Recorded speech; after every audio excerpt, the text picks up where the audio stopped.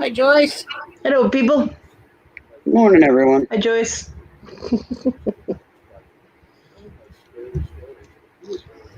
Kristen. And Hi, Kristen. Hi, Tim. Happy Father's Day, Tim. Yes, happy Father's Day. Morning, Kristen. Morning, Joyce. you too. Sable says morning too. Mine are sleeping. That was a kitty turtle. And Hey, you just went live. Boom. Go.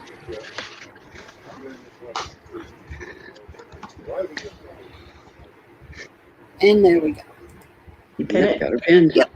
And You go, girl. You go, girl. She's so organized. She is. I remembered yesterday. I did. Awesome. Hey, Maggie. Hey, Maggie Doodle.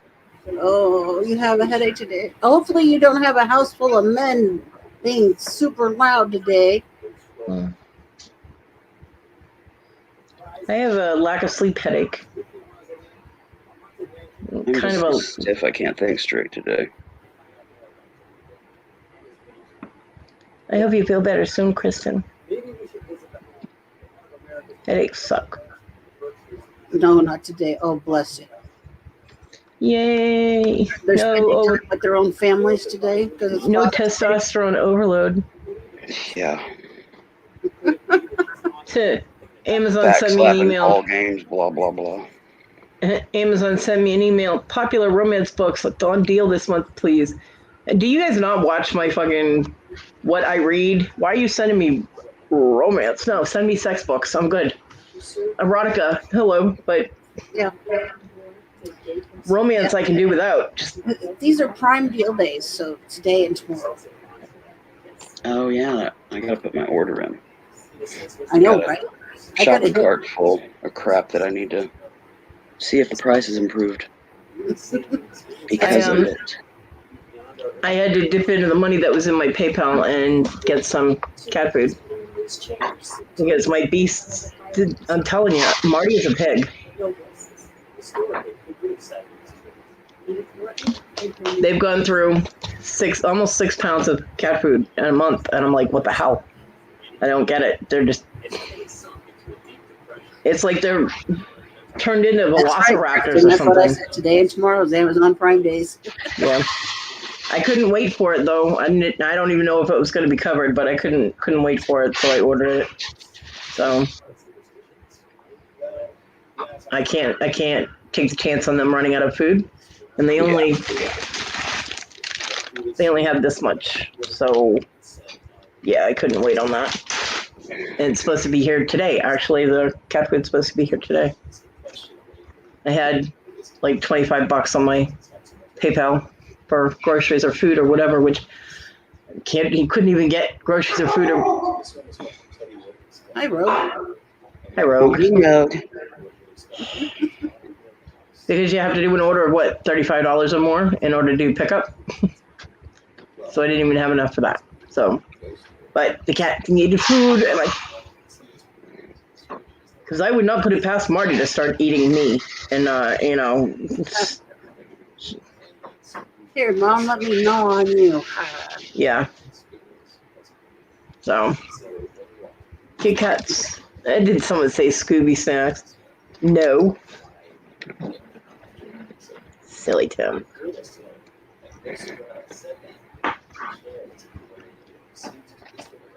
No, dear. Nobody said Scooby snacks.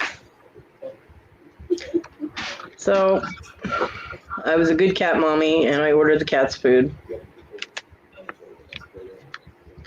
I have no idea what we have for food left out in the kitchen, but I guess I'll find out when I go out there tomorrow when my mom shows up. Marty attack.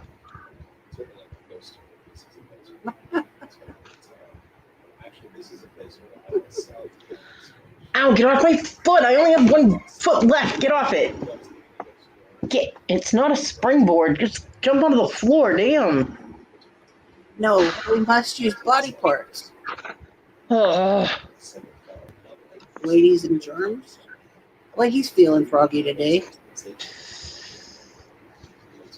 good morning, Tim.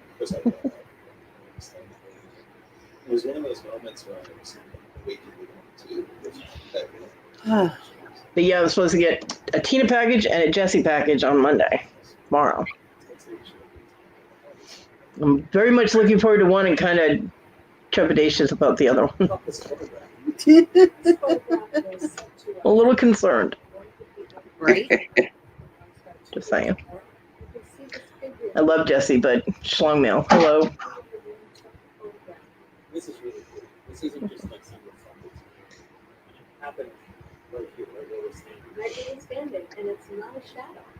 Now, when I was up at 2 o'clock this morning, I lit my candle and wished John a happy Father's Day. Told my father, have a good day. But he was never really a dad. He was a father, but not a dad. So I don't know. He was an asshole to me when I was growing up. I don't really see where he deserves a day, unless they have asshole day, and then be more than happy to wish him that. But I did wish John a happy Father's Day. I'm sure he's spending the day hovering over Talon and calling Esau all kinds of names. Yeah, for real. That's what he said. It's what he He said. accepted that challenge. He did, and it really was not meant as a challenge. It was meant as a please don't.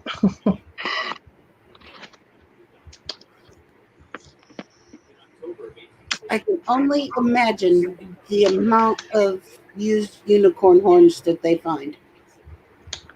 Yeah, at least one in every unit. Bare minimum. Bare minimum. Yep. It's usually more than one. Well, they are popular, but Well, why I mean, somebody yeah. would put it in I'm storage?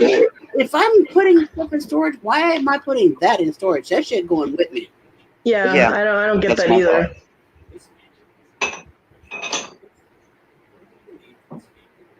Yeah, I've never really understood that either. I'm like, why are you putting your sex toys in a storage unit? Yeah, your battery-operated buddy should go with you. Right? Ow! Listen, never ever understood that. Why do you put that in storage? Of course, my favorite was when I was watching one of Pirate's videos, and they were opening up some safes, and in the safe was the toys. They put toys in a safe. Wow, they must have been some pretty pricey toys. Must have been. What were they, fucking gold-plated or something? I don't look like Do they- average toys to me. Does anybody You know if can't they get make some- gold-plated schlongs? Said they didn't look like average toys to me, but they were They locked make- in the safe. They make schlongs out of everything, okay? Any material you can think of, they'll make it. But you can have human remains made into a dildo or a vibrator. Issa found that out and sent me the link to it. I'm like, why in the fuck would you send me that link? But she also sent the link to John, and he went, "Don't ever do that to my remains if I die." I was like, well, she fucks you over in real life. Why shouldn't she do it when you're dead? He goes, "Do not let her do that." How the hell am I supposed to stop her? Yeah. But she's the one that has his remains, although they're probably stuffed in a closet somewhere. Hi, Amy. What's up, hotness? Me? Yes, you do. Have you met us? Come on, all our conversations are awkward. What would be My even funnier hotness. is if they created like a display stand for it. Oh, I'm sure they do. Rack it like a sword or something. Yeah. That's how I display mine. I mean, if I could, Well, if I had yeah. any. Oh, I gotta show you guys something.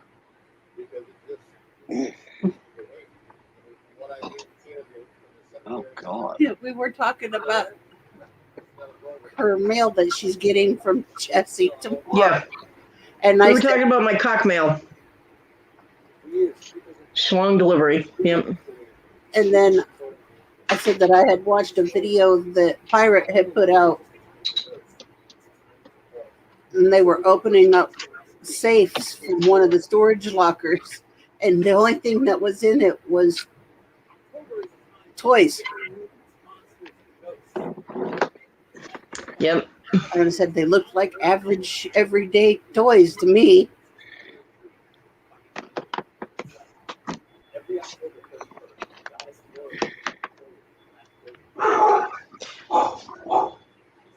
And there goes. Yes, I look like shit. Deal with it. Oh, there's your tooth. It's a Meg tooth. Is that the one you ordered? Hold on, sweetie. It's not the exact one I ordered. She couldn't find that one. So they sent me this one, which is actually better quality. Hold on. And another. So I got two. Ooh, two for the price of one? Yep. Nice. This one's 3.5 inches, and this one's about 2. This would be like juvenile Meg. Yeah. Or it could be an upper rear tooth. Yeah.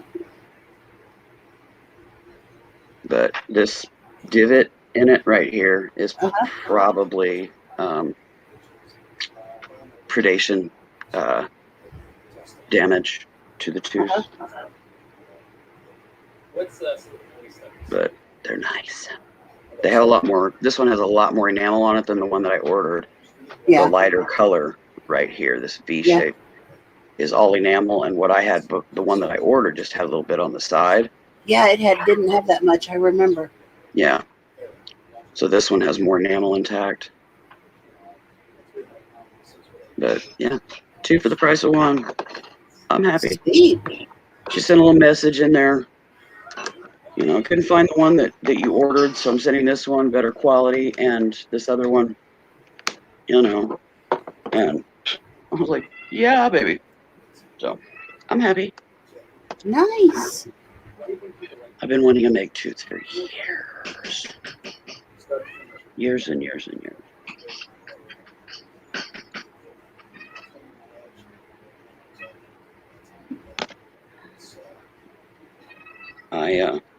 Yeah, Was I'm that kind your of shark delivery? crazy. Huh? I was asking Cody if that was possibly her delivery.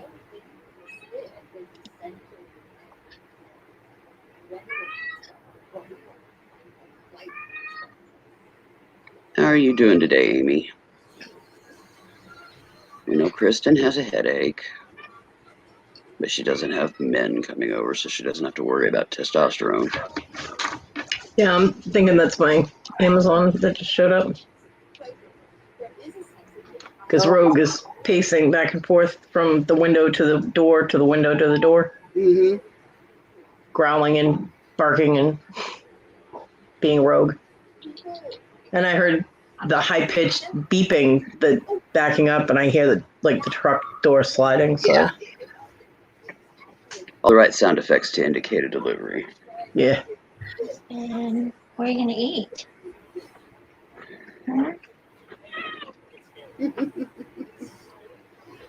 Multitasking is not your friend, huh? I can relate. Just took off, but it went the other way. I can't see it through my window, so it went the other way. So alrighty then. But you're better than yesterday. Well, that's a bonus. Yeah, and yesterday is always good.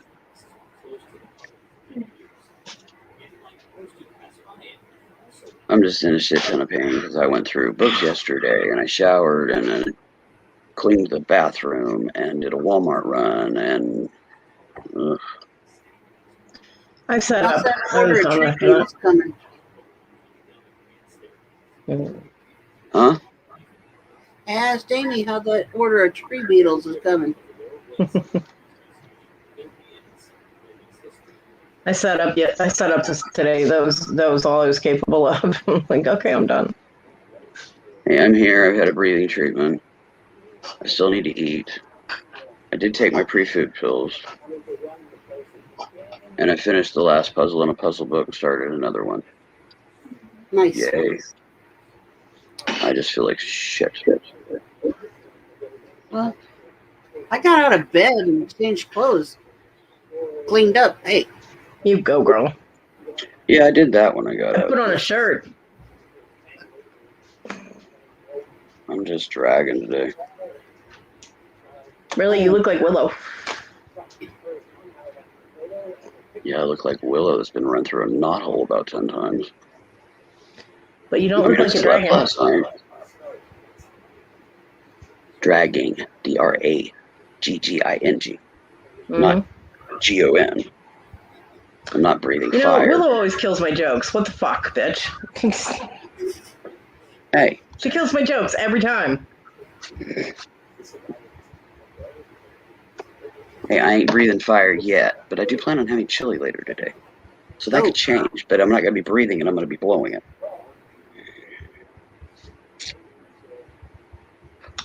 Something to look forward to. Alrighty then.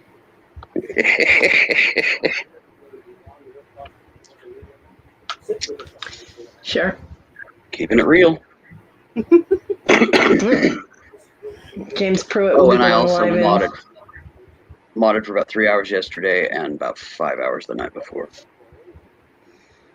So. James Pruitt, who uses a channel, Serenity Journey now, is going to be live in 30 minutes. You can't give it away until you solve this problem in your life. Alrighty then. What are we giving away? You can't give it away until you solve this problem in your life.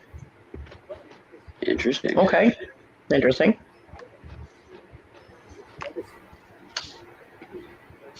Alrighty then. I don't know, but if anybody wants to go check it out, it's on Serenity Journey. Yep. I love James. I really do. He's fun. Yeah, he's good people. I miss seeing him around. He doesn't come around a whole lot. I went to one of his lives, and there weren't too many people in there, and he kept shuffling his cards, his tarot deck. He was consistently shuffling, and I'm like, are you going to pull me a card or something? Why do you keep shuffling that? If you want me to pull your card, I can pull your card. And he pulled a card, and it was actually pretty accurate. So I was like, that's pretty accurate. It was about shit. I can't even remember what the card was now, but it had to do with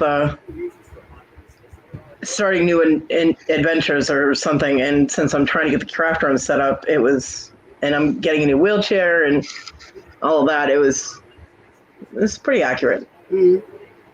Well, that's pretty cool. Yeah. But I mean, I was talking to him. I was talking to him in the chat, and I was like the only one in there, and that was chatting. He had people watching, but nobody was chatting. Yeah. And so finally, the shuffling got to me. I was like, okay, either pull me a card or put the cards down. He said it was a nervous habit. I'm like, you're not really supposed to put nervous energy into the tarot cards there, James. But hey, whatever works for you. They did pull an accurate card, so it was pretty cool. Whatever he's doing works for him. Yep.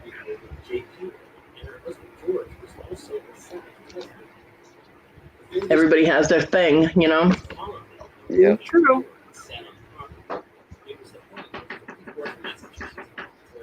Your other one must have got charged, didn't? Yeah. It only takes like 20 to 30 minutes to charge the little one. Yeah. And it lasts for quite a long time. I'm actually pretty happy with this one. How can that be a word? Lemon pound cake? Yeah, it's the lemon pound cake one. I still got a lot of juice. How can triple E's be a word? E. It's not a word. Well, it's in this puzzle. Well, that puzzle is wrong. Yeah, there's a lot of them in here. I'm like, what the fuck? And I've even looked them up, and I don't find anything. Yeah, I still have about 3/4 of a bottle of the juice, and then I have all of the vanilla cupcake one. Yeah, you said you didn't care for the vanilla cupcake. Not as much as the lemon pound cake. That one's better. See, I just don't like the smells of all those things. See, it's actually the smell that smells like lemon pound cake. It doesn't really taste like anything. I don't like the smells. Yeah, I recently had a tasty cake lemon pie. Mm-hmm. I hadn't had lemon in a long time, and it was good. Mm-hmm. And when I went to Walmart, they had a lemon meringue, pie on the clearance rack, and I nailed it. Nab that bugger. It was only $4. You can't, It was a nice sized pie. Hey. I'm a hotness. How you doing, hon? So I'm doing okay. The one I use is called Berry Bliss, and it tastes like 8 different berries in one. I didn't want to type all that.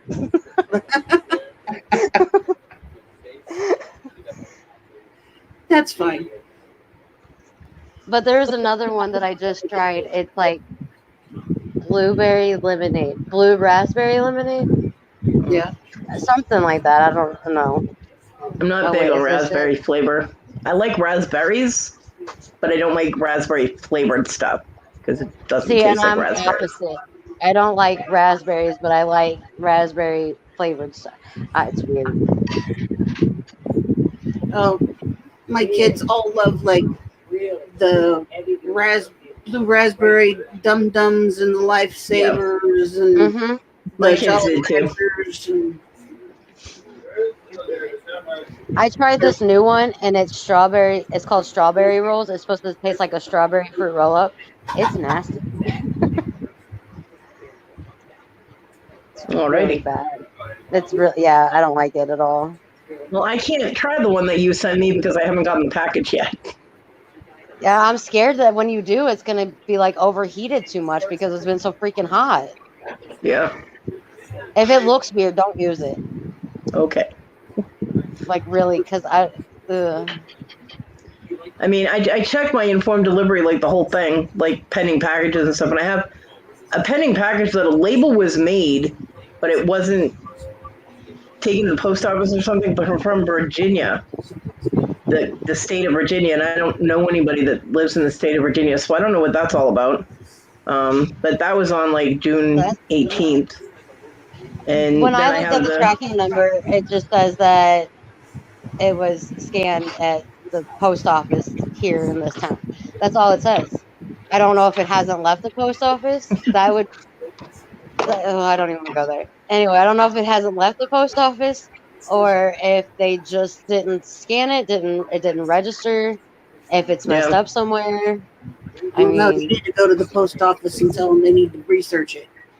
Yeah, especially where there's, well, don't tell them there's Pepsi in it. But I don't have to tell them anything that's in it.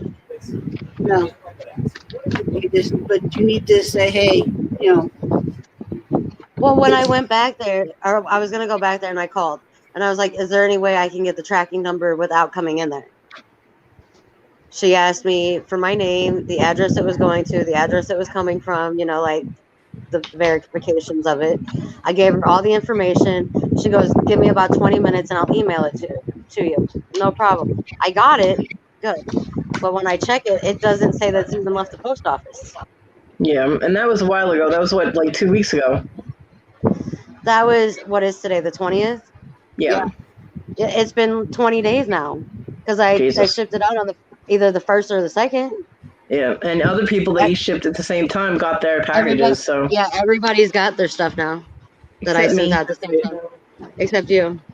No, it's all gone. Yeah, after I definitely, 20 days is a long time. I definitely go down there and go, look, can you people physically go back there and look for this package? Because where the hell did it go? It's not that they can't find it because I decorated the freaking box. I mean, it's one of those that's going to fucking stand out. Yeah. So unless they, put it up on a shelf and they're admiring it or something, they need to ship it. Right. Like take a picture and then get it out of here. God. I want my hotness mail. Damn it.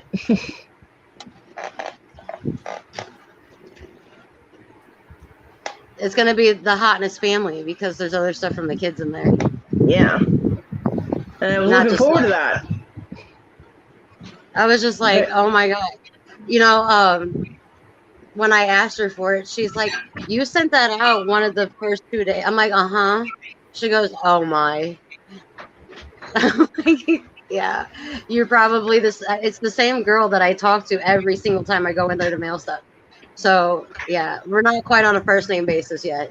Give it time, You will be after this. right? I'll say when I used to be the property manager here at the trailer park, uh,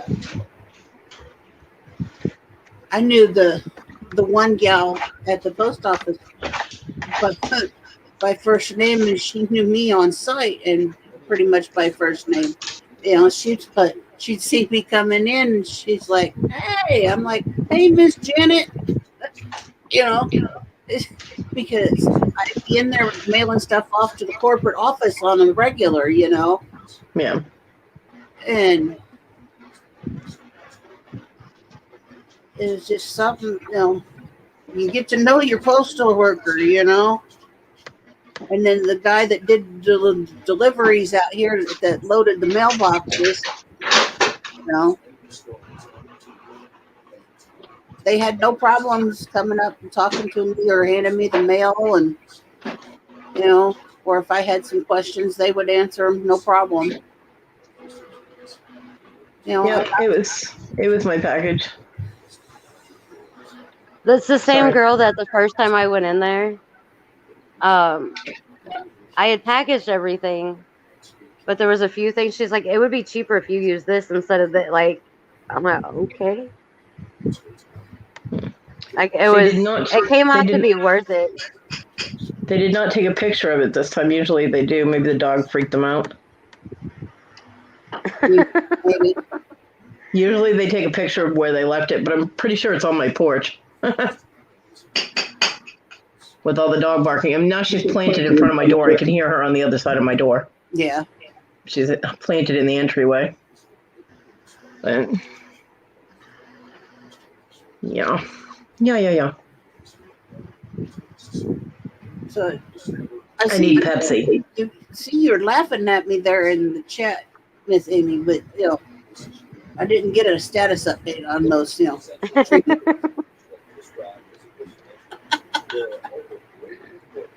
That's funny. You see my emoji right there? Uh-huh. I like that one. I do too. It's got It's added. I know better the with other my- day I went into a back room and Kevin's like, who is that? I'm like, don't say nothing. He should know my voice by now. That was Victoria's. Yes, I figured it was Victoria's. It tastes kind of like mine. All right, if y'all keep doing this, I'm I don't turning know. mine on. See, there you go, Amy. Doing drops in my eyes and nasal spray and all that because my allergies are going gonzo right now. I like that one, Tina. Yeah, me too. Oh, I gotta see what it says. Oh, hold on. Let me put it back. If I give you a nice big straw, will you go suck the fun out of someone else's day? Yeah, that's pretty sweet. All right. Thank See, you. I'm back. Thank you. Sheesh. Yeah, I don't I'm like being on definitely here. not turning mine on. I don't like being on screen by myself. I don't like it. I don't like it. I don't like it. I don't like it. And I don't care if you don't like it, that I don't like it.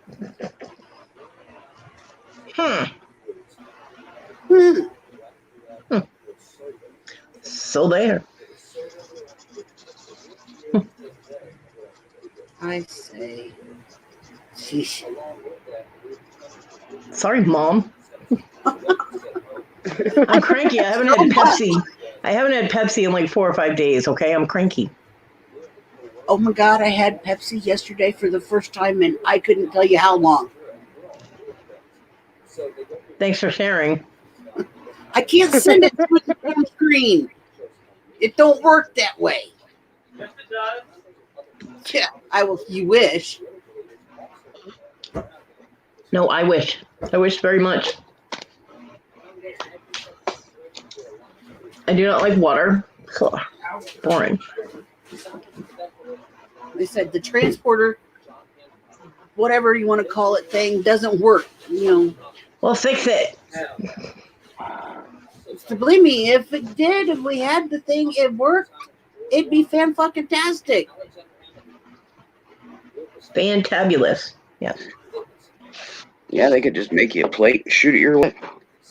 Right? I could have dinner with Tina. She has good food. Tim made goulash last night, and there's a whole fucking ice cream bucket full of it left over. Why do I come here? Even Willow's looking, going, really? I like goulash. In fact, I love goulash. I do too. My son made me cheeseburgers last night when he finally got home. Like 8:30, 9 o'clock. I don't even know what goulash is. Elbow German. hamburger meat or sausage, depending. And tomato sauce, sometimes tomatoes, onion, peppers if you got them. That's it. Seasonings, salt and pepper. Sweet and simple. She said salt and pepper. Salt and pepper. You got to put your salt and pepper on there at the appropriate time. I'm just saying. And don't burn your fucking garlic because that's nasty. Yeah. Burnt garlic is horrible. Gosh. It gets very bitter. It's very bitter. Yeah, bitter. You don't Oh, want like bitter. me? You don't want bitter It's garlic. It's bitter like me? Yay, No. we have something in common. You're not bitter. You're just kind of saucy. No, you salt. Yeah, I think I'm a little more than salty, but it's whatever. We don't need to talk about all that. There's no.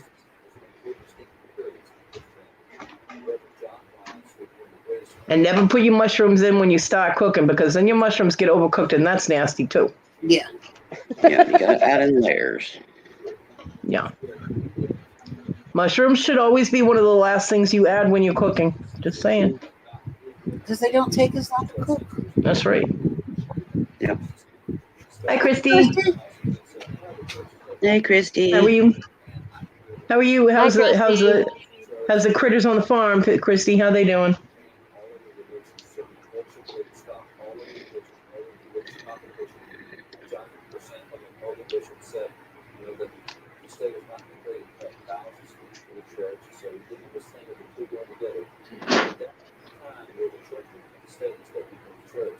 How is that? By the way, Amy, did you see the comment that Susanna left on my live from yesterday? No, I did not. All right. Well, when you get a chance, go look at it. Oh, I'm scared. Don't be scared. Girl, we got rain the other day, and it rained and rained and rained. Oh my God, it rained here so hard last night. It was great. You would have thought I would have gotten good sleep because it was raining like a mother, but nope. It rained everywhere but here yesterday. Yeah, there's storm chances that developed last No night. rain for you. Most of us, we didn't get it. No rain for you. Or was it the night before? I don't know. It was one of them. That was the B said you don't need no fucking rain, so deal with it. We kind of do. Well, apparently, Mother Nature says you don't, so deal with it. Then it'll rain and she'll bitch because it's raining, you know what I mean? No, that's only if I have to go somewhere. I don't like driving and shit. Especially if I have to drive the van. Because it's already got enough problems. All I need is the ground to be wet when I'm trying to drive. Well, that might be part of then your it problem. You're supposed to drive on the road, not in shit. Oh my God. Just saying. I get the girls tomorrow. Yay! Exciting. Oh, they're excited too. Allie posted her lovely Father's Day post. Anyway, it was not lovely. It was actually pretty straight to the point, like I taught her, but whatever. And Yeah. I commented and I told her, I said, I love you. I'll see you tomorrow. She goes, oh my God, I forgot tomorrow was Monday. She was so excited. Turned her day around. I say, I saw your post for Father's Day. Yeah. Hers is on Instagram. I miss everything because my Facebook doesn't give me my notifications. Ouch, Christy. I just posted about my dad. I mean, you pretty much already know. Well, don't Yeah, bend to get a reach the pillow. floor, girl. Get a pillow, Christy. Something cushiony, like memory foam stuff. Because that doesn't sound like fun at all. Or tuck into the seam on the back of the seat and take out foam. Create a divot. I have the same issue. Make sure that you can touch the floor when you're sitting, and make sure it's a soft spot, not like I usually try to avoid kitchen chairs because I can't reach the floor. I can't reach the floor anywhere. I sit in the car and I can't reach the floor, so it's whatever. I'm sitting in this chair and I have to have something underneath my feet because I can't reach the ground. I think she's saying that her tailbone hurts so bad that she can't bend over right now. Yeah, I don't think she's talking about the shortitis. Where no matter where you sit, your legs are swinging, they don't touch the floor. Yeah. But I'm just saying, if she can't, then if that helps take the pressure part off of it. Yeah. And I'm just used to being short. I just can't reach the floor anywhere that I sit. That happens to me if I sit for too long on a hard surface. My tailbone, I won't be able to get up because everything locks down and it hurts so bad. Mm-hmm. You know, I used to have Joan haul me off my kitchen chairs because of my tailbone issues. So I can't even, and I got a cushion for it, and it didn't, you know, it was just like the normal little cushions that you get for your kitchen chairs and shit, and it didn't help. Here it's currently 91 degrees with a high of 99. At 91 degrees, it feels like 95. So at 99, it's going to feel like probably, 107, 108. Alrighty then. Yay! Just what I wanted. Another scorcher. Yeah, I'm sorry, Christy. That sucks. You need to put a cushion in that van so that doesn't happen, because that's not good. It's not good for your spine at all if you're getting that much pain in your tailbone. Yeah, if you're getting that much pain in it, have you had an MRI done on your spine? You might have some cysts back there like I've got. I'll be right back. Okay. Well, that's a happy thought. I mean, I don't have any cysts, but I get the tailbone because it's because of pressure. I get tailbone pressure, but then I also get pressure from the huge clusters of Tarlow cysts that I have pressing on all of that as well. And then if the muscles around, inflame and get aggravated, then yeah, the pressure is insane. My ass is on fire.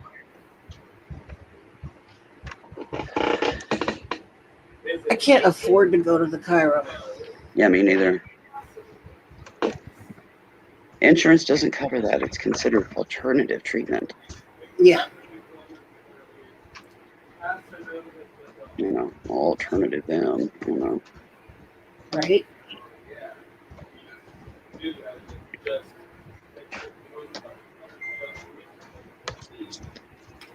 Well, Christy, I would suggest trying to get a cushion. Like Kristen was saying, she put a link in there to Amazon for you. I'd suggest something like that.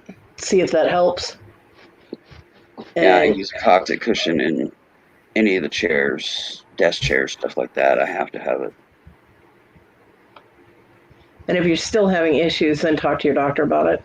I mean, It might just be the seat and the way that it's situated. If the cushion helps, then you should be fine. But if it continues to be a problem, then I would definitely, because mine is any hard surface that I sit on. Like I can't just go and sit on a park bench. I'd never be able to get up. You know what I mean? Aside from the knee issue with me not being able to have enough leverage, my tailbone would lock everything up.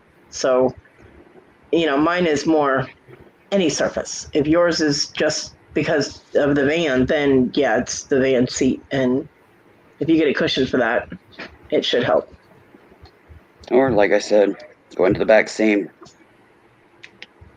take some foam out, create a divot.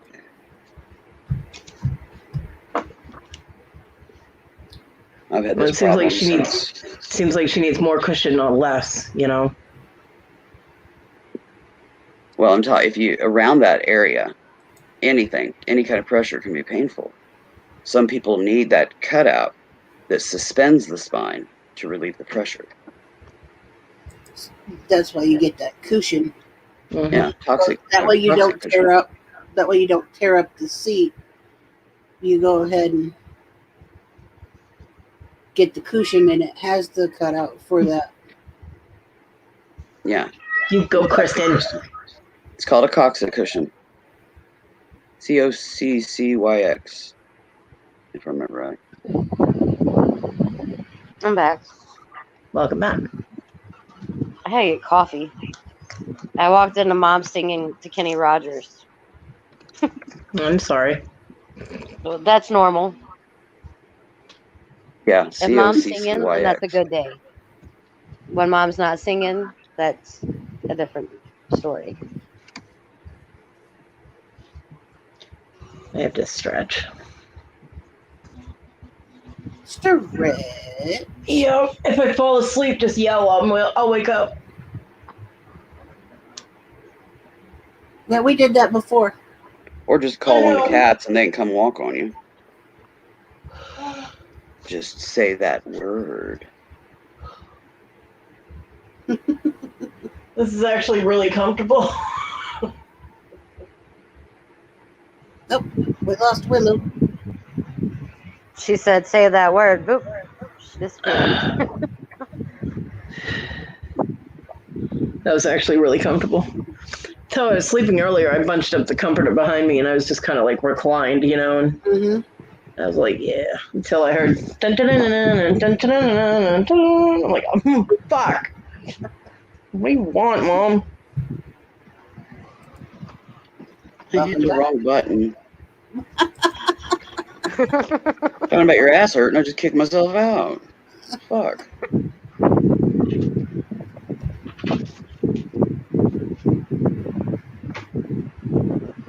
And how in the hell are you drinking coffee? It's warm outside. Yeah. Who's drinking coffee? Regardless of the wind, it is still hot. Yeah, it is. Well, they do make that weird cold coffee. Iced coffee? Mm-hmm. Oh no, it's hot coffee. Mm-hmm. It's hot coffee. My dad could I haven't drink went anywhere hot today, coffee so it's hot coffee. Yeah, my dad could do that. He could drink hot coffee anytime, anywhere, sweating bullets, and he'd be sucking hot coffee. I'm like, are you stupid? Oh, I don't see how. I just don't. Well, actually, if your body temperature is the same. yeah, if you're drinking hot coffee or hot beverages and it's hot, you're okay. Hey, this is not a perch spot. Get off my foot. Now she's just laying on my foot. Just no. I was drinking coffee at like 8 o'clock in the morning when we were camping, and it was like 90 degrees. As long as I'm not in the sun, it doesn't really affect me. Well, I mean, if you think about it, people that are in the Middle East, they eat a lot of spicy food. Because if your body temperature is raised up a little bit and it helps keep you cool, actually, to have something hot when it's hot out. I don't see it because I just see it heating up your core. But you sweat. And that's what cools your body off is the sweat. Yep. As long as you stay hydrated, you're fine. I made a mistake. Me and Dad were just talking about this earlier. A few years back, I went to a baseball game, not thinking anything of it. I get nachos. Well, she's like, "Do you run jalapenos?" Of course I do. And I wasn't thinking where our seats were. And I'm sitting right in the sun eating spicy, because the cheese is spicy too. Mm-hmm. Sitting here eating these nachos. The only thing I have to drink is soda, which is not good on a hot day anyway. I'm like, I need water. I can't breathe. Like, my mouth is on fire and I'm sweating like crazy. And all the soda's doing is making my stomach hurt. So I'm like, I need water. This isn't working. After the heat in my mouth was gone, I was fine. Water, you gotta love it. Mm-hmm. No, I don't have to love it. It's not helping me, and it's annoying me, and I don't have bubbles, and I don't like that. I'm cranky. Well, you're cranky twofold, even though you have the two vapes. But, well, threefold because you're out of Pringles, too. No, I have Pringles. Oh, really? Mm-hmm. Holy sheep.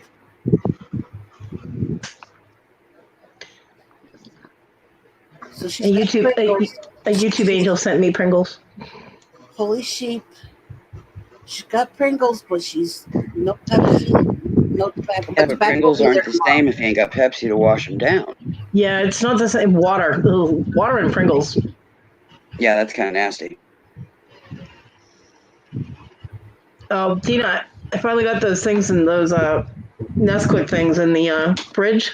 Yeah? Because somebody spotted them and go, hey, can I try one of those? Uh-huh.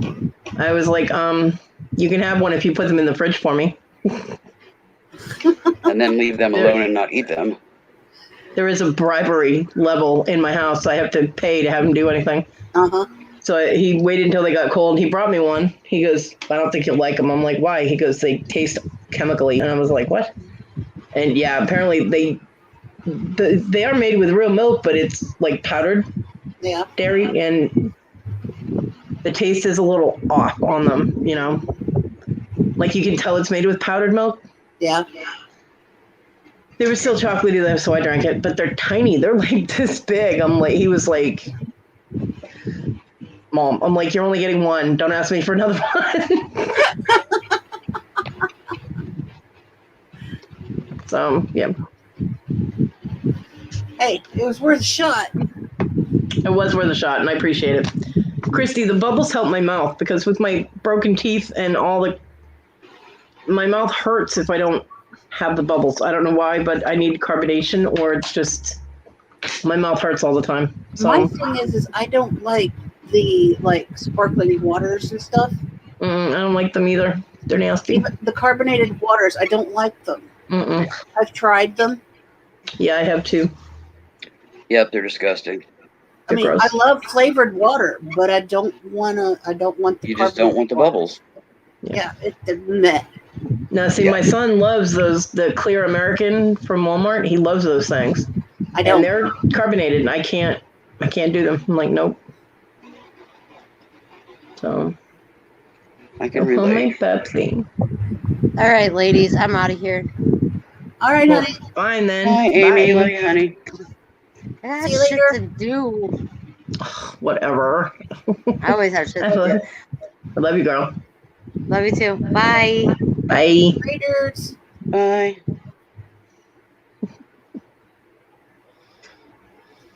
But now I said they were worth a shot, and I was like, okay, well, we'll see how they work.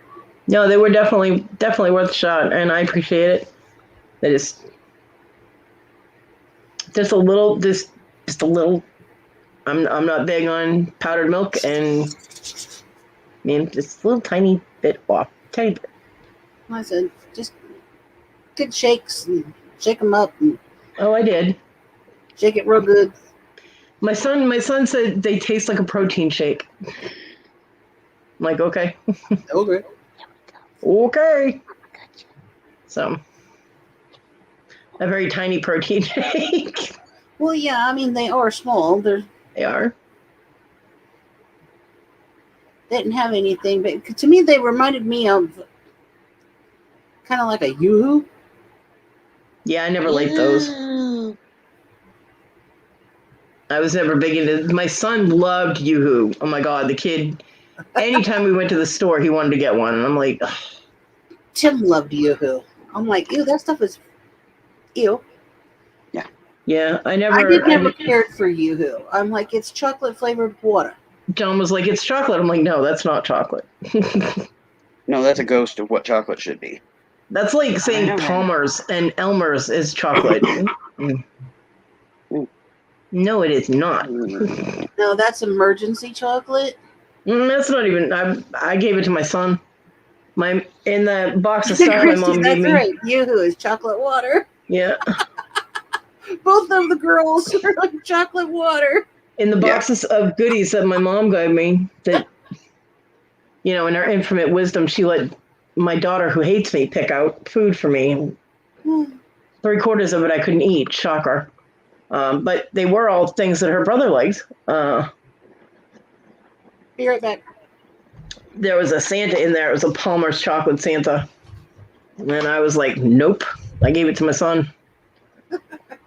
Palmer's and Elmer's are nasty. It's not chocolate. It's chemicals. It's just all chemicals. It's gross. Oh, somebody give me Whitman's and Russell Stover, please. Dove chocolate's good. Ghirardelli. I never had Chocola. Never had that. I'll be right back. I just need to go drain the snow pea. Alrighty. My foods were very carefully regulated in the 70s. Oh, yeah, Chocola. I've tried that. And I wasn't allowed to have stuff like that. Pepsi is Pepsi. And, yeah, that ain't Pepsi. That's Pepsi wannabe. What is your problem? My diet consisted mostly of the fresh vegetables that came out of our garden and fruit and whatever my mom picked up at the store. Mm-hmm.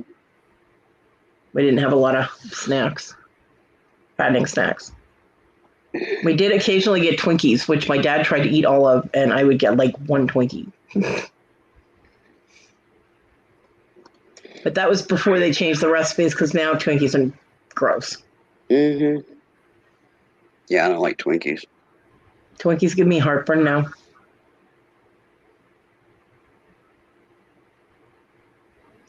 Well, Tim, so am I. I'm old too. Hello. Yeah, we're kind of in the same age range there, bud. Yep. I wasn't allowed to have soda or any of that. My mom would make me chocolate milk, but it was very rare. I just wasn't allowed all that stuff when I was younger. Then I went to public school and she couldn't control what I ate anymore, so that went out the window. But I mean, I was 5 years old and I threw the little weight scale out the window because my mom kept measuring my food. Because all the dietitians and nutritionists and all that shit. 2 tablespoons of peas is not enough. You know? 2 tablespoons of peas and a tablespoon of fucking mashed potatoes. I don't care who you are. That's not enough food. Sorry. No.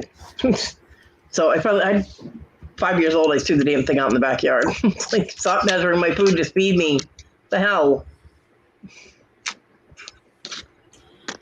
I never had Chocola.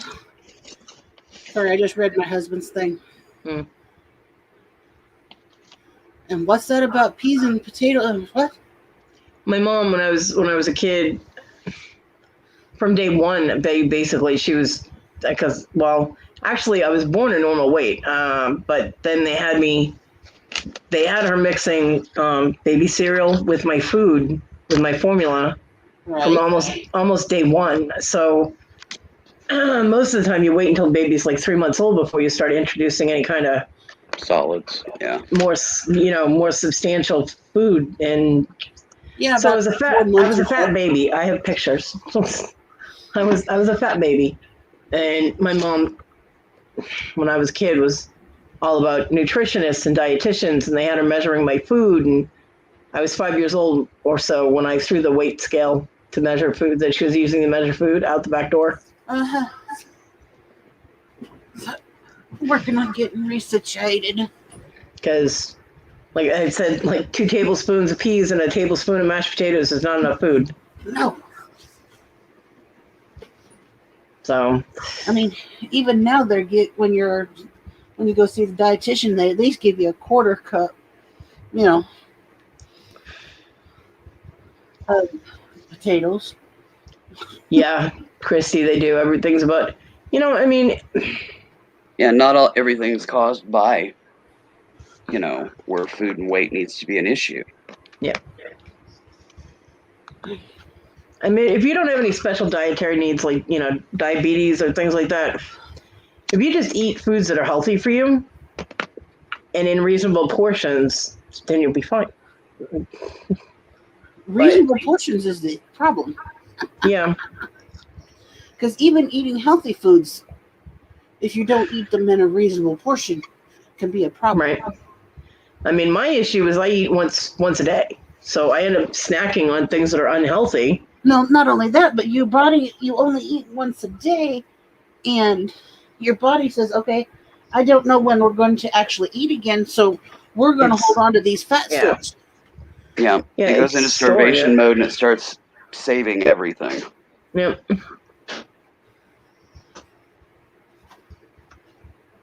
So, I don't know.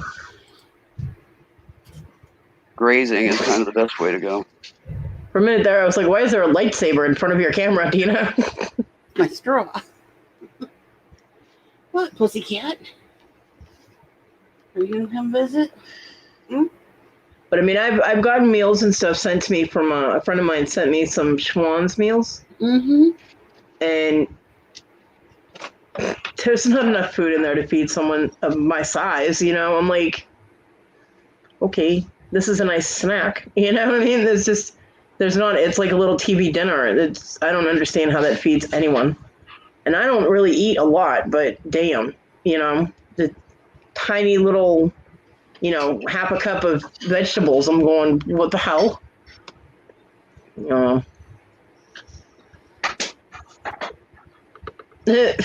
Tim. Yeah, I mean, I will be able to do more, although the meals that I have that I can make in the crock pot aren't really healthy. All the meals I make in the crock pot are comfort meals. Hey, Puss Puss. Hey, Push Push. Here, kitty. Is your name Push Push?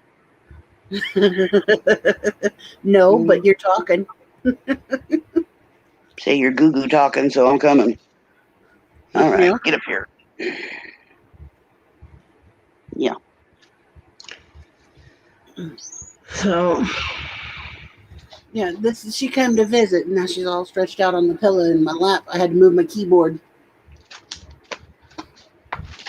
But I will be able to do a little bit, at least we'll have a little bit more variety in the meals, and I'll be able to cook something instead of just having my son cook, which with him working now, he'll be complaining about cooking. Oh, where'd you get a job? He went back to Wendy's. Yep. So he started yesterday. And he's at work today. So cool. Yay. So hopefully he'll get at least one paycheck, like 1 week before, our rent and stuff is due, so he can help. Because, yeah. But if not, I know that the month after that will be good. When he starts getting paid, he just needs to regulate his money so he's able to give me all of the money that I need every month for utilities and stuff, and then we can work out, food and things like that later. Because he ends up with a hell of they start you now at $11 an hour at Wendy's, so it's more than he was making after all his raises there after being there almost 3 years. So hopefully they started him at that. They can't start them at any lower than that. That's their minimum wage now is $11. So are you crazy kidding me? What? $11 an hour to start minimum? That's what he had told me before. He said Wendy's is starting people out at $11 an hour. Wow. Mm-hmm. Sometimes it's a good thing to leave for a while and then go back, because then you get the new rates. Because if you've been there, the raises that they've given you don't even reach the minimum. Yeah. Weird So, work shit. I mean, Fluency's helping. I'm good. Yeah. Well, I mean, if they raise the minimum, they ought to give that to the existing staff. I don't think it's right not to do that. No, I think they have to. Everybody that was working there would have gotten bumped out to at least $11. Yeah. You know, they wouldn't have gotten $11. They wouldn't have gotten like $11 and then their bonuses, their raises that they've gotten, they would have just gotten $11. Yeah. So I don't know. He hasn't discussed it with me. He just said, "Yeah, I got the job back at Wendy's on work at 10, and that was yesterday." And he didn't tell me when he was getting home. Didn't tell me he was working today. I have no idea what his schedule is, so I don't know when he'll be here or not. It's too much like a courtesy. Yeah. I gotta work, so you're gonna be home alone. Yep. From blah blah blah. Why would they want to do that?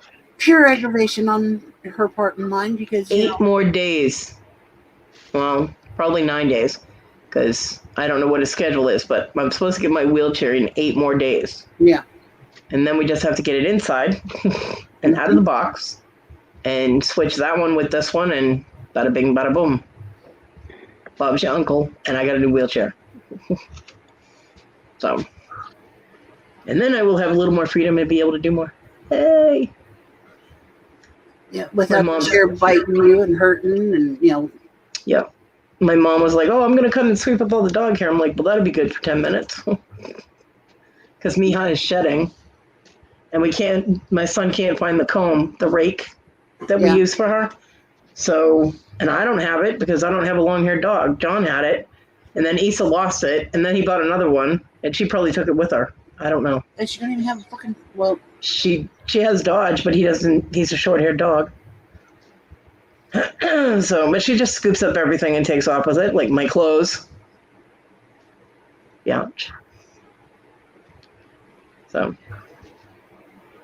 it is what it is, but he said that he tried to brush her out a couple of times, and I'm like, "Are you doing this inside?" Because that would be why there's more dog hair all over the house. You got to do that outside. You put her on a leash, you take her out front, or take her out back on the back steps. Yeah. And you brush her out. Let the birds gather it up, Mm-hmm. Like, So. I mean, you can brush a dog in the house, but you got to make sure that you clean it up and throw it away. This is why I told him to do it outside.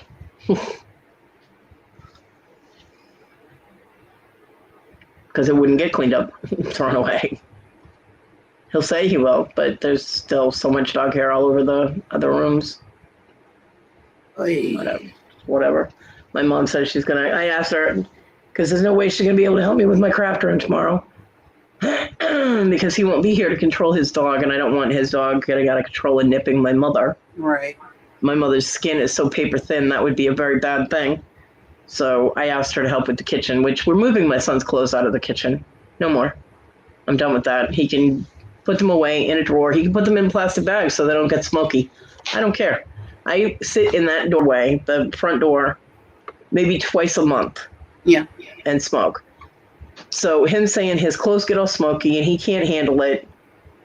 Well, you know what? I can't handle you smelling like a French fry. So what? You're going to stay away from the fryer at work? No. Fucking deal with it. Get some Febreze, Put them in a closed tote. Buy one. He doesn't have a closed tote. He took my black ones. I got one back. There's still one out there, and I don't know where the other one is, but there were 3 of my 3 black totes that I had my jewelry stuff in. But I have the lids, and he's not getting them. I want my totes back. Go buy a tote with one of your, not this paycheck, but the next paycheck. Buy a tote and put your clothes in it and put the lid on it, and then it won't smell like anything except clothes. Yeah, put a dryer sheet in it. It'll keep them smelling fresh. But your clothes do not belong in the damn kitchen. So they will be removed from the damn kitchen tomorrow. We had that discussion. Yep. I told my mother, I was like, his clothes don't go in the... She's like, why are his clothes in the kitchen? I was like, because he says that they smell like smoke. She goes, oh, please. Yeah, that was what I said. I'd be like, your grandmother said your clothes don't belong in the kitchen. You're just going to have to deal with it. I said, what? So, you're going to cook up in there and they smell like whatever food he's been cooking? Yeah, I mean, they're like 2-3 feet away from the fryer that he uses, The grease splatters and everything else, please. Oh, whatever. His clothes will be out of there and things will be rearranged. I mean, I need to have room for the walker out there, too. And that means that in between, because there's a white dresser out there it's a low dresser. It was John's. His grandfather made it. Mm-hmm. And it's technically Talon's. John had given it to my son. And then when my son did the whole "you're not my dad" thing and didn't want anything from him, he's like, you can keep your fucking dresser, too. John ended up giving it to Talon. So now it's kind of like, it's mine, it's Talon's, it's mine, it's Talon's. And I was like, look, are you going to use it? And he goes, no. I was like, then it's Talon's. So I'm like, it's been through the ringer. It needs to be fixed. Nobody's fixing it. I'm probably the only one in the house that knows how to fix it. And I can't do it because it's a low dresser. And yeah. So anyway, it's sitting in the kitchen. And then there's his crap, and then there's the kitchen table. So if his crap is out of there, I can put the walker right there, and then I can still open the back door, pull the walker out, and be able to do what I need to do when I have my prosthetic going. Yeah. So I need that space. So I'm taking that space. So he can deal with it. There you go. Okay, Lulu. She said she'll be right back. So, yeah. Need to do one. I mean, I can't put it on the other side of the door because the baker's rack is there, and there's not enough space on the other side of the door. So it has to go in front of that dresser. I mean, there's nothing in the dresser, so we don't need to get into it. So I can put stuff in front of it. Yeah. The only thing that's on top of it right now is his clothes and the box that has my crock pot in it. So...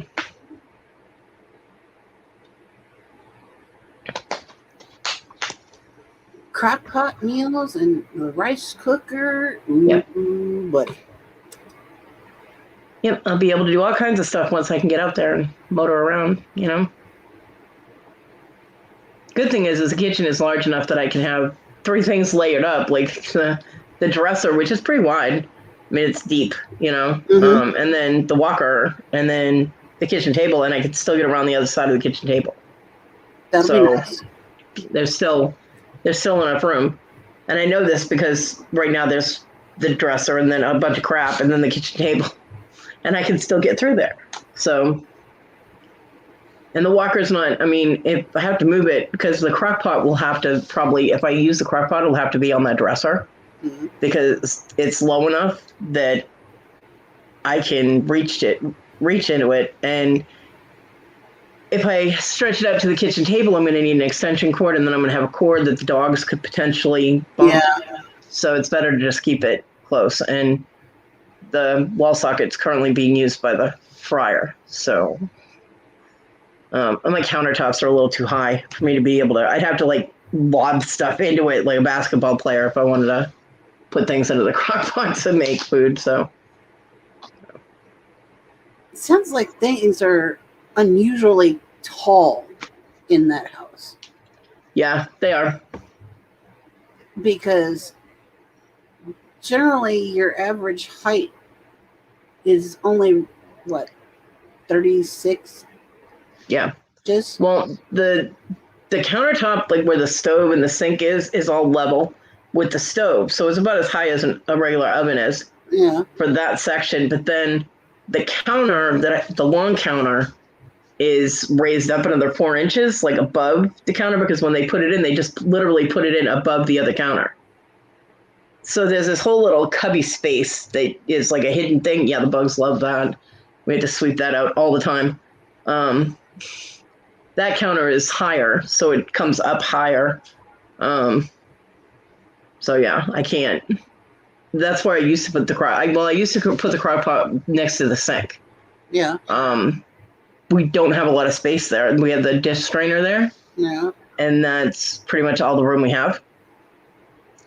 And on the other side of the sink where the stove is, it's literally this much. Yeah. So the crock pot won't even fit on there. And it would be too tall for me with counter plus crock pot. That's the same reason I can't use like a pot on the stove, is I can't see into it.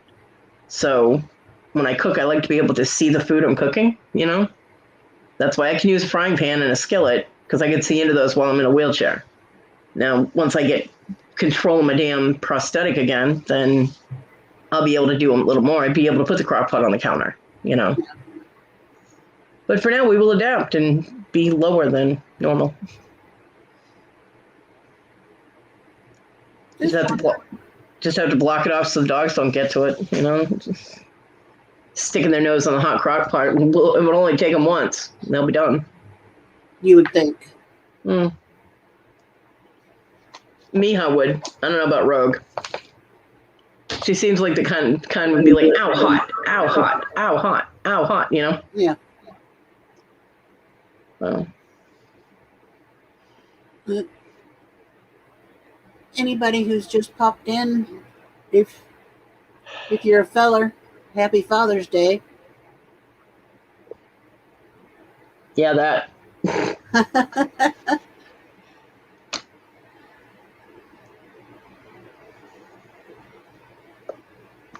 So. And see, again, people are like, well, whether you're a mom or a dad, happy Father's Day, because if you do the work of both, no. See, this is why they have Mother's Day and Father's Day. It doesn't matter if you take on the role of both parents. Mother's Day and Father's Day, you have your own days. Everybody has their day. You know? There's it. Everybody has their day. Yeah, and then they have Grandparents' Day. Yep. Notice they don't have Grandma Day and Grandpa Day. It's just Grandparents' Day. Yeah. But everybody has their own day where they're honored, and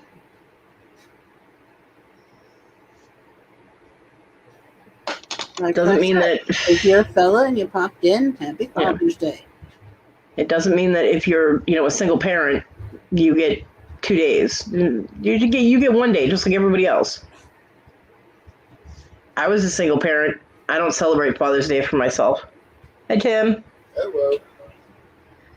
You know? So, because I don't have a dick. So I don't celebrate Father's Day. Well, I do, but it's in a drawer. It's just somewhere. Yes, it too is lost in the land of somewhere. I have no idea where. Hopefully my mom. This is why I don't want my mom opening any of the boxes. Don't open anything, Mom. Oh, what's this? Right? Back massager, Mom. She'd probably believe me because she doesn't know anything about those things. That you know of. No, seriously, my mom won't even say the word sex. Huh? She hates anything to do with sex. She says above the waist, below the waist. She won't even say the word breast. Wow. She's horrified by the thought. Chest, completely. upper torso, Mm-hmm. waist, below the waist, Gotcha. your front side and your back side. Yep. And according to her, you don't let men touch you anywhere. Like, well, alrighty then. That worked out well, didn't it, Mom? Thanks for that advice. Yeah, I mean, I used to listen to my dad being like, please, Francis, no. Yeah, she's... If you ever met my mom, Tim, you would understand. Gotcha. I mean, I literally put a picture of a penis in her face, and she was like, what is that? I'm like, what? This is the pictures your granddaughter is getting online. And she's like, I don't understand. Yeah. Hi, whoever's hanging in the rafters. Hello. Hope your insurance is paid. We do not cover. Yeah, you're not covered, dude. We do not cover for you falling out and hurting yourself. That's on you. Yeah. Tain't no Obamacare here. Have a nice day. Hi, Pearl. Hey, Pearl. Hi, Pearl. Why? How many people you got in the rafters, Tina? 7. Yep. Well, hello, rafter people. If I like you, and if not, fuck off. So Lots of people always just hang out and listen, have stuff going in the background while they're working. yeah. I'm not real big on paying attention to lurkers. I mean, hey, you know, they're there. Have a nice day. Thank you for the watch hours. Whatever. But It's just, instead of me typing it, I figured I'd just say it this time, because usually I type it. It's funny when he types it. it is. Chat or her chat. I know, it is. It's funny. I like it. But I try to be the comic relief. Yeah. The Shaky McGee comic relief. What, pussycat? Whoa, whoa, whoa. I didn't say what's up. I said what? Oh. Because she's over here looking at me, giving me the eye Meow. and the meow. Like mine are sleeping. I know you've seen a tail poof go by. Yep. Tail proof. I don't know where they're sleeping, but they're sleeping. So. Yes. Oh, I know one's in the window over there. She's kind of half in the box and half on the windowsill because the other one has destroyed the box so bad that she's basically laying on whatever was in the box. I don't even know what's in that box. I have no idea. But hopefully it's comfortable because that's what Marty is laying on. Yeah. So how's Miss Pearl?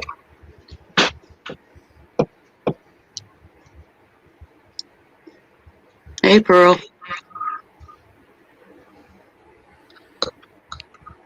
Welcome back, Willow. Thank you. Yo. Did you go find you some noms or something? Said you go find you something to nom on? Mm-hmm. Yeah, so I can take my pills. I probably won't be eating until like 8 or 9 o'clock tonight. That's why I'm not discussing my food. I didn't even bring it up. Kristen. And Christy. Oh, hi, Susie. And Susie, Woozy, Woozy, Woozy. Hey, Susie. Hey, Susie. I'll be right back. Well, I'm still here. I'm just turning the camera off for a minute. No problem.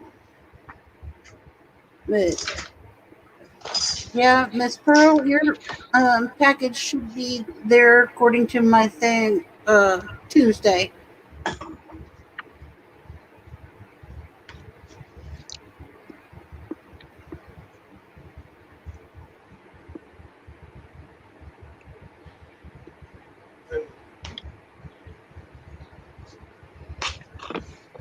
You want to explain what happened Friday?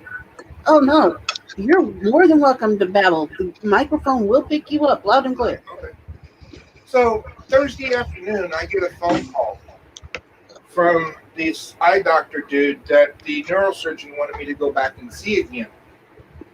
Friday morning at 10 o'clock. This is Thursday afternoon, okay? I don't drive. Tina has issues. That's a whole other story. So anyhow, Of course I have. I text my kids, say, hey, who can be able to take me? Well, two of the four daughters had to work. No way of getting out of it. My son has his runner permit, yes. But him driving in Springfield, no, not going to happen. I love my son to death, but no. So my middle daughter, and I say four daughters, yes, our adopted daughter counts as our daughter. But anyhow, middle daughter said she had time off that she could use if need be. I said, awesome. So she took the day off. Stop it. She was laying on the phone. So thank you, Susie. And so she took the day off and took me over to this eye doctor specialist person, whatever the blankie's called, that I'd seen a couple, 3 months ago.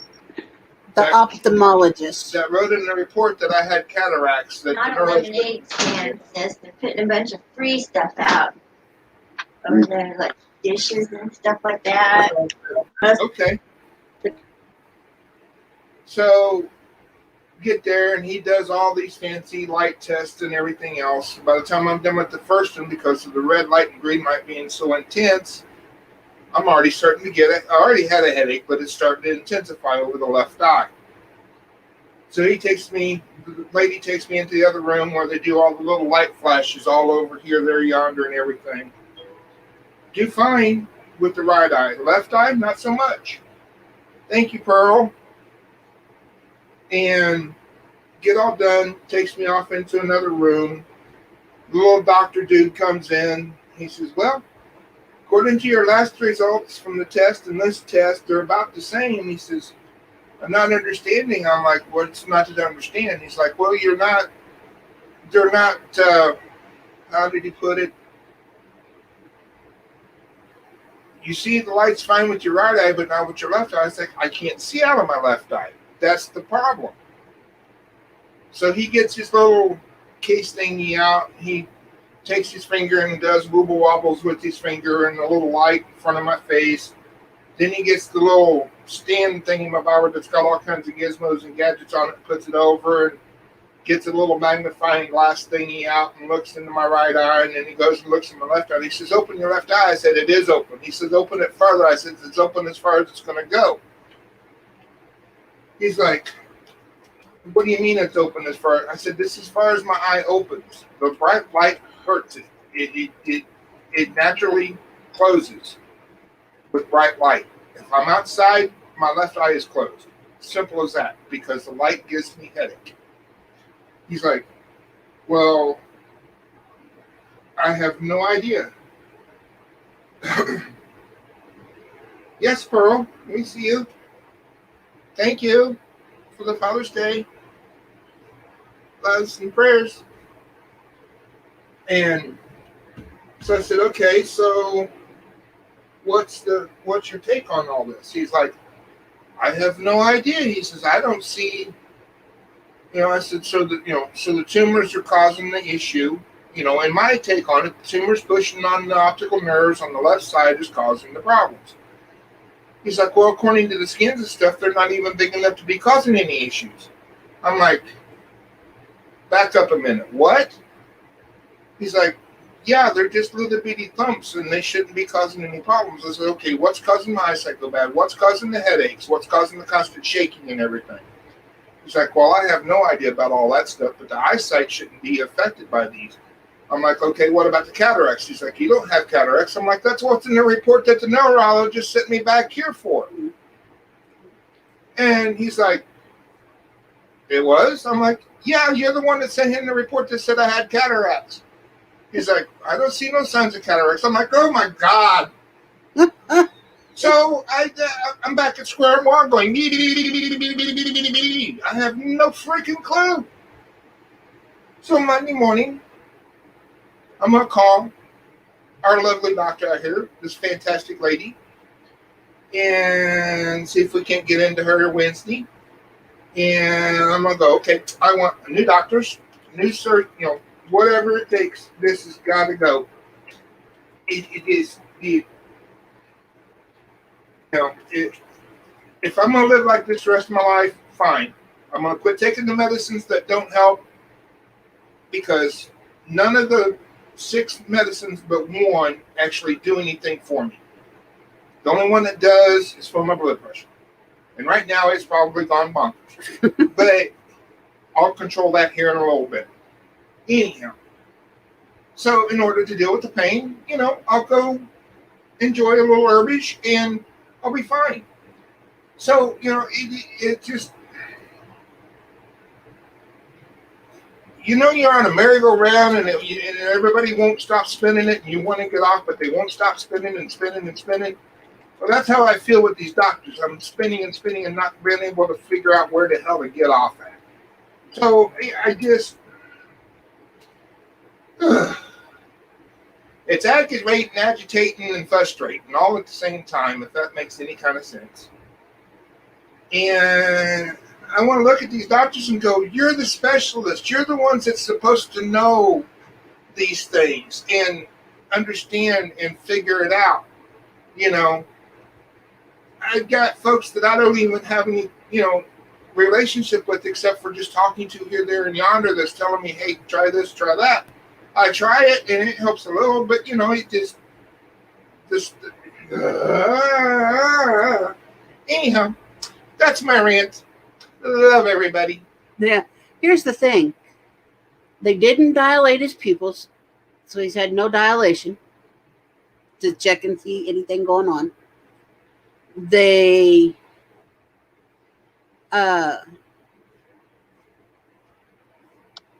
haven't done any more scans. The neurologist has not done any scans since the original ones to see if there's been any growth. The one thing that I didn't catch him saying was that the ophthalmologist asked him about his eye. Why, can't you open your eye any wider, the left eye? He said, that's all you're going to get. It doesn't open any more than that. It's too bright in here and it will not open. And he says, well, it's all droopy and stuff. Have you had a stroke? Yeah. He's like, hell, I don't know. And I said, well, honey, I said, anything's possible. I said, you could have had a mini stroke or something like that, And not known and not known it. Yeah. Or Bell's palsy. Yeah, that too. So, it's just, I just know my left eye, it's not right. And he says, well, you need to get new glasses. How long has it been? I said, I don't think glasses, I'm not going to go spend $700 on glasses. In my book, I'm not going to go either with insurance or me pay outright $600 or $700 for glasses that I don't think is going to cure the problem. They said, well, get the one the sunglasses that wraps around and blah, blah, blah. That still ain't going to help me see and get rid of the headaches and the shaking. They're freaking morons. It's all about money, honey. That's simply put on that. But, I mean, I understand because Mother Lou has the sunglass part that wraps around her glasses, but she just has a regular prescription and then she has a sunglass piece that wraps around. So, it is what it is. We do what we can to fix it.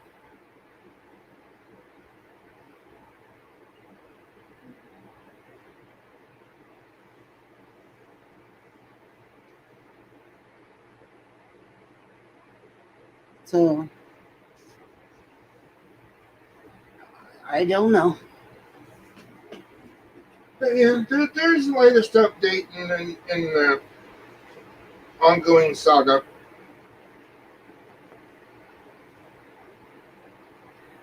Baking soda in an ashtray.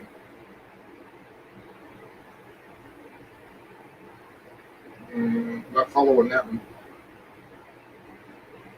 Unless I'm missing something totally in chat.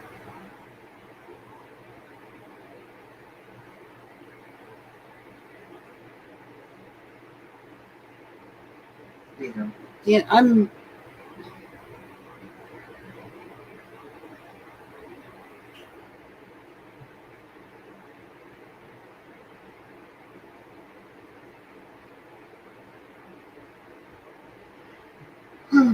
So yeah, that's. But yeah, it's just an insane situation. So, like he said, he's going to call our doctor on Monday and see about getting in to see her. And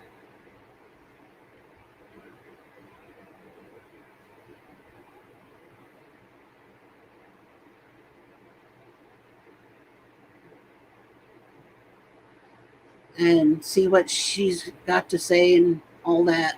So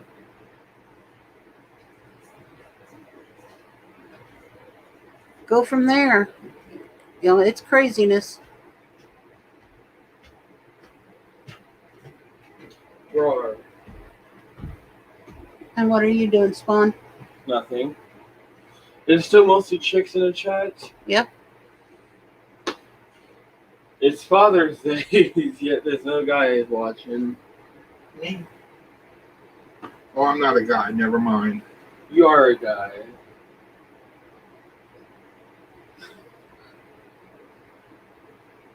True, Kristen.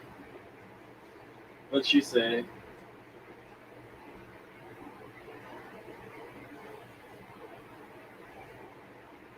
Where's Cody and Willow? They're there. Willow is having a bite to eat, and Cody's taking care of something else. Okay.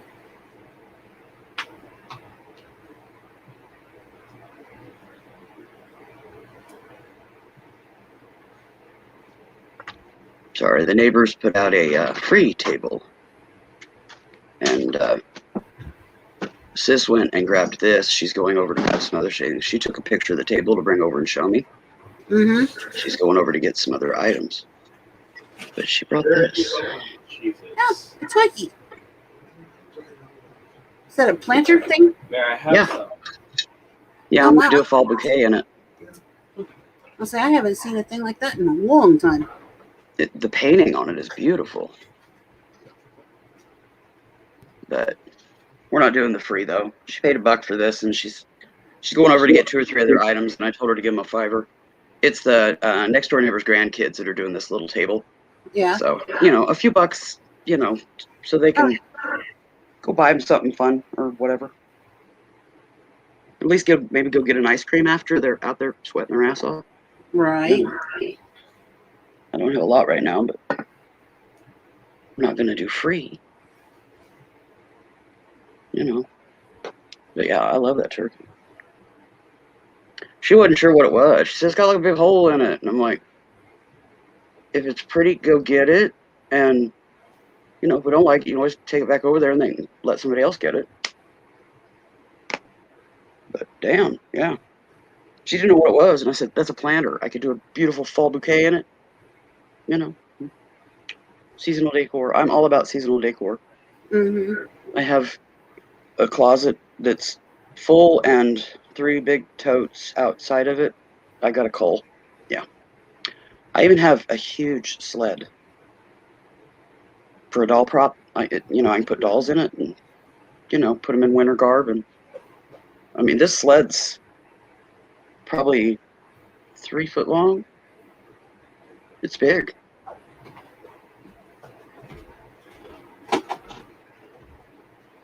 I got it. I think I paid like $3 for it somewhere. I know I didn't pay much. I was stunned, that I got that cheap. Right back at you, girl. Cross-eyed. There you go. I'm not doing that. It'll give me a headache. I already have the start of a headache. So I've had a chronic headache for months now because of the eye. That's why I understand Tim and his eye and the headache thing, because I have it too. But apparently, not going away. I did get a diagnosis. The iritis in that eye has advanced to uveitis, which basically means that it is affecting the front and back half of the eye now. Mm-hmm. And the inflammation is what causes the constriction. The gel in the eye has thickened, and that's what's causing the blindness. And there really isn't anything they can do about it, apparently. that sucks. But the specialist that I go see, that I'm supposed to go see again here this week, Topeka, in 100-degree weather. Yeah, probably going to reschedule that to locally, and he's just shit out of luck. Didn't even tell me about uveitis. The word was never spoken. I found this out from my gen prac when I went in for my annual exam last week, that I'd had a diagnosis. He didn't bother to share it. I'll be damned. And he was like, he never said anything to you? And I said, he's not exactly the social type. He's one of those surgeons that's too much into his head, and he kind of forgets that he's actually talking to somebody that can breathe, that isn't under anesthesia. You know, he's one of those. And he was like, "Oh, yeah, I know what you mean." And I'm like, "Oh, good. At least somebody does." He says a lot of people don't realize that, though. And I'm like, It's called lack of bedside manner. Yeah. My first surgeon that did the surgery the first time on my foot was like that. He's very just facts, and there was no emotion, there was no support, it was just. Yeah. And then when I was going to have my second surgery, I mean, he just bluntly said, "We might have to remove your foot." I went, "What?" I'm like, "What? Well, I'm sorry, what?" And it freaked me out. And he said, "But I won't be doing the surgery. You'll be getting a different surgeon for that because I'll be on vacation." I'm like, as long as you're enjoying yourself. I'm losing a foot and you're out playing golf on some tropical golf course. Go have a good time. But the second surgeon I got was awesome. He was very friendly. He was personable. He made me feel more relaxed. And when I did actually have to have the amputation, he saved my foot. But when I did have to finally have an amputation, he, I still had a mental breakdown in his office, but he was more supportive and just didn't sit there like a stone looking at me. You know what I mean? He actually, because John was there, and John had his hands on my shoulders trying to comfort me and keep me from freaking out. And he came over and put his hand on my arm, and he was trying, and the nurse, everybody in there was like trying to calm me down, of course, because you don't want people freaking out in your office. But I just learned I was about to have a part of my leg lopped off, so I was freaking the fuck out. I really was. And so they all got me calmed down and stuff, and he talked to me about it. I told him I did not want details about what he was going to do, and he tried again to give me details when I was in the hospital, and before the surgery, and I'm like, don't tell me what you're going to do. I don't want to know. I'm like, ew. So he went out and told John in the hallway, because John was like, I want to know, and I'm like, outside. Get out of my room to talk about that. The surgeon thought it was funny as hell. He did save my tattoo.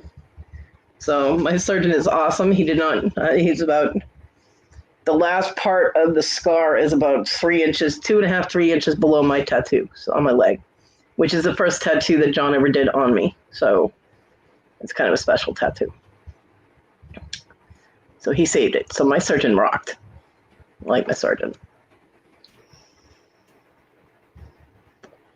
So, yeah, that was not fun. Can't blame who? Pearl. Who can't we blame? I don't get that.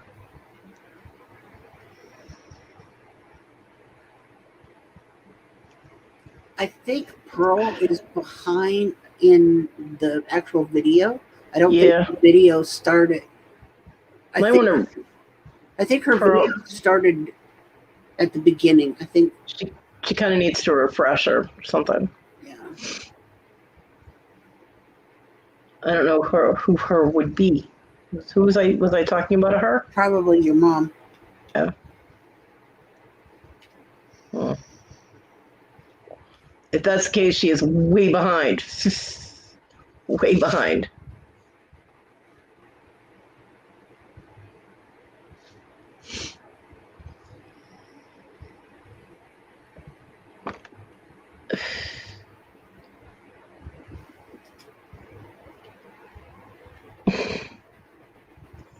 I mean, both my surgeons were men, but There's your bottle. Wrought iron. Oh, tequila. Nice. No wonder. Tequila. All right, tequila bottles. Punch bowl. Nice. I don't know what we're gonna do with all this. Yeah, those were plastic. Yeah, I said hi to you when you came in, Pearl. Pearl is confusing me. That's freaking me out because I know she's been here a while because I said hi to her when she got here. Yeah, we've been talking to you, Pearl. Yeah. Probably overpaid for it. Well, not with that table. No. Tequila bottles, apparently. Yeah, tequila, 100% de agave. Tim, you might think you're funny, but they actually did do a dotted line on my leg.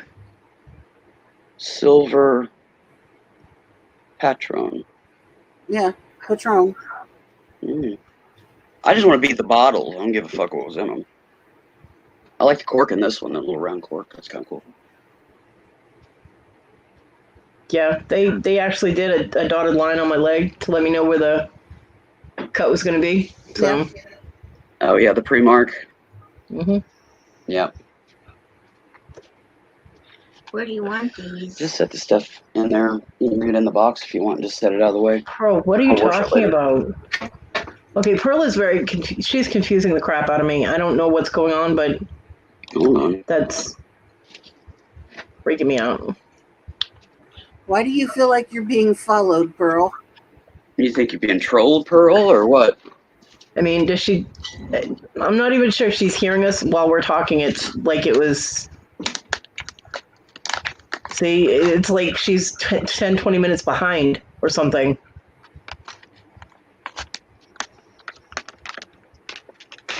Because I remember Tim asking how she was doing. That was quite a while ago. Yeah.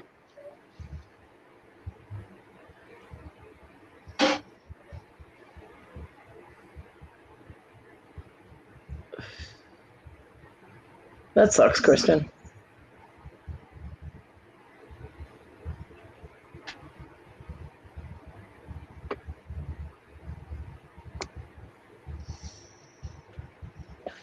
No, I appreciate all the help that my son gives me. It's just he doesn't really... He does his bare minimum. Puts the dogs out and brings me food. If I need something, then he'll bring it to me eventually. He might take all day to get my animals water, but eventually he does. So he does help. It's just a little lackluster. He could be more engaging and like actually talk to me. That would be nice for a change. Yeah. I've gotten like maybe 6 words out of him in 2 weeks, you know? Yeah. Be nice if he, at least opened up to you and talked to you about, what was going on or whatever. But that would be me checking up on him and him having to tell me everything he was doing, and he doesn't feel he has a right. He doesn't feel he has to justify or check in with anybody because he's an adult. I'm like, it's not checking in. It's communicating. I'm like, whatever. So, I'll be right back, guys. Okay. I mean, if I was going somewhere, I'd let him know, hey, I'm going to be leaving, da da da da. But see, now Pearl is making comments about the package that Tina talked about 15 minutes ago. This Pearl, you need to refresh here.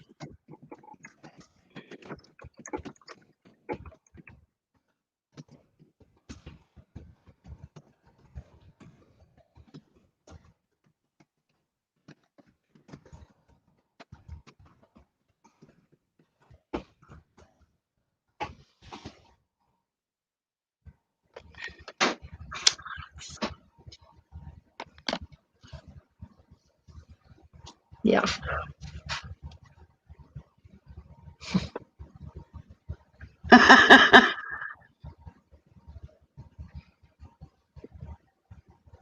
I'm in live chat.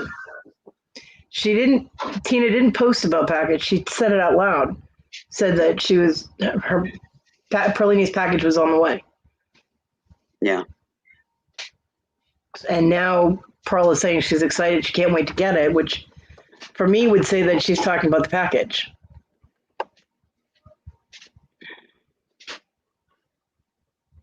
She said, I'm excited, Tina. I appreciate the thought. Thank you very much.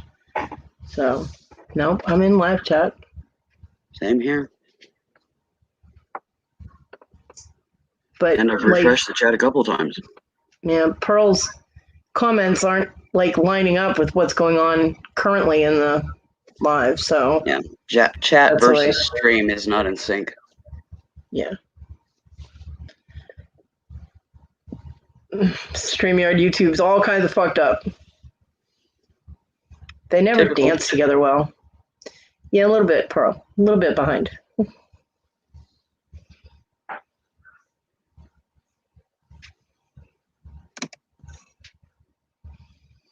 I don't feel well today.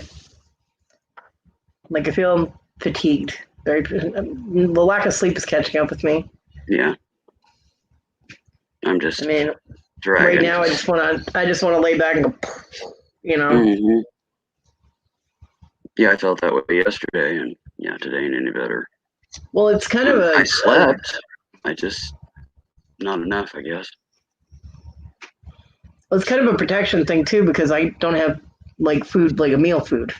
Mm-hmm. So, if I sleep, then time goes by faster, and yeah. I get it. Hi, Pro. Yeah, my head is starting to hurt more. I don't know if it's a hunger headache. Lack of It shouldn't caffeine. be. Yeah, lack of caffeine probably because I don't have any. Without the Pepsi, I don't drink coffee or any of that nasty shit. So Caffeine, nicotine, food. My fibro I have nicotine. and joint pain is up. I'm super In fact, stiff. I have plenty of nicotine because I have this one too. I have two.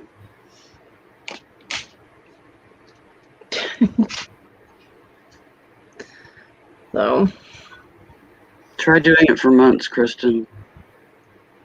Been dealing with headaches for months. So's Tim. Tim's been at it longer than I have. it's not a contest, Willow. No, I'm just saying, she's talking about being tired of it, and he's probably more tired of it than all of us. That's what I was meaning. Mm.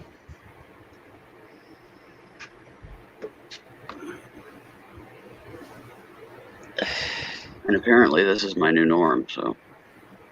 Hello, headaches, yay. Hard Yeah. pass. Finally got rid of them when I got rid of the gallbladder, and now, something else to cause them. Yeah, hard pass on the headaches. That's why my doctor put me on Topamax. Well, it usually affects like a quarter of my head, It just hits that spot and just stays. And if it gets really bad, then it moves down the side, gets a hold of the ear, makes the ear feels like I got an earache Mm-hmm. and stuff, But usually it's just that quarter of my head is just lit up all the time. I have 8 acetaminophen left, Holy sheep.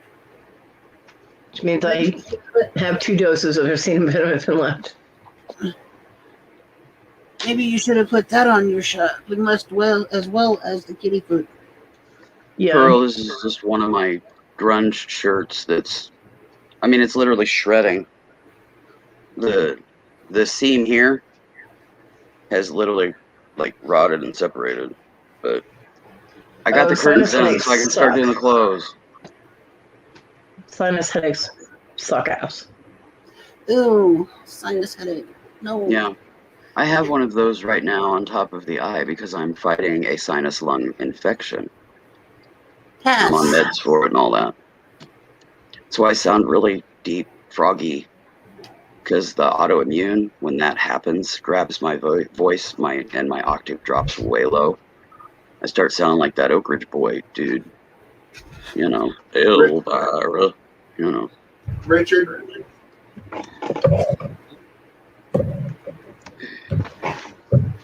Me too. I love a Sorrento cut tank. I got some tanks at Walmart. They didn't have spaghetti tanks, so I got fold over elastic, and they're super long, so there's plenty of room to cut it and redo the top, and that's what I'm going to be doing with those. And then the shorts fit. They're comfortable. They're loose, but the elastic's too tight, so I'm having to undo the waistband and put longer elastic in. Elvira, where's that coming from? What's Elvira in response to? Willow. I said Elvira, one of the Oak Ridge Boys songs, because my voice is so deep. I'm starting to sound like that dude. Yeah. Remember his last name? Gotcha. I never can keep track of names. I suck at names. Sorry, people. Oh, hey, Cody. Did you like the little golfing minions? Did you send her minions? Yes. When did you send me banana poops? Yesterday. I didn't get them. Off. It's hilarious. Victoria fell out of her chair laughing about them. I did not get them. I don't think. I might have. Well, of course, Victoria enjoyed it. Yeah, of course Victoria would enjoy banana poops. Yeah, exactly, Kristen. I can't have tight waist elastic. It causes major friction on the skin, and my skin condition goes gonzo. Trust me, I got the scars to prove it. Nope, you didn't send it to me, and I don't need it. Thank you, though. Oh, well, okay, fine. Do not send me banana poops, Tim. But yeah, I'm just having to undo all the waistbands and reset the elastic, put an extender in. I love Victoria's laugh, too. I do. Victoria's awesome. Oh, my golly.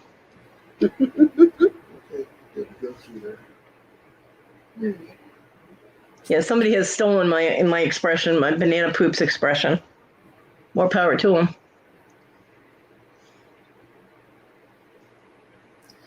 I don't want anything tight anywhere. Through Instagram, that's probably why. This is a 4X. This is like huge on me.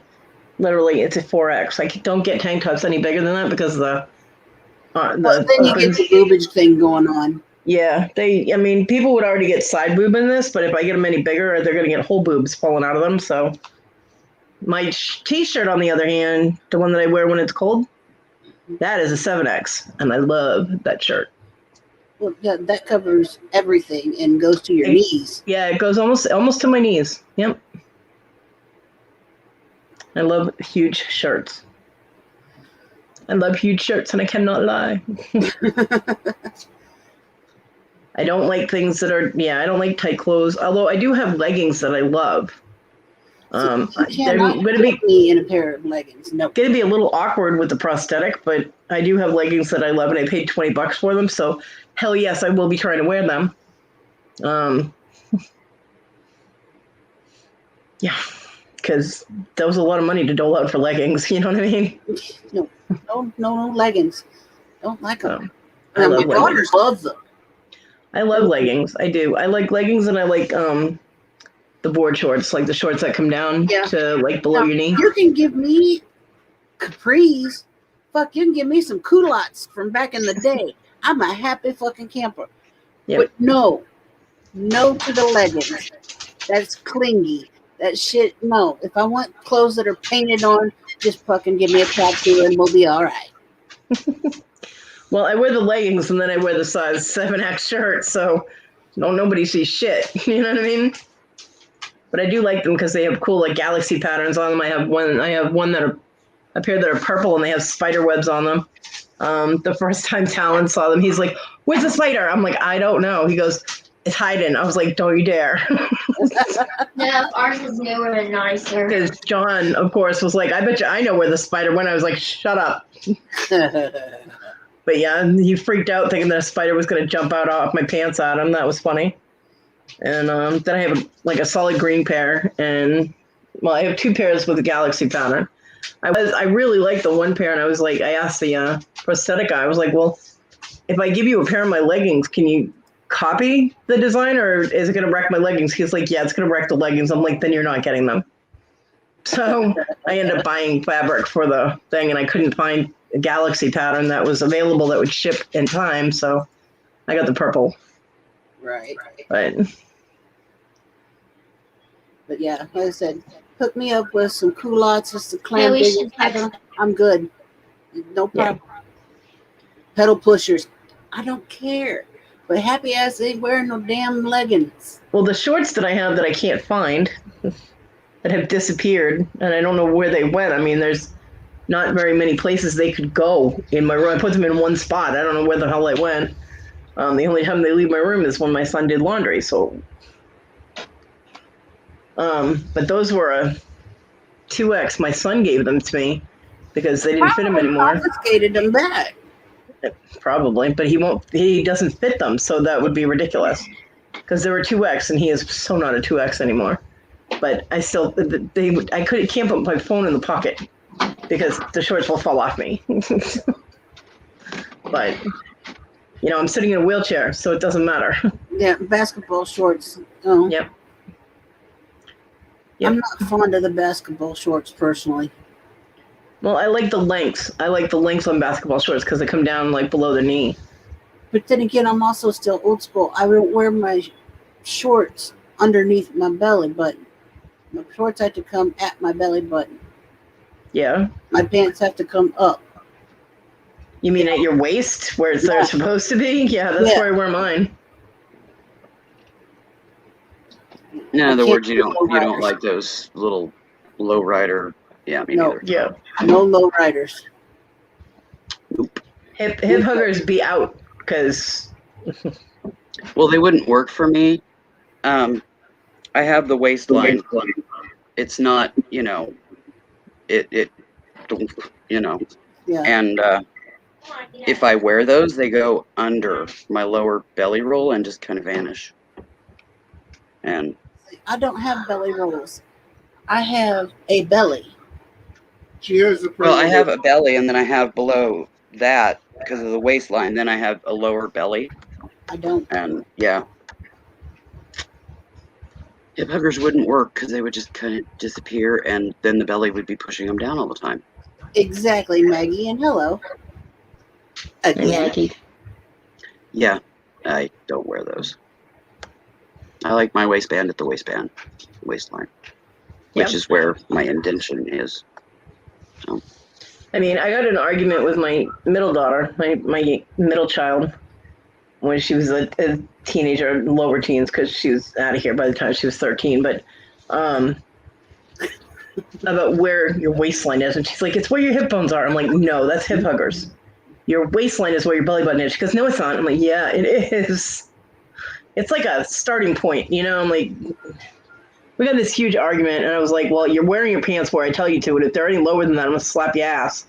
Because obviously you're trying to get attention, you want your ass slapped, so I'm gonna do it. And she's like, oh. I was like, "Don't let me catch you wearing anything with the word juicy on your ass either." Nothing that says juicy or couture or whatever the hell. Oh my God. Well, I mean, they had clothes, the sweatpants and everything, and she was always working out when she was doing her cheerleading. And her friends and stuff all had like juicy and sexy, and you're 12 years old. You don't need to be having that shit on your ass, Right. And I picked her up from school, and I had to go to Walmart, and I wasn't paying attention to what she was wearing. Apparently she had borrowed someone's sweatpants or sweat shorts or whatever. And we get out of the car, and we get inside, and she was walking kind of behind me, and I'm like, okay. I'm like, "Oh, we're doing that I'm not with you, you're my mom thing?" And I'm like, mm-hmm. She turned around to grab something off a shelf, and I saw her sexy on the back of her ass, and I walked over, and I went, whap, right on her ass. She was like, "Wow, what are you doing?" I was like, "You want to draw attention to it, now you got it." And she's like, "Oh, my ass." I'm like, "You go over to the damn department and get a regular pair of sweatpants. I will buy them for you. You are changing your pants." She goes, "Are you serious?" I'm like, "Do you want me to slap your ass again?" "No, move your butt." And we walked into the department and got our pair of sweatpants and freaking walked up. And there was a group of freaking Mexican men that were standing there, and they're all staring at her ass. These are 30-year-old men, 25, 30-year-old. And I said, "She's 12. Do you really want me to slap all of you?" And they turned around and ran. She's like, "Oh my God, Mom." I'm like, "Your fault. I told you not to wear pants like that. Get your ass in the bathroom." I took the tags and I walked over to the register, and the woman's looking at me. I was like, "No, my daughter is changing out of the slutty pants she's wearing and putting on regular pants. Here, I'm paying for them." And she's like, "Okay." I'm like, "Arr." Yeah. Hey, even though my girls were, thick when they were younger, there was still, clothing that was made what I considered slutty. Mm-hmm. Well, Kayla was chunky. Kayla was a chunky kid. For thick girls. And I told my girls, I said, "Y'all ain't wearing that shit. You will dress appropriately for your age." Yep. And I said, and I ain't buying it. I said, if you get something from your little girlfriends or whatever, if their parents buy it, I said, and you sleep over or whatever, I said, you come home with something from them, I said, you still ain't wearing it. Ain't happening. Yep. Yeah, Well, I love those moms too. I drove over to her friend's house when we were done at Walmart. I drove over to her friend's house and I knocked on the door. I said, "Just stay in the car." And she goes, "But my friend," I'm like, "Stay in the car." And I knocked on the door and the girl's mom answered. I said, "I wanted to return these to you." And she goes, "What?" I was like, "My daughter's not allowed to wear things that have things written on the ass." And she goes, "Well, neither is mine." I'm like, "Well, then your daughter gave them to my daughter." So she goes, "What?" I'm like, "Here you go." And I handed them to her. And she turned around. She goes, "Nikki, are these yours?" And she's like, "Oh, shit." All you heard from the living room was, "Oh, shit." I'm like, so apparently Nikki got them without her mom knowing it. Mm-hmm. And the girls were switching them out. Mm-hmm. Yeah. So, Nikki got in trouble too. There you go. Yeah, see, I wore jeans and sweatshirts or, sweatpants and t-shirts and whatever. And my clothes were always loose, or I'd have like a hoodie on. My clothes were always loose. They were not revealing. And my dad used to call me a tramp all the time. And I used to get really pissed off until I realized that he was ancient and he meant tramp like I'm a bum. And I'm like, I can live with that. But my older daughter says that she changed clothes when she got to school, but this is a girl who slept in a bra all the time, so I don't see her changing into slutty clothes. She lied a lot. My younger one, though, she was a cheerleader, and yeah, she just... In high school, I was like a size 12, so,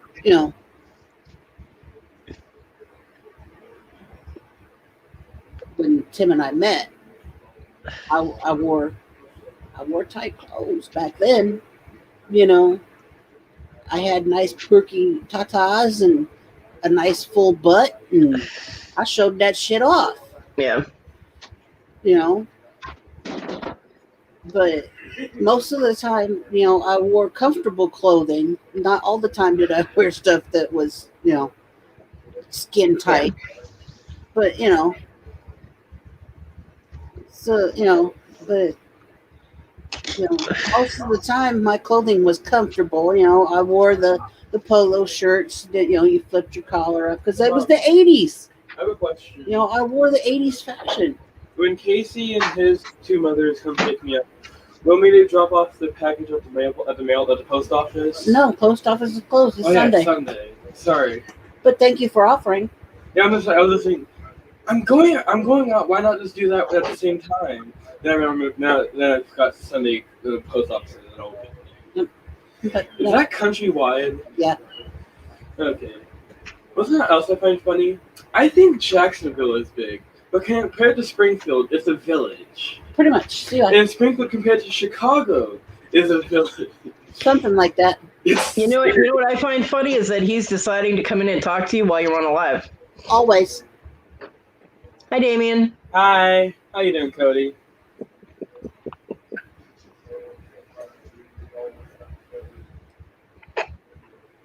You can answer my question? I don't know. What?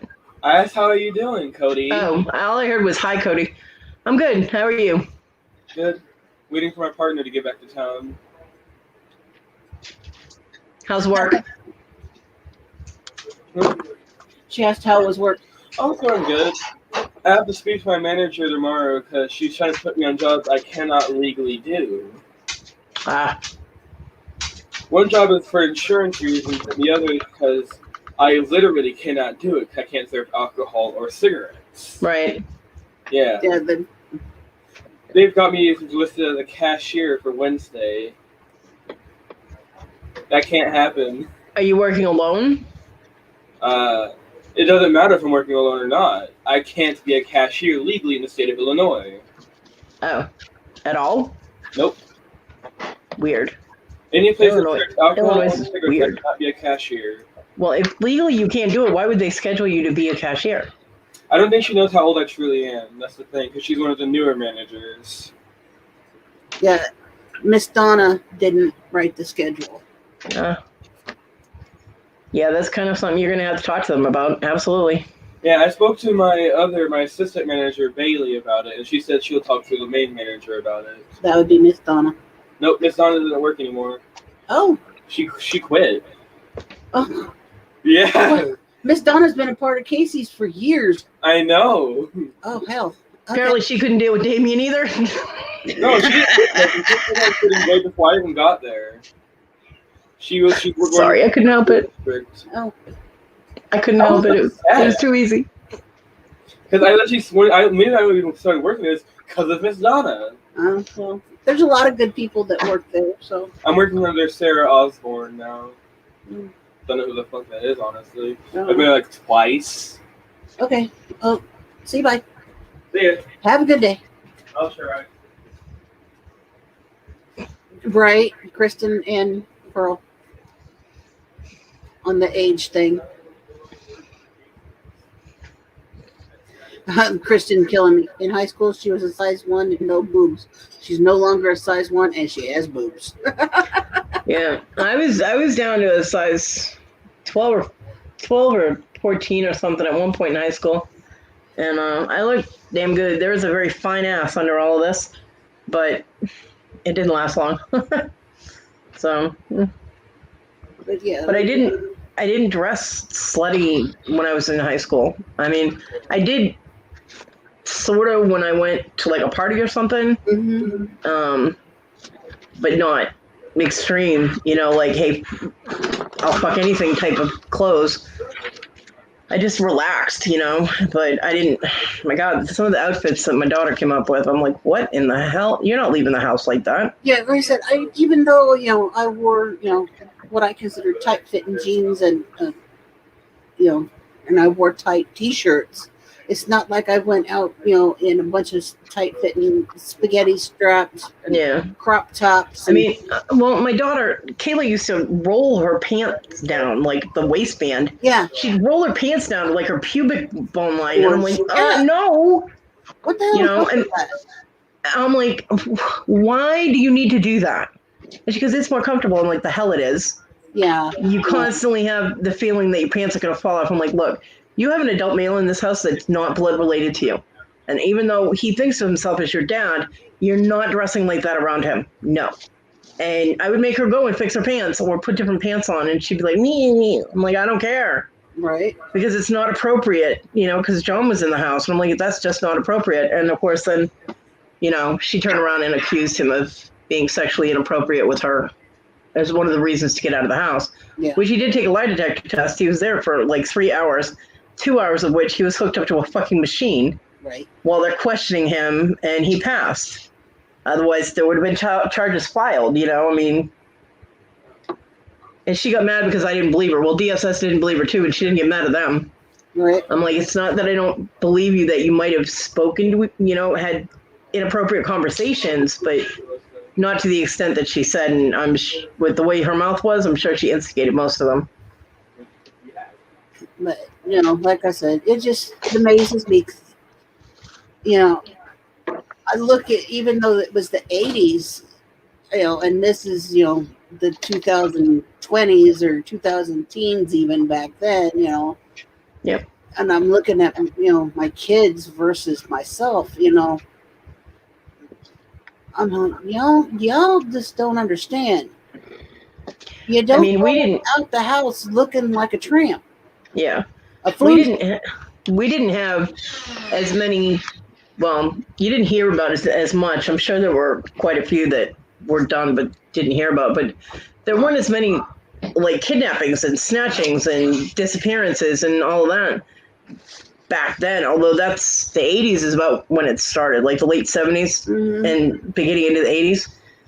Because when watching Unsolved Mysteries it took place in the 80s, and I'm like. And I'm looking up different things to see if things were ever solved, and a lot of them have never been solved. Yeah, I know. And I'm like, ooh, that's creepy, but, some scary shit started happening in the 80s, but still, we could go outside and we could play in the street and not worry about some car just pulling up, although somebody did try and grab me when I was 13. And the neighborhood dog that I had been working with to, get her calmed down and to come to me, she ended up saving my ass.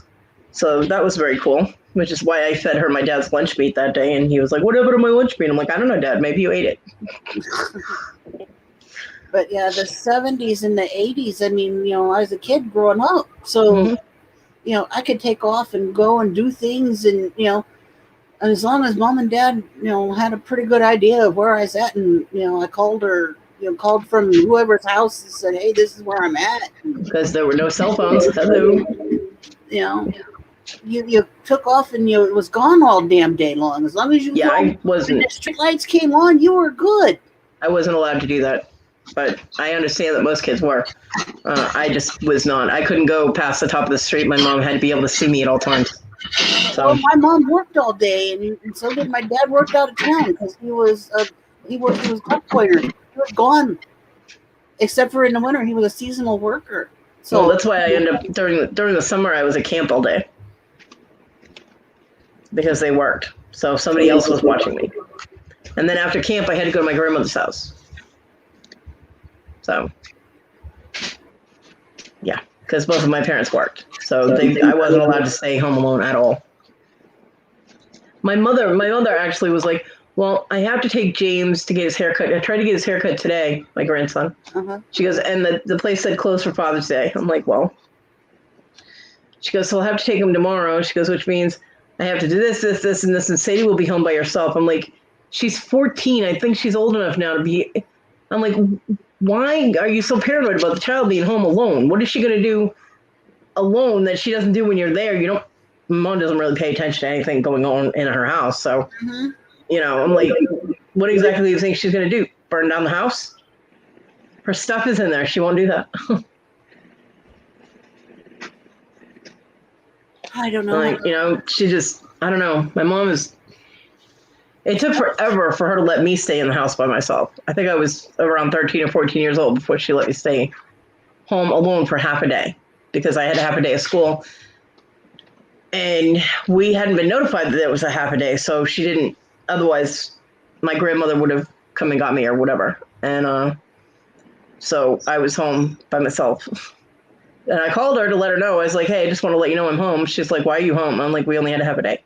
She goes, why didn't they tell us that? I would have made arrangements. I'm like, I don't know. She goes, well, are any of the neighbors home? I'm like, I don't know. I'm like, I'm going to read now. I'm not going to the neighbor's house. I'm just going to go in my room and read. And she's like, well, don't touch anything. I'm like, I live here. Fuck. I'm like, So, yeah. Like, it's my mother. Oh, yeah, there's all kinds of wackadoodle shit going on in the world now, Pearl. It's crazy. And, I mean, it's been happening. It's just now we have more communication across the planet. So yeah, there's more media attention brought to it than there was back in the day. Yeah, I mean, back before internet was a huge thing, it would be in the town or surrounding towns would know about it, but anything outside of that purview, they don't hear about it. It's true. So. Yeah, back when you only had the 3 stations on TV, Yep, it's a scary world we live in these days. I mean, here in my little town, we knew who the crazies were. We knew who the town drunks were. We knew where to stay away from. Your parents told you who to stay away from. They said, they always told you, don't go over here, stay away from this person. Yeah, my parents didn't know anybody, so they never told me any of that. Of course, my town, I actually looked it up recently. My town is one of the safest towns to live in Massachusetts. The town I grew up in. Nothing happens there. Oh, no. In mine, it does. There's been shootings and, drug houses and everything else. The town I live in now is like that, and Westford had its drug houses and things like that, but nobody ever got caught. And there were like no murders. I mean, there was a murderer, but he didn't kill murders. He didn't kill them in Westford because I looked up how many murders there were in Westford, and there were 0. I'm like, what? So, there's been murders and suicides and everything else here in town. So, I mean, shit. But yeah, it said Westford is one of the safest towns to live in. I'm like, well, that's cool. It's also one of the most expensive. It's gotten really expensive. I mean, the house that I grew up in, the last time they sold it went for almost $1 million. Damn. My parents bought it for like $30,000. The house I grew up in here in town is no longer standing, and there, ironically, is a church built on that ground. Yeah. Yeah, we wanted the whole neighborhood, the whole street for lenient, although we did have a child molester on our street that got a hold of the boy that lived at the end of the street. And that was not a good thing. That was shocking to the entire neighborhood, I can tell you that. We weren't allowed to go anywhere after that, but especially me. Oh my God. My restrictions got locked down even tighter, and believe me, they were already tight enough. So. Oh, I want to see them up. How do they look? How do they look up, Willow? Let me unplug, and I'll show you.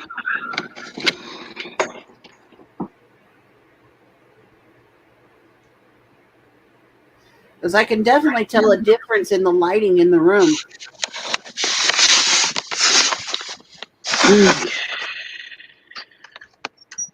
There they are. Oh, they turned out really nice. Nice. They're flannel lined. Upholstery grade. Welcome back, Ninja.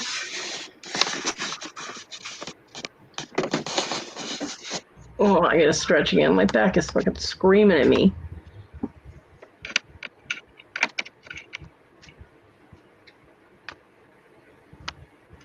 It turned out great, Willow. Thank you. They're doing the trick. Ow.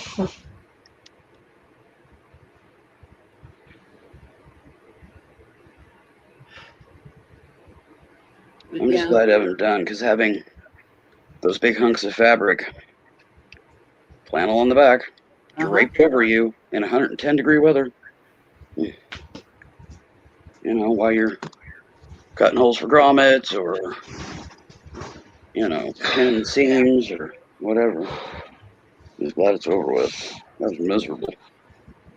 Jen's getting her exercise puttering around the house. My word. Yeah, that's what she does.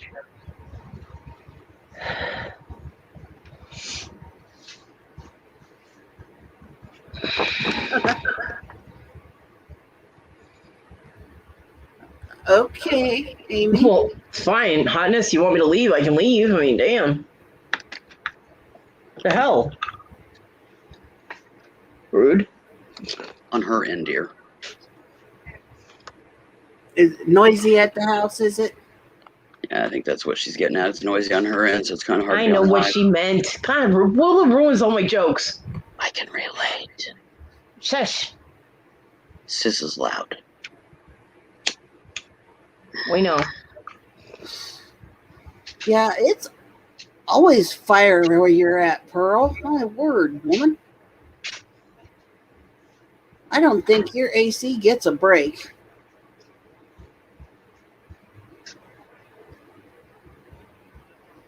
Holy crap, Kristen. 80% humidity? I know. We have storm clouds still here. It's supposed to rain like all weekend. But everything's drying up. It needs to rain again because everything's getting all dry and it needs to get wet again. Yeah. I like it. I like it when it rains. Although I have a package sitting on my porch, so I'm not sure if I want it to rain that hard, you know? It's 94 here now, and it feels like 99. The high is 99. So like I said, we're going to push 110 heat indice. Not too, I mean, it's bad. Oh, shit. Not too bad. Oh, that's not good. I should really check my weather a little more often. Right now we have 77 degrees. But I got a flood watch that I didn't know about for Northwest South Carolina, which is where I am. We have showers and scattered storms tonight. It remains in effect through 8 p.m. this evening. portions of northwest Georgia, western North Carolina, and upstate South Carolina, which is my area. Yep. That it is. It is, it is. Well, whatever we have coming through tonight that's going to cause rain, our high tomorrow is 76. Huh. Well, So our it's gonna- tornado warning's expired. I didn't even get a tornado warning on my phone. Thanks for that, people. Oops.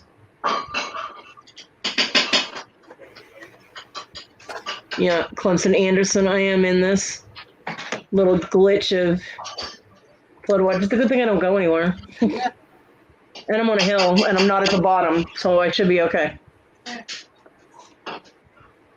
I'm actually not in a floodplain where I am right now, so I should be all right.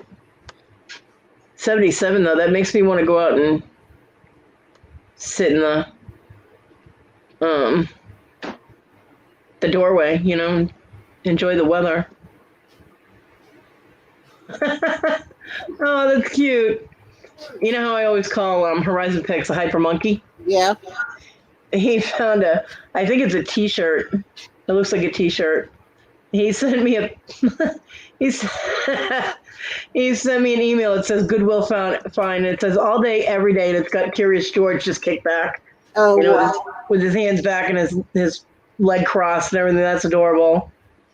That's awesome. I said it's 86 here, feels like 91. 47% humidity, winds out of the north at 13 mile per hour. We got a high of 90 coming up later today. So we're not too bad, but still kind of. They're still calling for 70s here tomorrow and Tuesday. And then again over this coming weekend. I don't know.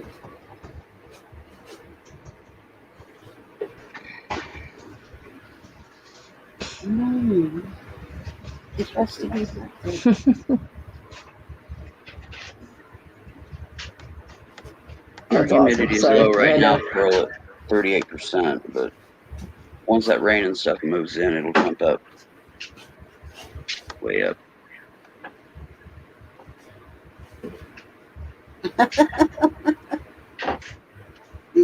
Yeah, Okay, that hurt. He smells That's my like leg. Come on, can I get smells off like my his foot? tomatoes. I could use some tomatoes right now. Oh my god, the cat has got her ass on the bed and her front feet are on my foot and she's just crouched there. Come on, move, move, move. Don't squeak at me, move. Get off me. Are you hungry? I hear it. Hey, now come on, you guys ate already. Hey, Marty. I'm not getting my Marty. face near her right now. Mm-mm. I did the kissy sound and my cat jumps up on the bed. Yeah. There's no reason. There's absolutely no reason for Marty to do that. But I can't feel her, so I don't know if she's digging claws in. So I can't have her on my foot like that. And it's driving me crazy. See, If they're not clawing up the leg, I need to put the prosthetic on there, fucking with my other foot. I give up. Willow, I muted you because Sis is banging in the kitchen, I think. I don't feel good.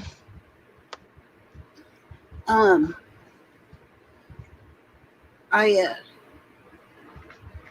have minimal feeling on the bottom of my feet, but I have feeling on the top. Yeah. So it's kind of effed up in that respect. The numbness has gone about a quarter of the way up my leg from my ankle. It's about 4 or 5 inches up. Yeah, it was the same on the other leg. That's why the skin that they folded over is numb. It's like I can't feel things until it's really irritated or whatever. So, but yeah, I can't feel it because I have all these claw marks on this other leg too. Because she lays on this side, Yeah. she lays against my leg, and if she's facing my leg, she stretches and digs in, and boom, I'm bleeding. And I don't feel it. So I can't have her putting pressure. I cannot risk losing my other foot. So I don't need claw marks in my foot. Yeah. Mm-mm. That'd be totally screwed then. My doctor, when I was telling him that I needed my previous doctor, when I still had my foot, and I was telling him, I was like, the nerve pain is astronomical. I was like, but I have no feeling in my feet. He goes, really? And I was like, yeah. He goes, all right, why don't you look at the ceiling? I'm like, okay, because I had my shoe off where I had my surgery for my foot. So I was like, doing this. And he goes, do you feel that? And I'm like, no. I'm like, do you feel that? No, no, no. John was like, holy shit. I'm like, yeah, I still don't feel it. He had dug his thumbnail into my foot, into my toe, almost enough to cut my skin. He was squishing the crap out of my big toe. Mm-hmm. I never felt any of it. Wow. And he's like, okay, I'm going to prescribe your gabapentin. I'm like, appreciate that. Thank you. Because he knew I wasn't lying about the damn nerve pain. If I'm not, if the numbness in my feet, he knows what peripheral neuropathy it's going to do. So yeah, I was like, do you want to do my hands too? Because you cause pain in my hands if you do that. I will be screaming. Hey, Carol Ann. Hi, Carol Ann. When they did the diabetes little prick things in their fingers, it felt like they were driving a railroad spike through my hand. I was like, oh, I'm like, you guys have no idea how much that hurts. And I hear a boop. Hey, Carol Ann. Hi, Amy. Welcome back, Amy. Hello.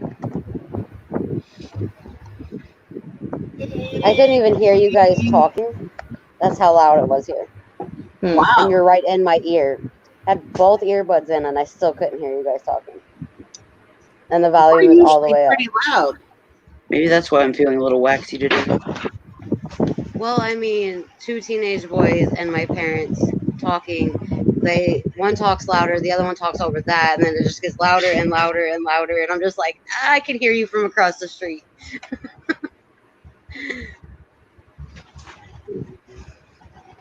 Good time. But that's a daily thing here, so. Right. Anybody that's talked to me outside of YouTube knows how loud it can really get and how distracting everybody can be. Tina and I were like, yup. Mm-hmm. No lie. Usually when I talk to Willow, it's in the morning and it's just me and Mom here. Or me and Mom awake, so it's not so bad. It is a little distracting, but she's trying to tell me, like, don't forget to get the cat his medicine, or, put the towels in the dryer type thing. Yeah. It's not just random, hey, Mom, guess what? Or, hey, guess what? She's asking me to do things.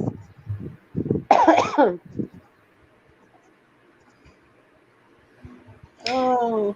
I hate to do this, but I have to lay down. That's fine. I'm sorry, honey. It hits you when it hits you. Yeah, I'm just like all wobbly wonky. You're fine. My tummy doesn't feel good. So. I love you guys. It'll be about maybe another half hour or so anyway. I love you guys. Have a good day. Bye. Tim, I hope you have a good Father's Day. Thank you, dear. Ooh. You had a heat stroke a couple weeks ago, Miss Caroline. You had that happen last year, too. I remember. Bye. Bye, Bear. Bye. I will talk to you guys later.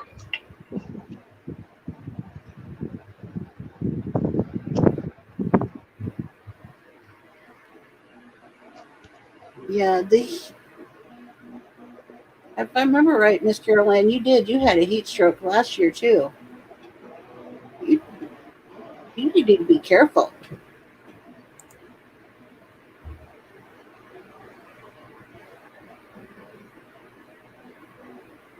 It's warm out here today.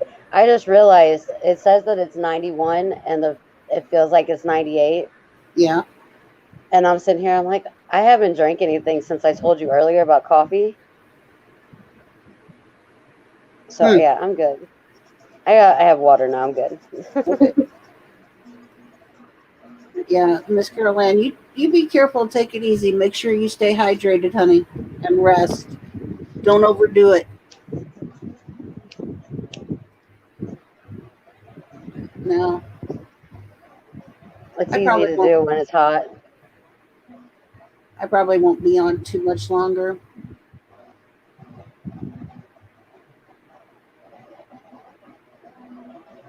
There.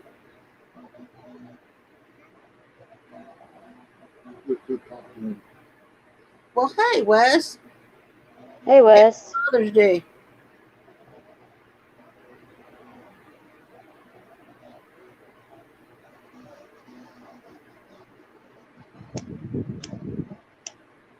See, I thought I remembered that.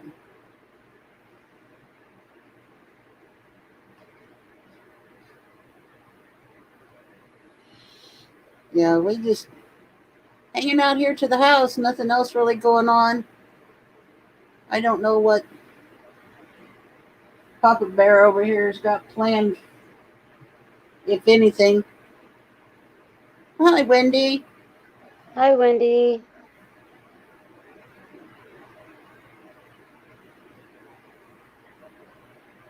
Well, how about just do it a little at a time Hi, with Carol Ann. lots I of don't think breaks? I said hi.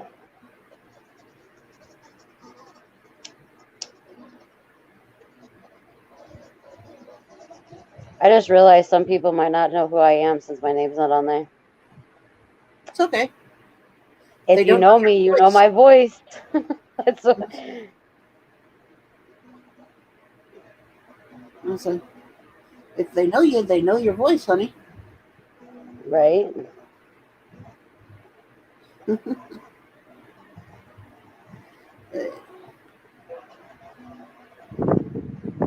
What kind of trouble you been stirring up, Wes?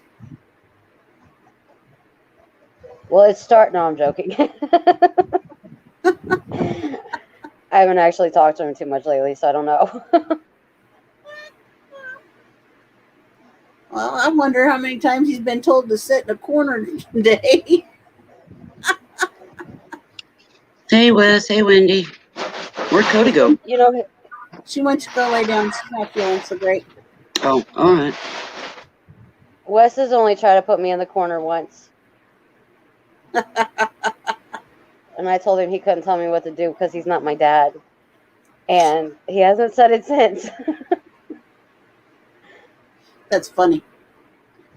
Well, I was trying to think of something funny, and I was like, I hope nobody gets like all in their feelings on it because I'm just playing around. And then I'm like, I don't care, so I just said it anyway. Have fun with that.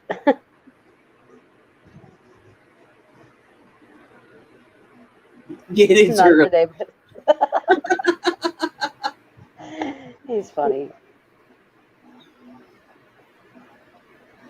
That is funny.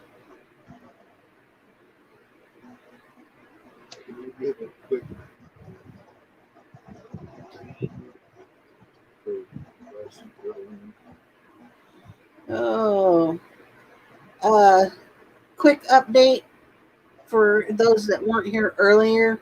Sorry for the repeat for those that were here. Tim got a phone call from the ophthalmologist Thursday. Wanted him to come in on Friday morning at 10 a.m.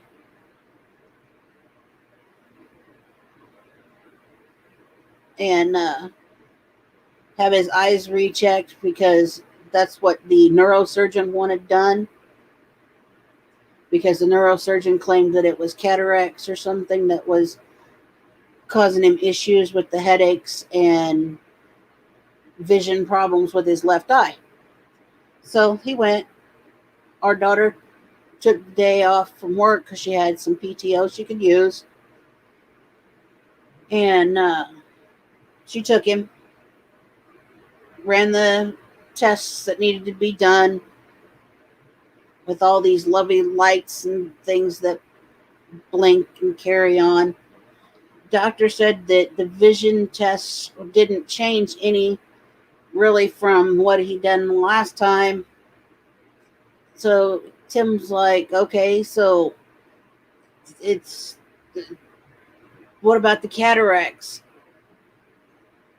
And what about the tumors? And the ophthalmologist said that the masses/tumors are just little bitty things, that shouldn't be big enough that they're pressing on the nerve or causing any issues. And there aren't any cataracts. And Tim's like, what do you mean there's no cataracts? It's in your report from my last visit. That's why the neurosurgeon sent me back over here to you.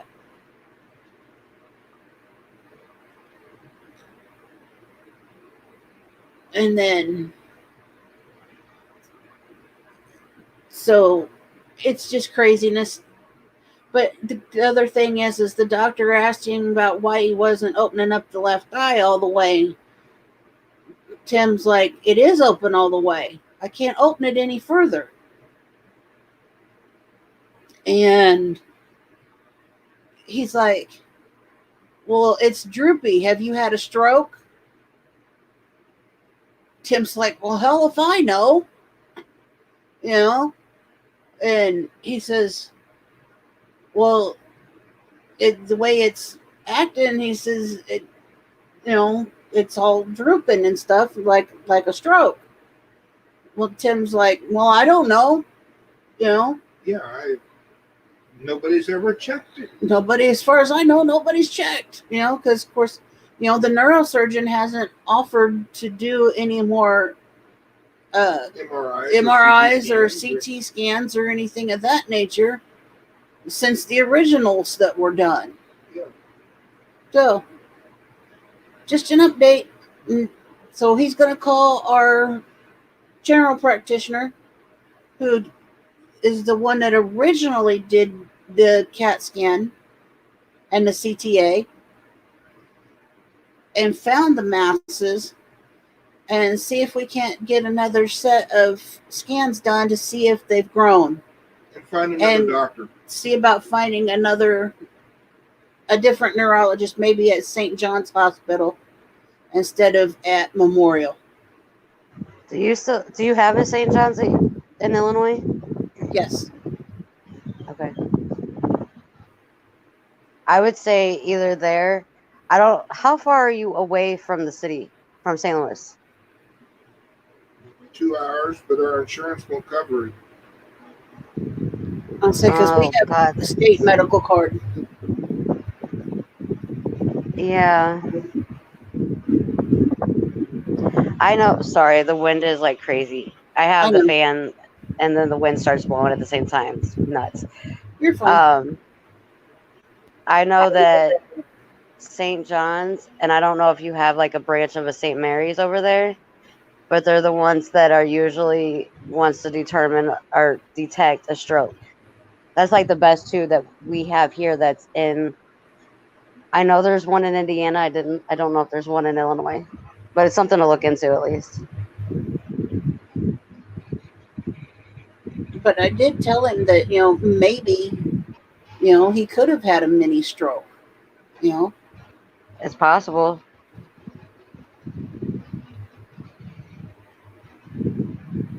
Because you're sent to specialists, you would assume. There I go, making an ass out of you and me. Right. You would assume that specialists would be, running tests and checking progress and see if there's been any changes in growth, etc. It's been 3 months. I don't remember when the last CT scans and MRI and stuff has been done. About 3 months or better. And things are just getting worse. And exactly, things are getting worse. That's crazy. Because when I had an issue, I don't know what caused it. It never came out. I've never had it happen again. but I passed out of nowhere. Everything just went black, and I was on the ground. They Yeah. did, like, I don't even know what all they did. Because I was just like, why am I even here? Like, I had no idea what even happened. Then they're like, nothing came back in the scan. Yeah. They didn't wait. I think it was like maybe a month later. Yeah. They did another CT scan. And then I think it was like a month after, not even a month after that, because they were like, well, we don't see anything. I don't see a reason to keep doing this. I'm like, okay, maybe my blood pressure or my sugar dropped. I don't know.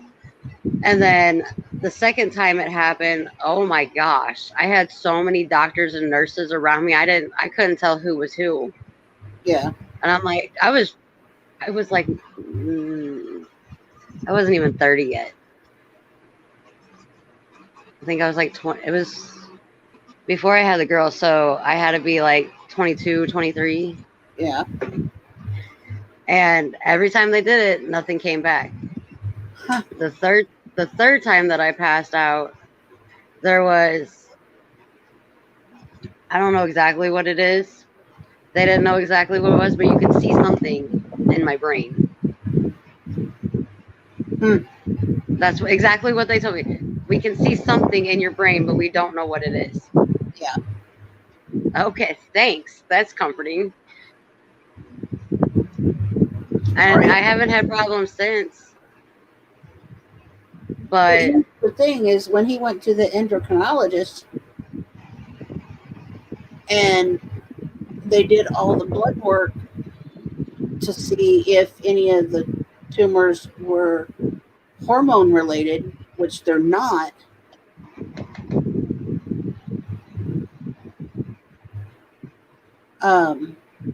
So that took care of that. Don't have to deal with that no more. So that one's done.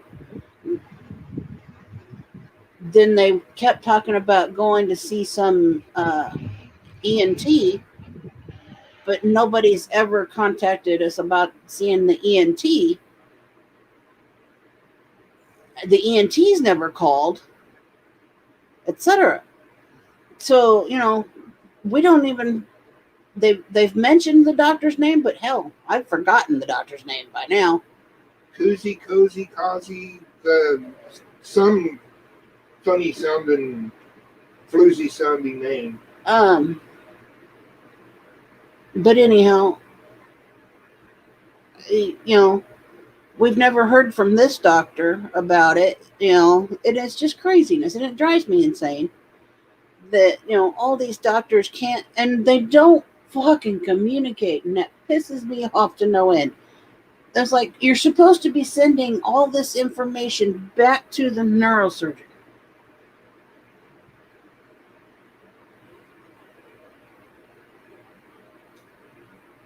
They had auctions on Mother's Day. They had them on Veterans Day.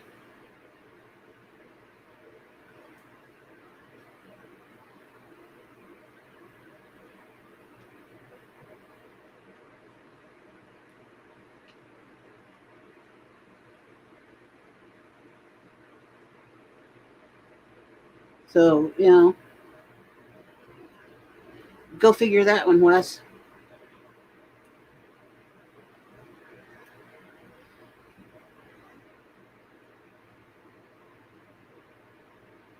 Really? Same folks.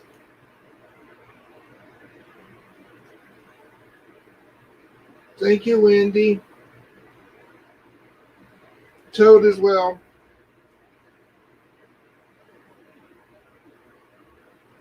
That's why I like my little channel like it is, where it's just, this is where you can go and you're not being sold anything. You're just here to chit chat and hang out.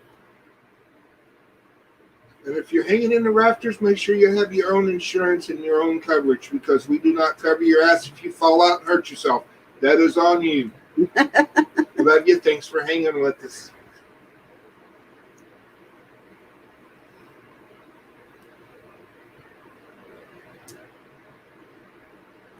Cody missed it.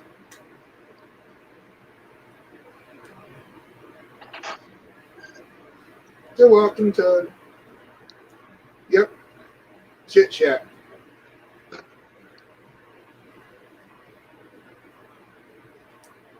Yep. Shooting the breeze, chit chat, whatever you want to call it. Just a place to be where you're not, bombarded with sales.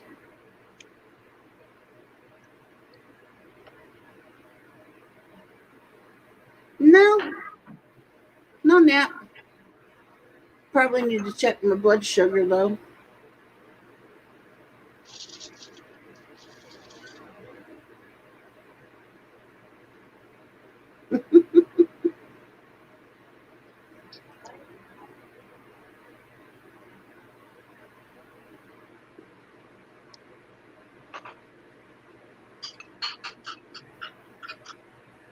Because it's 2:30 here, and I need to.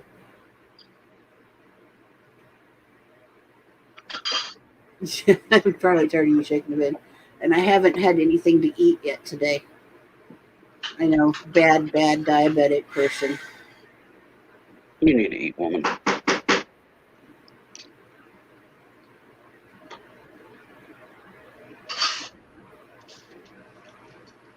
You definitely need to eat.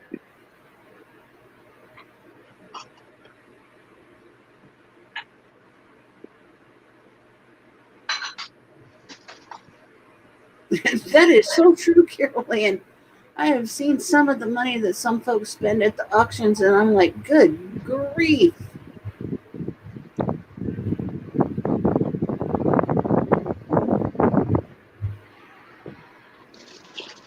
It is pretty insane. I mean, some of the stuff, because some of these things, like, I'll just, for an instance, say it's a lot of 10 Hot Wheels. I'm like, seriously? They're not that old. You can probably still find them reasonably priced at the store if you look hard enough. But you're gonna spend $50 for them and attempt to resell them. I don't see how there's any meat on the bone for that. Don't see it. Yeah, and it's not like they're rare cars or something like that Yeah. either. They're just common everyday stuff. Common, still in the package, everyday stuff. Now, if you're looking at stuff that's 1950s, that's still in good condition, you might be looking at something better. What? But Oh, I know what. it drives me crazy. Me too. And Christian, that's me. I don't buy a whole lot. I buy here and there. Sometimes it's stuff that I want, and other times it's stuff that I see that I think that someone else would enjoy. Like here, one of my most recent purchases was a box of rocks that I bought from Westside Gary that I got, and then in one before that I bought some jewelry from Amber Crochet, and I sent it to Willow. And I got it too. They's pretty.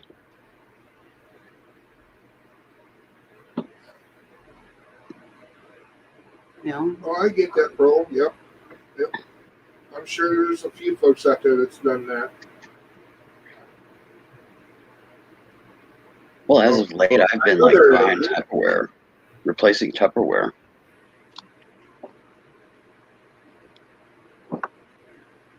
But I'm just about there on that, so.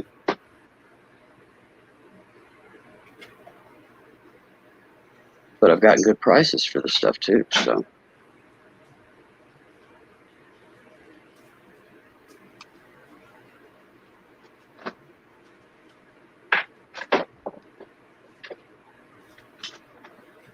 That makes perfect sense. Pearl and Carol Ann. And Kristen, I agree. Yep. Well, sometimes I ask myself, do I really need it? And I'll go, no, I don't really need it, but do I want it? Yeah, I really want it. How bad do I want it, though? You know, that's where I get myself. How bad do I really want it? You know, and am I willing to part with said dollars? You know,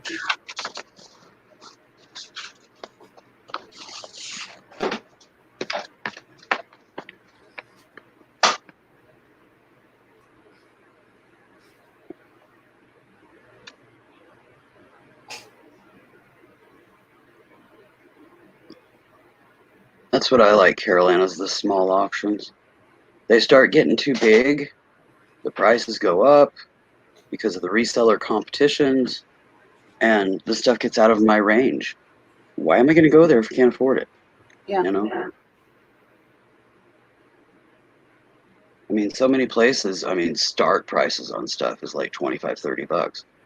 I wouldn't pay half that for what they're offering. Welcome back, Wendy. Yes, welcome back, Wendy. See, I've never been a reseller. What I buy, I generally buy for myself, for my own enjoyment. Exactly. And I rarely buy lots because there's usually stuff in it that I won't be able to use. And I'm only going to set a price in my mind for what I know I can use and what I'm willing to pay for those items. Yeah. And if it goes above that, then, you know, it's not feasible for me to buy it. So I don't. The thing that gets me is there used to be a level of respect in the chats on the auctions to where if somebody really wanted something, they would people would back off and let you get it. Not anymore. They don't care. They keep They'll just updating. bowl you over. And the ones that pop into the chats, there's one going around right now. They show up and they start just buying everything under the sun. You don't stand a chance, and you just have to wait for them to gas out because they're going to buy themselves out. It's inevitable. And then you can start buying there again. But until then, don't bother because that person's going to buy everything. You know. Oh, thank you, Wendy. And that's true, Carolyn.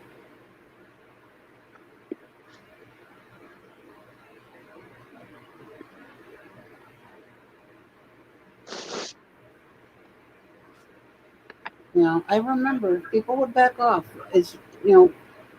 People used to back off if they seen that somebody truly, legitimately wanted something.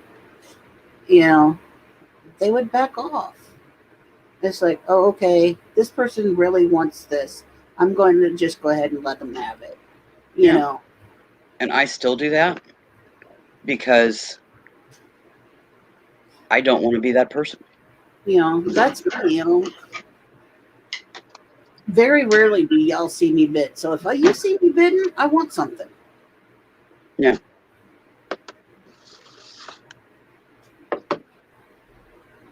So, you know, that's just the way that is, you know. Truly.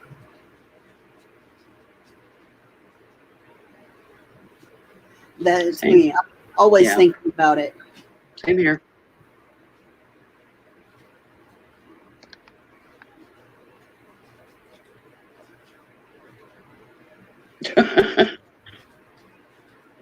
Christy's rationing her packages.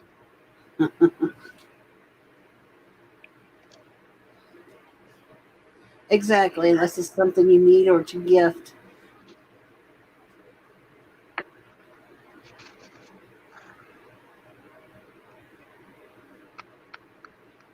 Couth, what's that? All right, I'm going to go take everybody's advice from earlier. I'm going to go grab a bite to eat. You can listen to Tim yammer. Okay.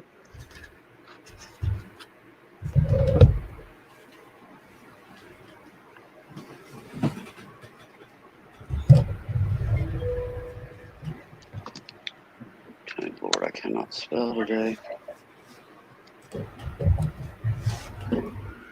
Huge, huh? Oof, ouch. Oh. Sorry, had to move the blankie. It was hurt. Interesting sound effects there. Yeah, thank you.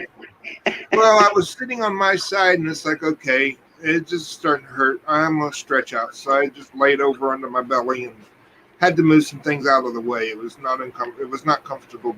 Comfortable. Yeah. Comfortable. Yeah, I'm going with that. Comfortable. So, yeah. Hi, Wendy, my partner in crime. Although I don't know what crimes we commit, but, hi, my partner in crime.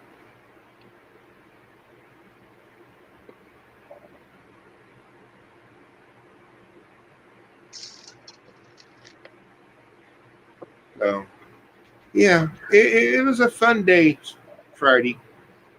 And it just baffled beyond belief. Oh yeah, I've gotten a few dirty emails from people. Well, I wanted that. Why did you outbid me? It's like, because I wanted it.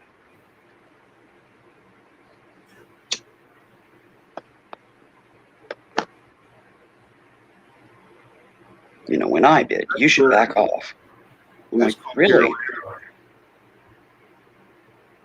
What, are you special? Exactly, Kristen. It's crazy. It is. I mean, it just a year ago, not even, well, a little over a year ago when we first started watching all this, the folks were just chillax and laid back, and some of them have gotten to the point to, well, if you don't say anything or buy anything, you're not part of the group, even though you're here, or whatever. And then you've got a few that will still welcome you and talk to you and say hi if they see you first, whatever the case is.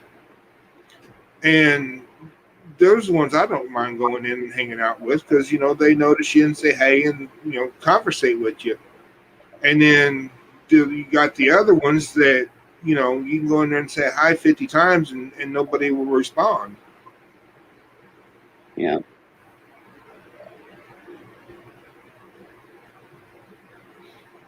It's just crazy. The one that really gets me as a moderator, you have a small channel, Right. and you help them, you mod, Right. give them a hand and help keep things moving so they can sell more, free Right. up the time so they're not having to type and stuff so they can get lots together. And the channel starts to grow. Once they get big enough, you're not important enough. You're not needed anymore. Yeah. And they treat mods like A dime a dozen. Yeah, a dime a dozen, and that they're not doing you any favors. You're like their housekeeper, Yeah. And on that subject, there's a couple of them out there that have really well past earned their keep, and I respect them. I admire them, and would welcome them anytime if I ever did this type of thing into my chat to help me. If you guys weren't available, but those are the ones that's been here forever. And the utmost respect and appreciation for them. But then there's others that have no clue what they're doing or how they're doing it or why they're doing it. And they ruin it for those of us who just like to enjoy hanging out.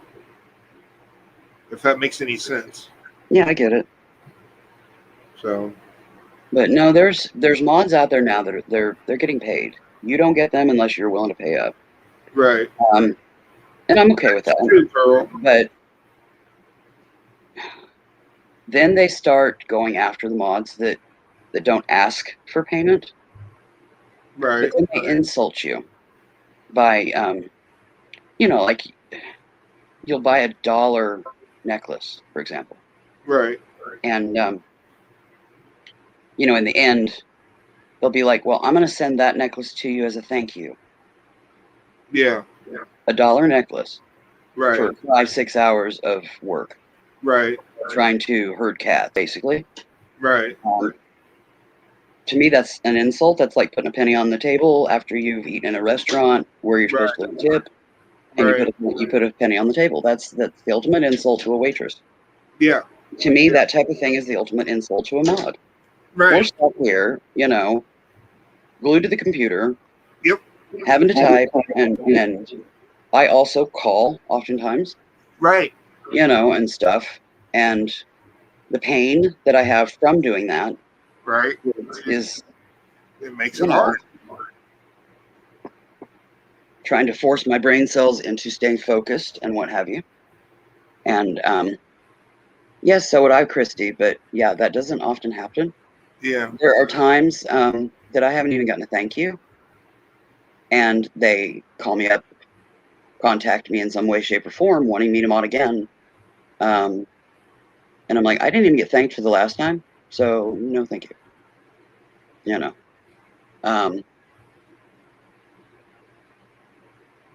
You know, if it's that invaluable or unvaluable to you, then you're on your own. I'm not helping.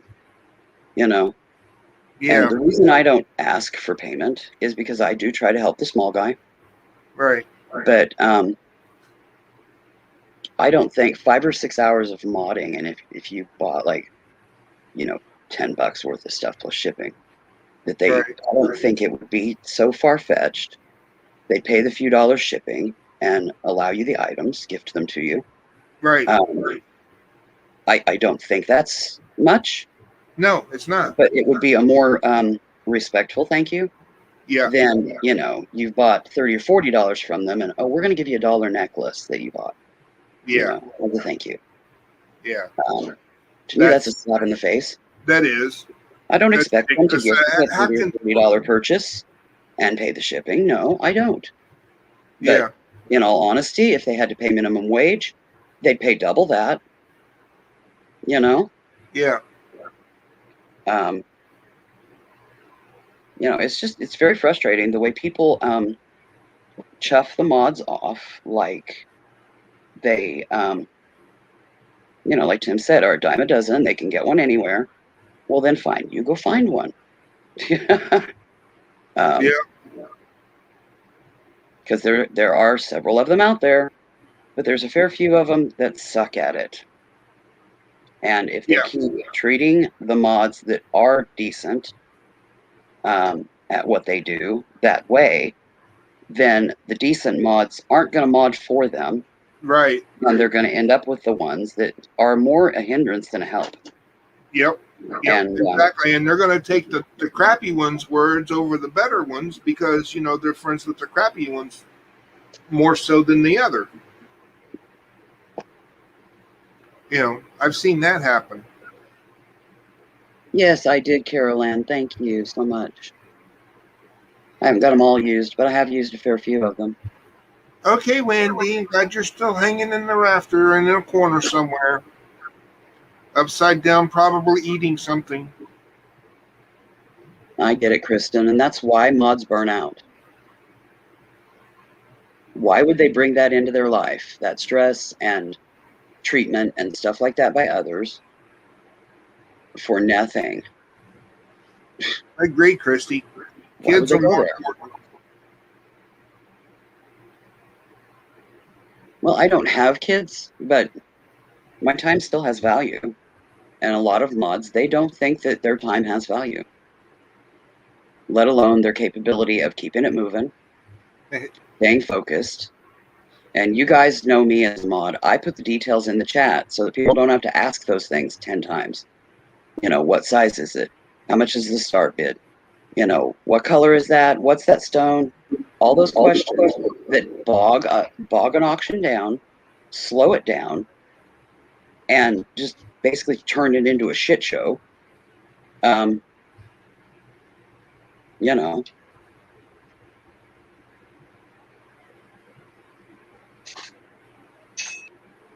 No, they don't see it. They don't see it. They don't see it at all.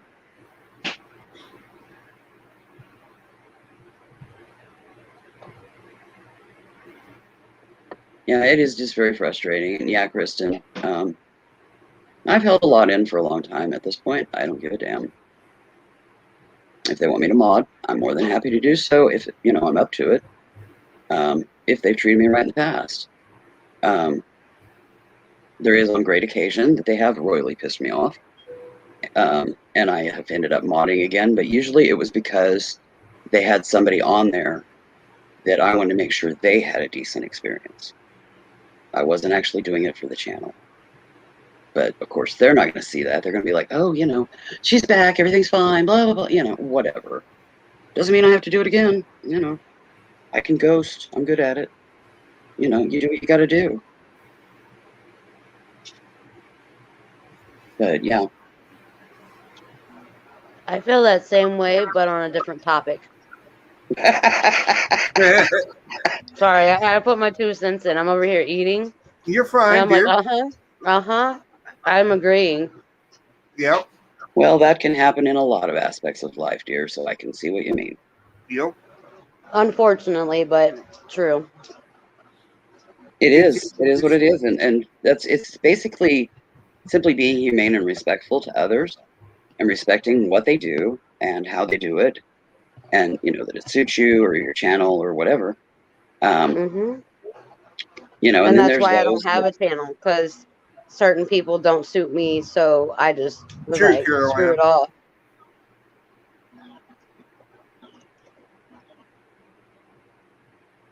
Yeah, true, Caroline. It is when the chat goes crazy and,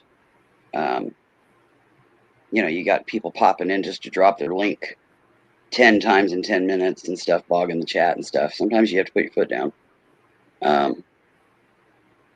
And I have been known to put my foot down about things that are blatantly wrong, need to be stopped. And the mod has, or the channel owner has been like, you don't have the right to do that. And I'm like, well, then you don't have a mod. Bye. Because I ain't putting up with it. You weren't doing anything. I'm going to step in because I am moderating the chat, which means that I'm managing the chat and you're not. So, duh. But yeah, they come at the mod. And yeah, if I get attacked like that, which I have, they don't even see me on their channel again. I'm done. That's crazy. I don't care how good their shit is. I ain't buying. I ain't visiting. I ain't filming nothing. I'm done. Yep. Sayonara, baby.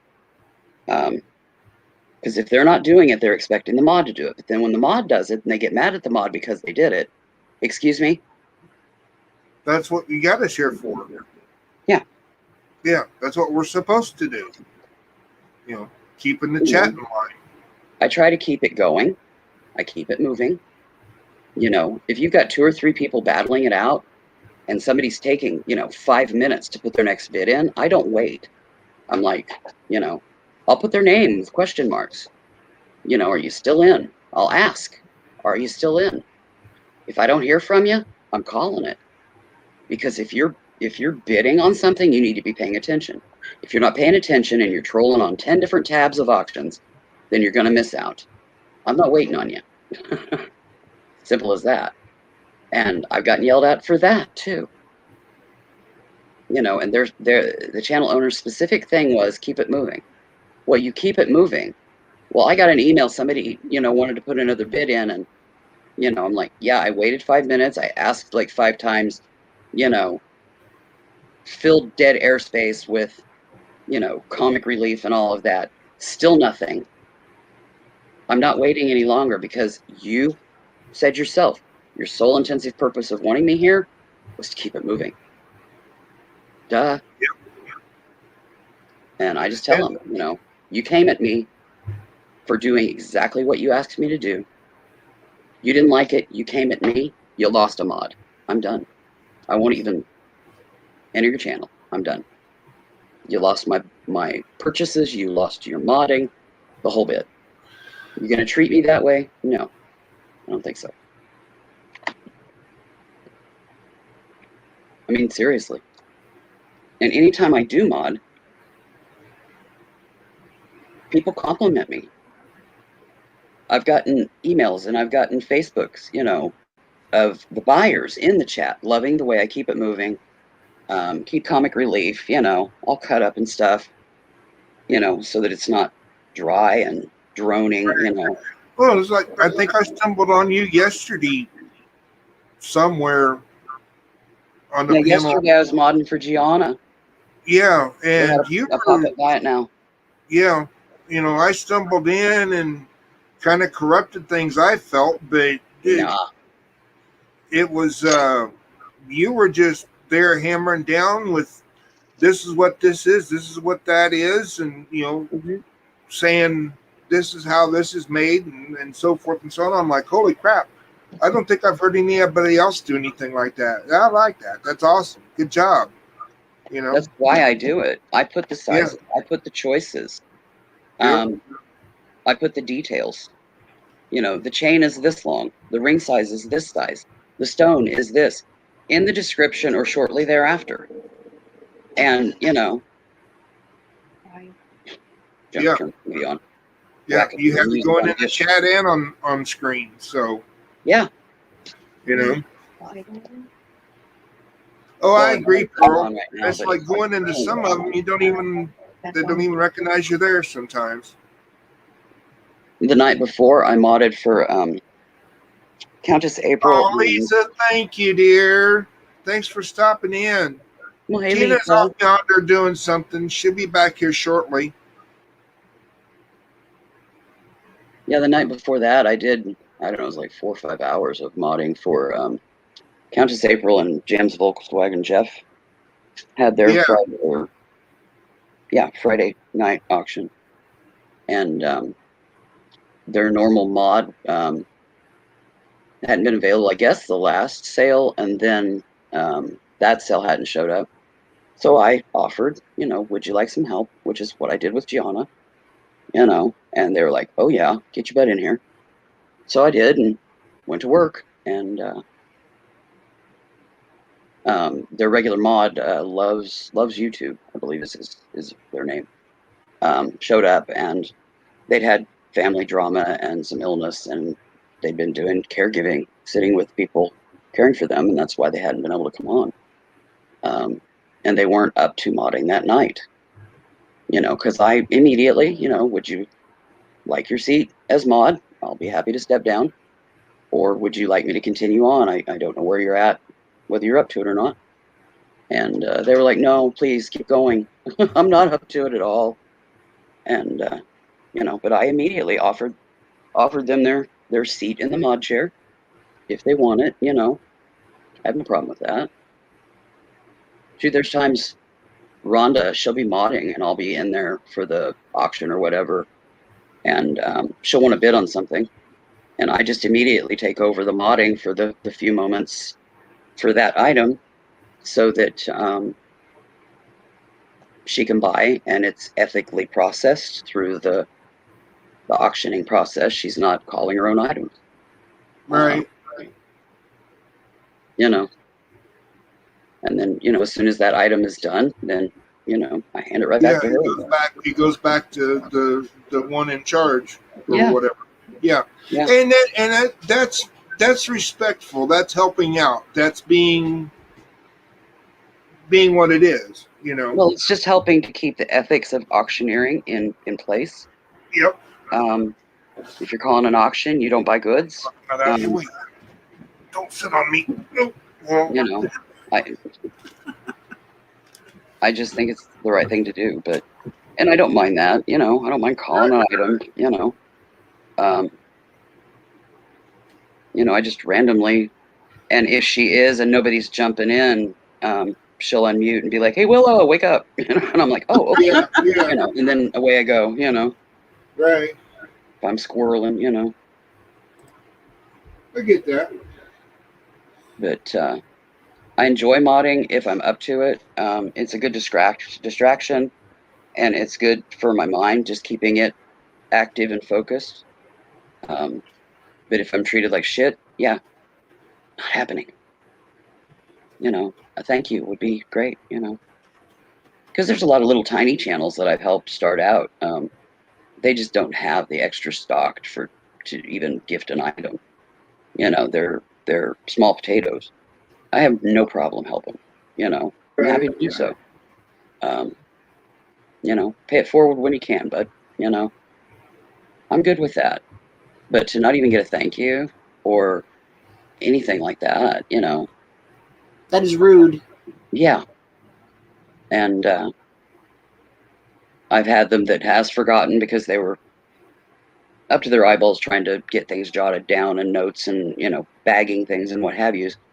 But I'll get an email a day or two later, you know, I don't think I said thank you, you know, oh my God, you know, but a lot of them don't even bother with that. They just, you know, Yeah. I feel it out. It's case by case basically on that kind of stuff as to whether I think it was just absent-mindedness, distraction, or just their nature. Um, you know, if it's their nature, um, that they're just gonna ignore their mod, then you know, find somebody else to ignore. Ain't gonna be me. But you know, I enjoy helping once in a while. I haven't done two back to back like that for some time here, because it's a bit challenging. But the reason I went in and popped in and helped Gianna was because it was only gonna be a couple hours. You know, it wasn't like the long 4 or 5 hour one the night before. But yeah, I'm glad people enjoy the way I mod. If they don't like it, then you know, especially the channel owner, then they can find somebody else. But I'm fine with that. You know, there's plenty of us out there, and I don't think I'm special or anything like that. It's just everybody has their own style, and that's my style. Take it or leave it. I Pretty much. also require that I am put in the background on the panel because if I don't hear like the start bid because I'm distracted putting all those description items in, I often have to re-ask, you know, now what was the start bid? Because it sieves out of my brain before I get that far into the details. And if I have to do it in chat and the chat is lagging, you know, it can be upwards of nearly a minute on a bad day before they get that, you know, start bid question mark in the chat. Whereas I can immediately just unmute, pop in, you know, how much was it, you know, and then mute again and put the info in and keep going. It keeps things moving because everybody is sitting there waiting for that answer, you know. So I like to be in the back just to simply keep things moving, you know. If they want me to comment and cut up, I do. I always ask them, you know, it's their choice. Or would you rather me just stay muted and only ask questions when I need to? Or bring to light something that needs to be handled in the chat, you know? And I'm fine with that. I do enjoy the camaraderie. I enjoy cutting up, but, you know, if they don't prefer that, that's fine. Mm-hmm. Yeah. And I try to ask those questions. You know, do you want me to keep it moving? Do you want me to follow your lead on when you start calling it as to when I type it in the chat? Or if it's gone dead and there's no other interest, you know, you want me to go ahead and start calling it? It is Wes and trying to find that happy medium with everybody so everybody's happy. But I don't think I do too bad there. What I find interesting is when you've got more than one mod and you praise one in particular when the others are doing just as much work in the chat, but you really only praise the one and not all the mods. Yeah. That's what, you know, is aggravating. Yeah, and I've had that happen. But yeah, there's a lot of aspects about modding. You know, what does the channel want? And as a mod, what are your ethics? What are you willing to do? Some of them are like, well, yeah, if you want to bid on it, just bid on it, and call it out. No. If I bid, somebody else needs to call it, because ethically, that's the way you need to do it in an auction. Mhm. People sometimes don't want to do that. They're like, just call it, No. Usually in situations like that, I'm like, well, if nobody bids on it, nobody wants it, I will take it. But officially, I'm not going to put a bid in. Right. Because they expect you to call it yourself, and I won't do that. So if somebody buys it, they buy it. If they didn't, then that's fine. I'll get it. But to me, I've always been the type that if it's meant to be, it'll be there. If it isn't, it isn't. And that's kind of the same aspect I use in situations like that. If it's meant to be mine, then it'll be mine. If not, that's fine. There'll always be another. It's not like there's only one of everything in the world. And I don't buy rare, one of a kind stuff per se, because the prices are out of my range, so they're just not even really on my radar. Other than, oh, that's pretty, that's a one of a kind. Beyond that, Yeah. descriptively, yeah, that's about as far as my radar goes with the stuff, because I know the stuff ain't gonna happen for me, and I'm fine with that.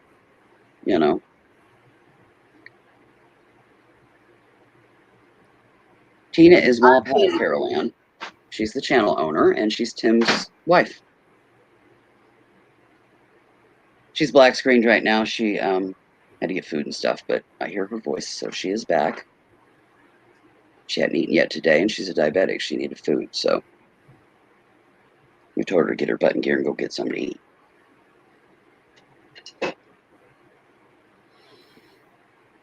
But yeah, that's why yeah, she's there now. That's why she hasn't been typing, though. She went to the kitchen to get something to eat real quick, but she's back now. But she's not typing right now because she's stuffing her face, I'm sure. I hope. Yep. And I'm still back here. I just went down the rabbit hole. But yeah, like I said, there are different ones, like I said, that they'll have 3 or 4 mods, and they only truly praise one, even though all mods are working in the chat. And it's really aggravating, and it's rude, quite honestly. Yeah. Well, there's some channels, they'll have 2 or 3 mods going. They'll have one calling, one typing the details, and the other one dealing with trolls.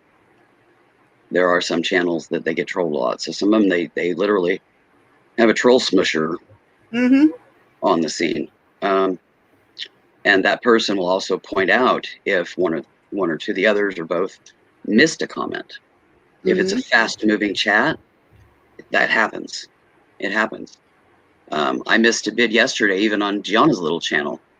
Had 2 people wanting an item. They were buy it nows. They weren't bids, but I missed one of the requests, and the chat pointed it out for me. Hey, you missed this one.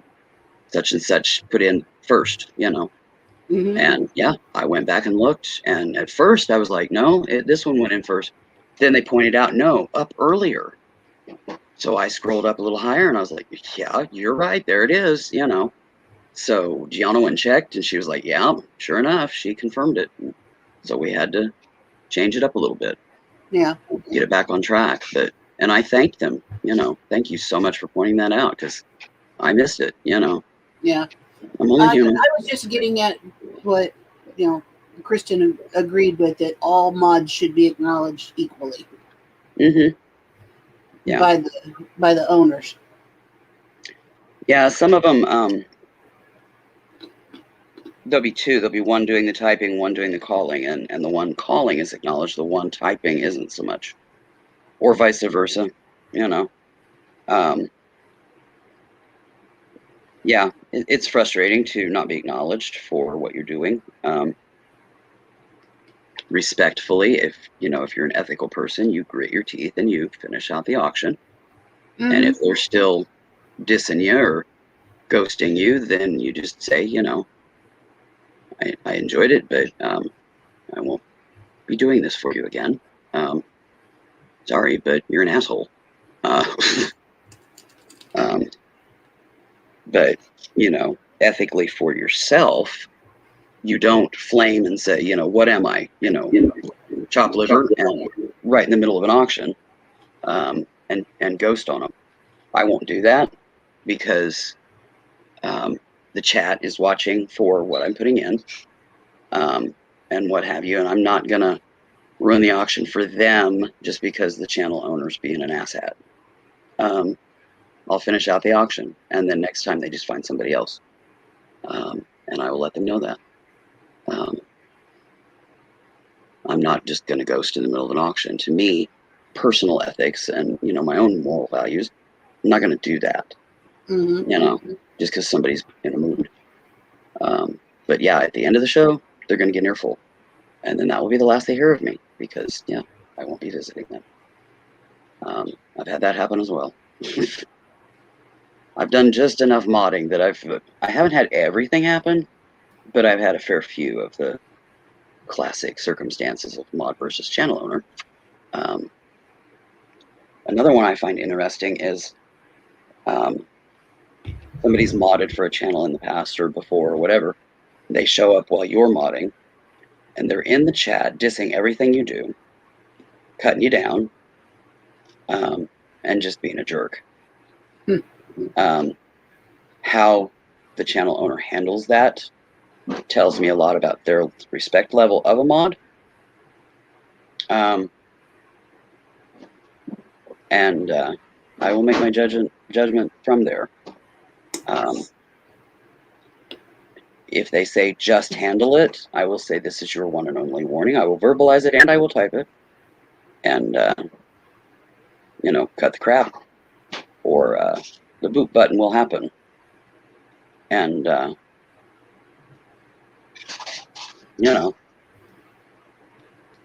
if the channel owner tells me to handle it, and I've decided they need the boot, and the channel owner won't do it, then the channel owner is going to get an earful, for sure.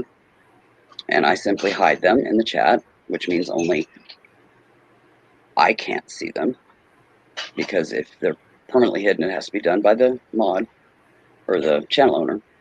And I hide them personally in my chat and ignore them. I don't have to look at it. I don't have to see it. And I just go about my business. And usually if they're ignored, That is so true, Lisa. Oh my gosh. Oh, let me scroll back.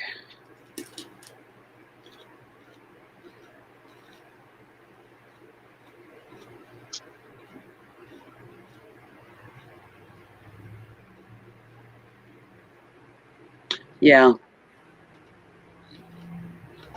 Yeah, I agree with that, Lisa. I call them the car salesman mentality. Everything is awesome. Everything is a great deal. I don't sit there and comp everything while I'm doing it because I'm usually doing the typing and the calling, and I just don't have enough brain cells to try to do that on top, and my computer gets busy. Last thing you need for me to do is disappear because I kick myself out hitting the wrong button. I go on, what I know about stuff. If I'm not sure what value is, I don't comment in that regard. I don't put it out there because I don't know. But if I know that, a particular stone is more rare and is higher value, it's being sold along with common stones, I'll point out, that stone is really rare, and it's very high priced. But, yeah, if I don't know, I just don't say anything. I'm not going to do the car salesman, blather. Yeah. For no apparent reason. Just, because, no. There's no cuz about it. I just don't do it. Sometimes I agree. Sometimes, they'll count something that's average as, a higher priced item. It does happen. And, you've went and you've comped it, and I'm like, seriously? Yeah. I When I don't think buy, I comp. I do. I comp when I buy. If I'm just buying, you know, if I find it cheaper on eBay, I'm not freaking bidding. I'm not stupid. You know. Oh, was this you that created this rabbit hole, Timothy? Yes.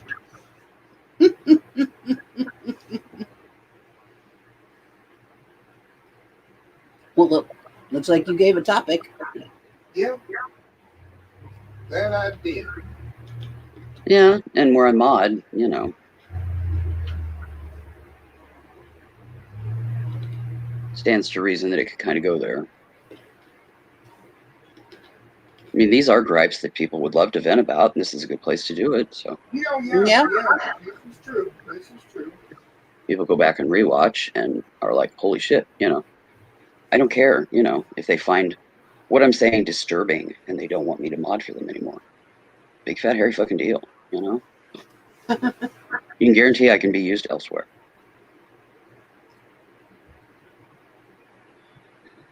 I don't mod, so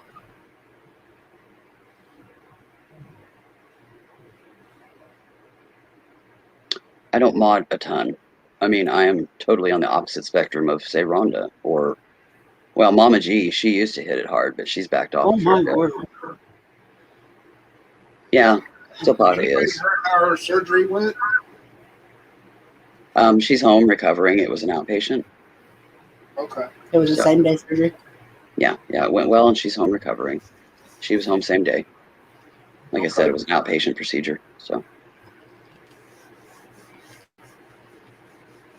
True, Lisa. True.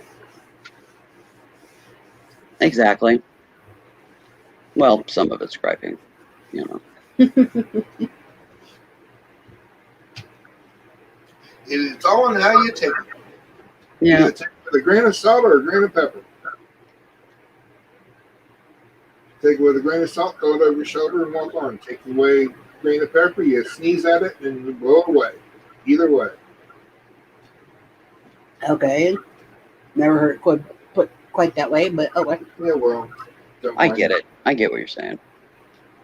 Don't mind me. I'll just be quiet. You're fine, Tim. Fine. I just said I never quite heard it put that way. Thing is, some of the things that you come up with are beyond awesome, dude. So even if they are a little left to center, sometimes it's still hilarious and usually pretty accurate. So keep going. Okay. That's an order. Yes, ma'am. Hey, Yes, I'm a lefty. ma'am. I like Don't left to be center. enough, but yes, ma'am. Stop it.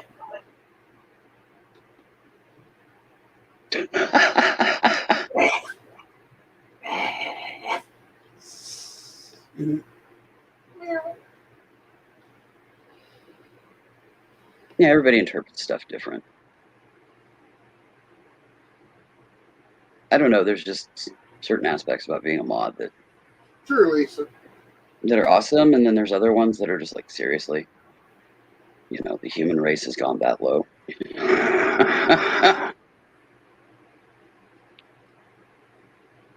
No, you can't. Exactly, Lisa, you can't. Like I've always said, when it comes to me, take it or leave it. I am who and what I am. If you don't like it, sorry, but I'm not changing myself to suit you. You know, if you like me who I am, then great, you know. It's a take it or leave it kind of deal. Some people mesh, some don't. That's part of why we're called individuals. You know. Some people like my weird, quirky shit. Some don't. You know. So be it. Okay, Lisa.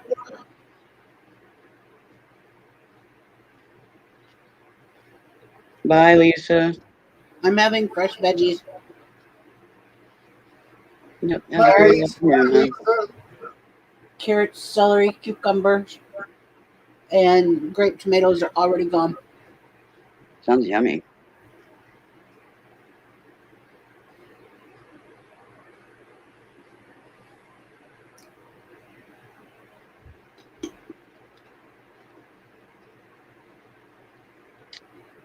Very true, Tim.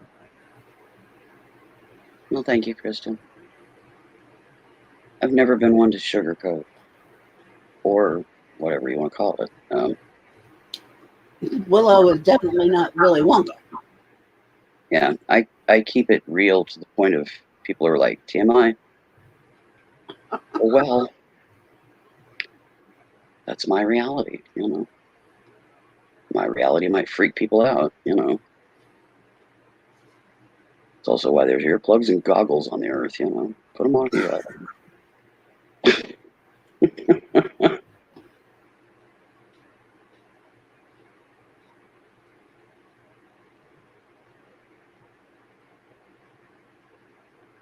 Exactly, Tim. That's me, Kristen. I bottle it up until I explode. I'm that way about certain things. I've gotten better because I've tried to break that habit because, yeah, it's not good on my, you know, my body and my health to bottle up, you know. And then there's some aspects I just simply pick my battles. You know, make it count. Because if you constantly blather, people blow you off. If you pick your battles, make sure the ones that you do pick count and matter, and that you know that you can put it across where it's going to be understood. You know, then you just go for it. A lot of people can't do that, though. I'm the quiet one of the bunch. Mm-hmm. But she's had her moments to where Cody and I were both, you know, just gobsmacked and, you know, kind of thing. So, yeah. I get it. Look at Tim. Tim's like, and when she does, look the fuck out. Just saying. Mm-hmm. Well, Tim should know. I hope so. 35 years. Mm-hmm. You get to know somebody pretty well in that period of time. Yeah. Tim knows when to duck, or we can only hope he does. Mm-hmm. He knows when to leave the house. Yeah, knows when to pick those days. It's a good time to just putter outside today. Because my wife is on a rampage, and I'm not getting in the line of that fire. Yeah, he knows when to leave me alone. Tim, you usually put yourself in the corner, honey. I've yet to see your wife actually do it. You know, that's kind of self-chosen exile.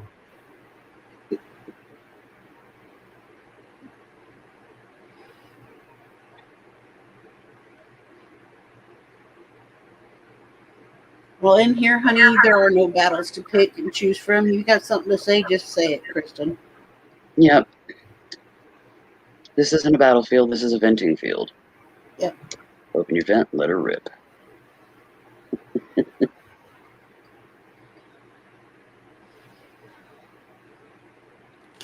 And yes, I know that could be taken several different ways. Pun intended. And while, in here you can use names, if you don't want to, you don't have to.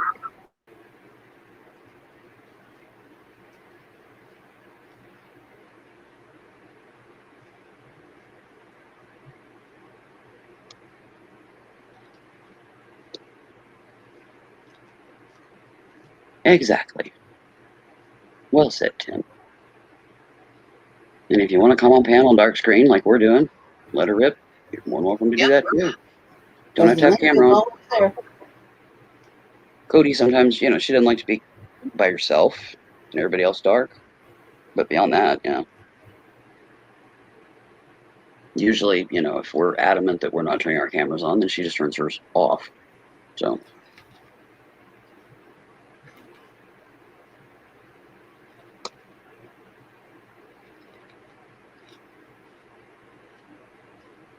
That's true.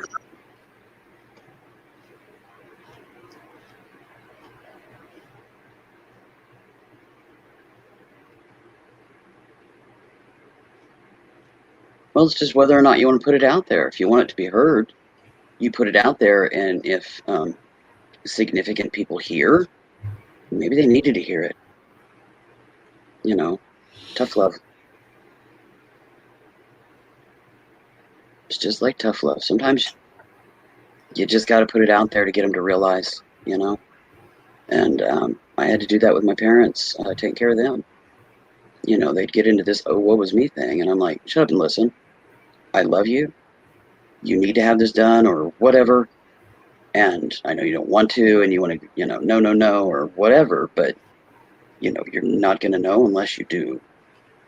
You know, grow up, act like an adult. Quit whining like a 5-year-old, get her done. And, yeah, I did that.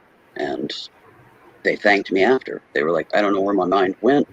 Wasn't where it should have been. You pulled my head out of my ass. And Perfectly fine and acceptable. I can understand that. yeah. Yeah, and if it goes south, then you have a reason to vent, and there's no justification on their part why you should be quiet. You know, talk to them. And if it shits backwards on you, then yeah, let her rip. And you know right where to come to do it. If it works out, fine. But yeah, if they want to stay asshats, then, you know. They're actually good, understanding people. So, you know, you have to see where it lays. Yeah. Sorry about my carrot crunching. I am fine with your carrot crunching. I'd love to crunch carrots, but with only my front teeth remaining, yeah, tears the gums up. Can't do that. I have to eat the cooked carrots. I used to walk around with a carrot in my hand. I love carrots. Carrots, celery, green onions. Mm-hmm. I've got those in the fridge too. I was well known to pluck something out of the garden, wash it off the garden hose, pull out my pocket knife, you know, pop the roots off a green onion or whatever, you know, give it a quick trim and just start gnawing away right out of the garden. And if I was really hungry, dirt and all, I just start chunking. You know, if I'm hungry and there was a garden, I was like, can I have a carrot? Sure. Right out of the ground. Dirt and all right into my mouth it went. When you're that hungry, you just don't care. A little dirt ain't gonna hurt you. See, I was that way with tomatoes. Yeah.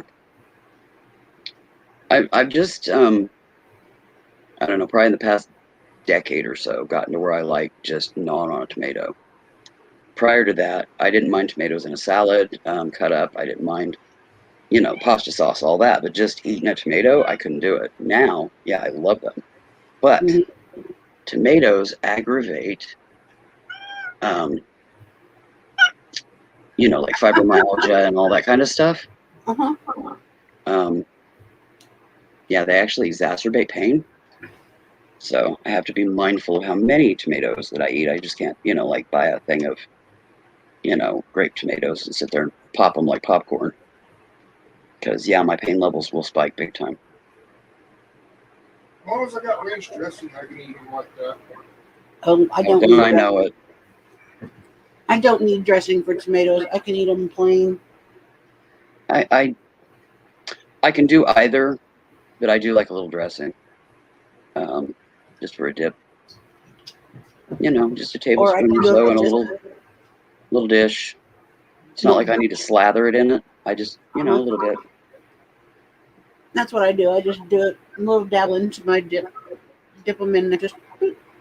But yeah, just a tip.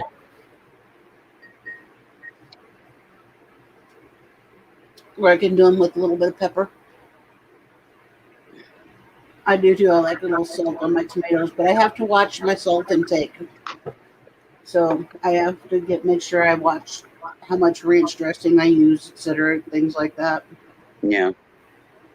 I don't have to worry about salt intake. I seem to be fine with that. In fact, my blood pressure is normally, it's in normal range, but on the low side. No, I'm on 2 different blood pressure medications, remember? Yeah. Well, they've automatically, they see somebody obese and they automatically think, oh, blood pressure. They have thought that I had blood pressure issues. Because if I go to the hospital to like get my spinal injection or an ER run, whatever, my blood pressure will go up. And they'll be like, you have high blood pressure, and I'm like, no, I have a high blood pressure reading right now. This is my norm. And I'll tell them what my norm is, which is usually like between 116 and 120 over 60s, is my norm. And they're like, oh, so it's just because of the situation. I'm like, yeah. And say, give it 10 minutes, recheck.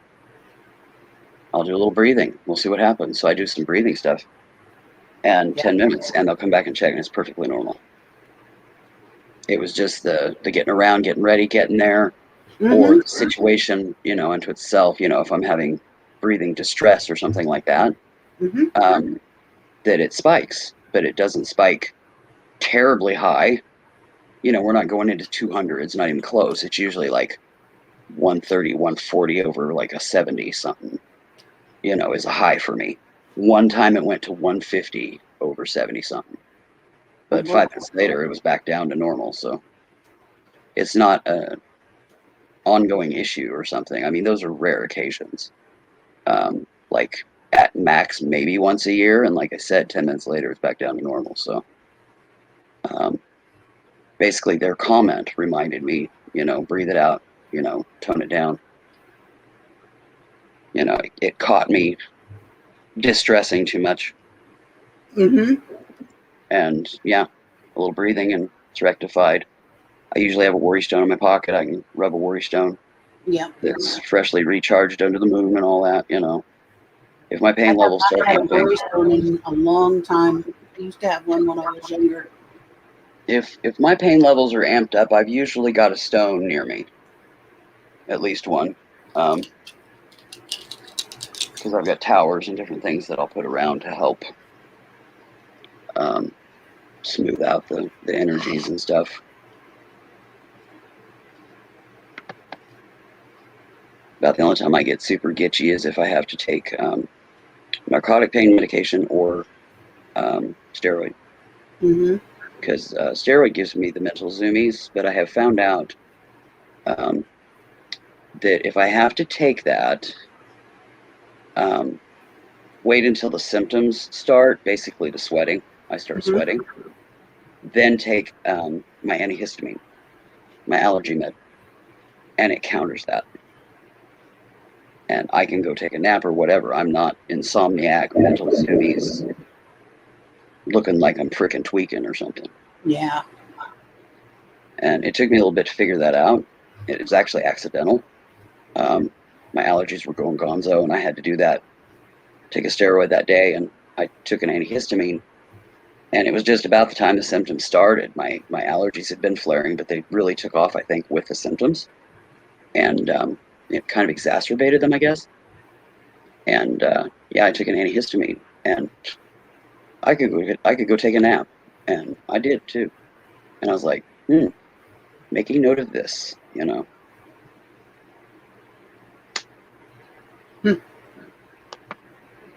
So somebody explain to me what a water cooler is. It's an air conditioning unit, like they have, at the swamp cooler. At the old power plant down on the state hospital ground, they had the big vent thingies outside that the water ran over. That's a water cooler. It's an air conditioning unit. Oh. Yeah. Okay. Swamp cooler. They call them swamp coolers down south.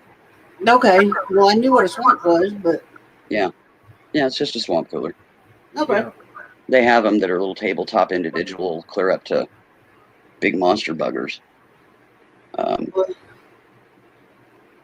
They're effective, but not in extreme heat. They're not gonna counter extreme heat. Yeah. The water gets too hot on the outside and it doesn't. Yeah. But, just to cool down on a day that's, just a little too warm, they work awesome. But if you live in a high humid area and then you use a swamp cooler Yeah, your humidity, I mean, gets pretty, if you have lung issues with moisture, you wouldn't want to use that because it's going to increase the condensation in your lungs.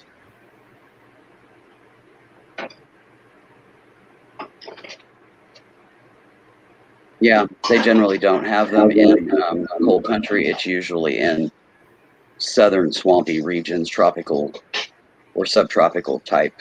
In California. Yeah. There's pearls in California. Oh yeah, desert country for sure, because that would increase the humidity, so your skin wouldn't be so dry, and yeah, reverse some of that heat. But if you use a swamp cooler in the swamp, Mm. The humidity would be insane. And if you've got lung issues or like congestive heart failure or something like that, then it could be counterproductive breathing in all that high humidity. Wow.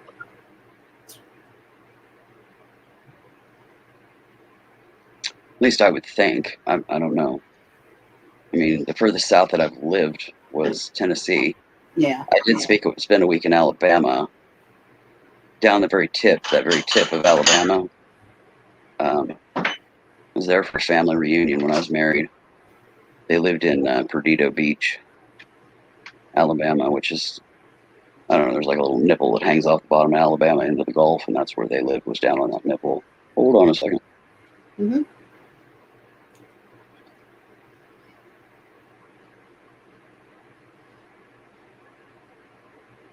Oh.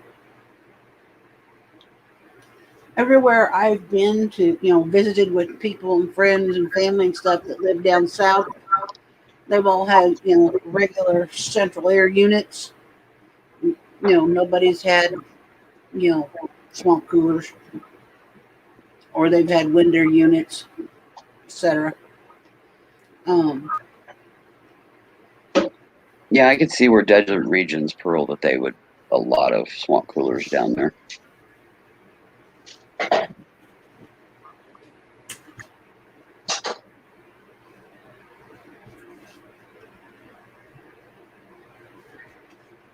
Yeah, I could see the advantages of that, Carol. The only problem here is they'd have to go on our roof, and I don't like them putting, solar panels or satellite dishes or anything and mounting them on the roof, because they're not going to come and maintain the seal on that. You can end up with a leak. So I don't let anybody put shit in my roof. Been there, done that, learned my lesson.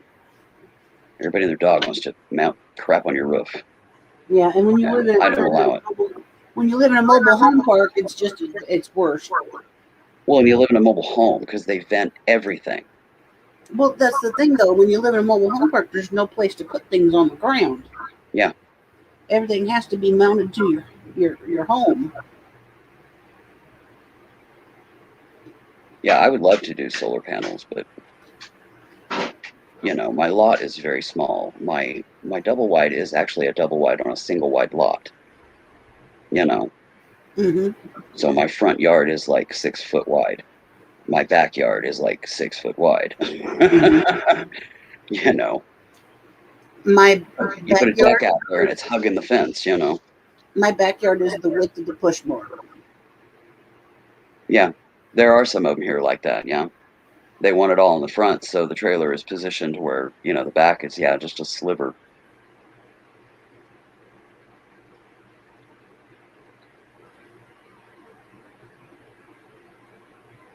Same here, Kristen. I just have central air, which is original to the house that was built in '94, the mobile home.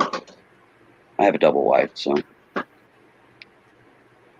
But yeah, I've replaced all the major guts in the air conditioner, and the pump outside needs to be replaced at some point. It's still kicking, but yeah, one of these days it's going to quit, and that'll cost us a couple, $3,000.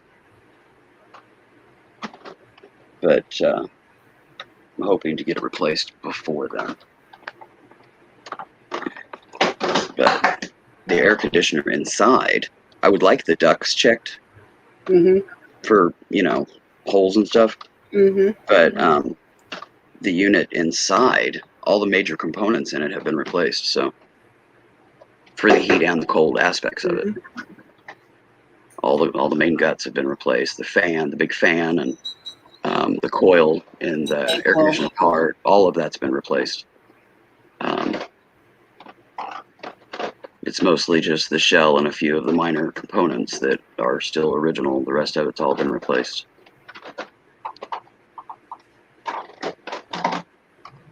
Because they crapped out at some point or another along the way here the past. Well, the weekend of July 4th, we will have lived here 7 years. But we actually bought the place. We bought and paid for it on the 31st of May. We just didn't move in for a little over a month because of all the major repairs that needed to be done on it to make it livable. Which I did during that month, plus packing and moving and all that. But yeah, because I replaced doors, I replaced plumbing fixtures, segments of floor. I don't know. There's a bunch of crap. It was not move-in ready. No, not even close. And there's still a lot that needs to be done to it. And I was working on all of that when my back and my knee and my lungs all gave out in just a few months. Less than 6 months, all three gave out. And that kind of slammed my brakes on. See, I'm not under contract. We own it. We bought it outright cash. Then we just pay lot rent, and yeah, their quote unquote maintenance is zero. They don't even mow. They don't, I mean, they grump at you if you ask them to come and change the light bulb in the lamppost out front. Which I have them do because I can't reach it. And I'm not climbing up on a ladder with my bad knees when they've got a maintenance dude that's like 6'4" and he can come and do it and just stand on the ground, and it takes him 5 minutes. Well, our community has been bought out by another. Yeah, you said that. So, and like I said, it's not just our community. The entire company was bought out by another company. So the umbrella company that owned your place is now owned by this new place. Yeah. That's covering you and whatever else is owned under that umbrella company. Corporate level moves, not mom and pop own a trailer park kind of move. Right. It is now. Let me see. The parent company that owned our community is now owned by RHP Properties.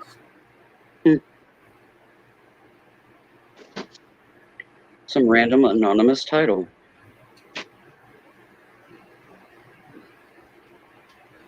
And if I'm not mistaken, they are some out of Michigan.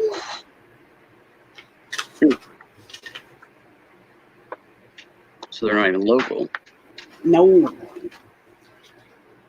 And they have community all over the place. See, ours is owned by a family here in town that own all but one of the trailer parks in town now. They pretty much bought up all but that one. Or maybe two. There might be another small one that I'm not remembering. But, all the main parks, with the exception of one, are owned by this one company. And they've only raised the rent once since we've been here in 7 years. So, and it was only $10, I think.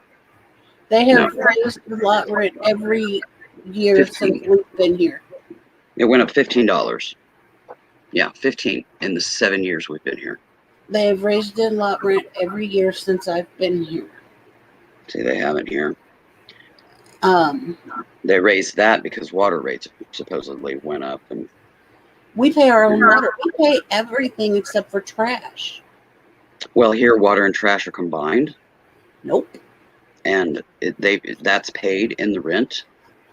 And then the lot rent, I don't think is exorbitant. It's $265. Yeah, which my is, I lot think, rent. pretty cheap.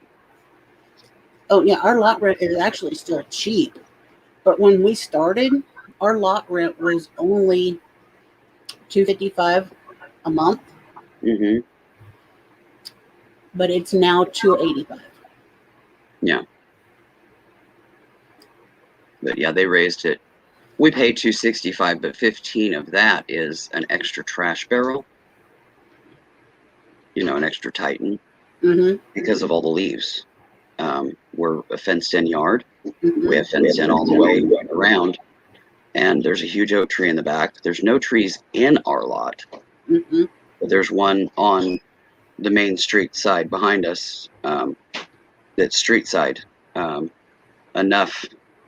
Well, it's in enough that it hangs over our yard, and it sheds its leaves. Mm-hmm. And then any other leaves that blow around, if they blow into our yard, they generally don't get back out because of the fenced enclosure. Right. So we get quite a few leaves. And then also, if I'm doing projects, if I am working on something, tearing up a hunk of floor or something like that, I need some place to put that stuff. So I keep that extra barrel. It comes in handy several times, when we're doing stuff, or, like I said, the leaves.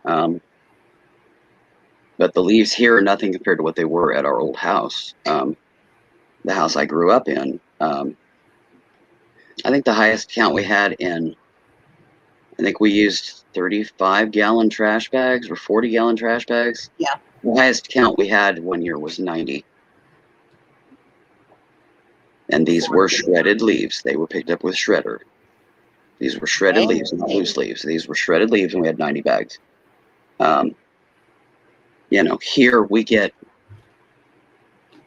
I don't know, probably somewhere around a dozen. We may even push 20 one year there.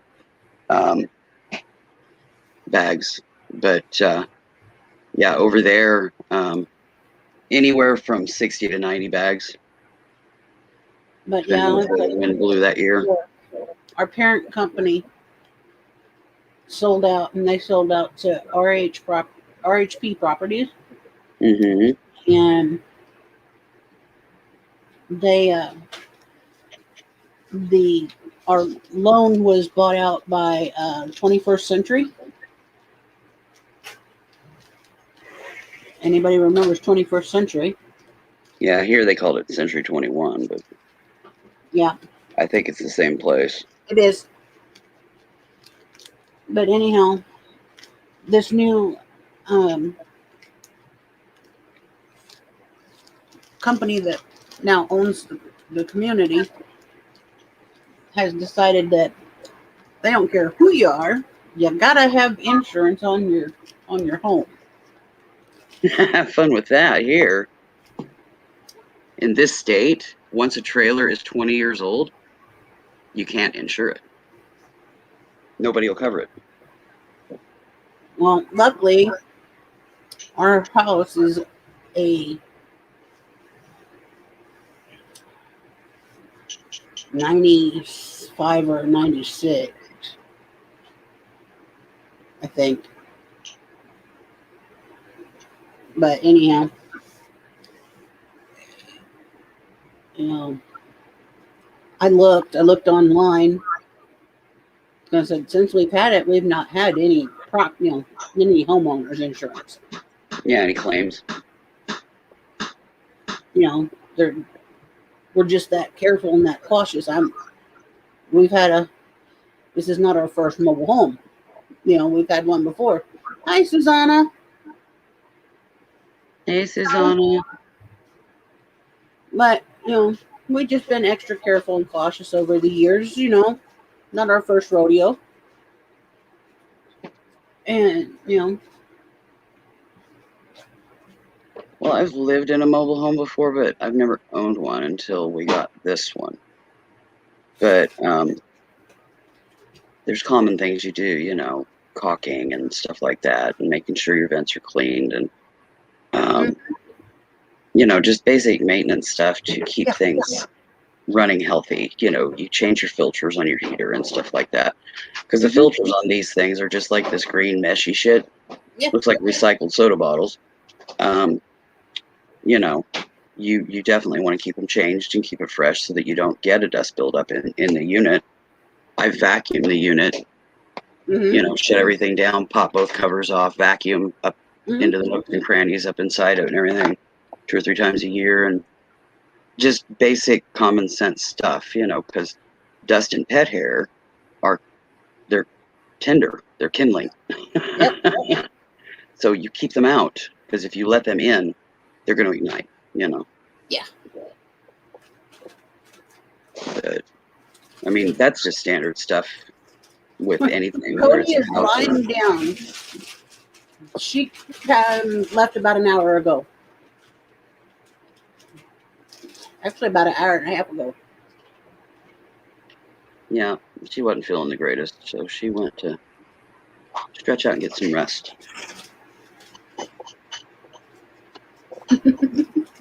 Thank you, Susanna.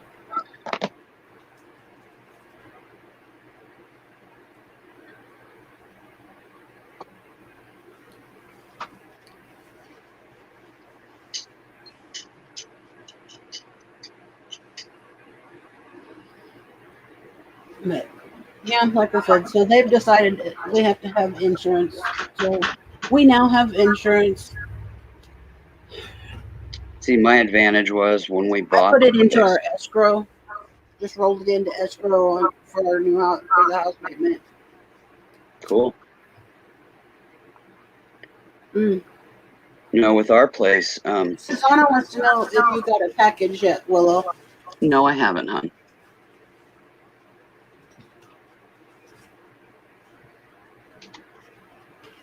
And there's no post today, so.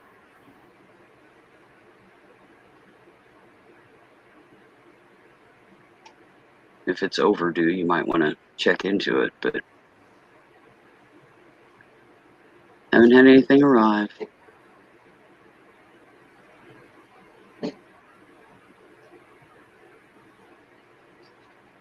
But no, this place, when we bought it, it was literally like 2 months or maybe even less than that from rolling over to the 20-year mark.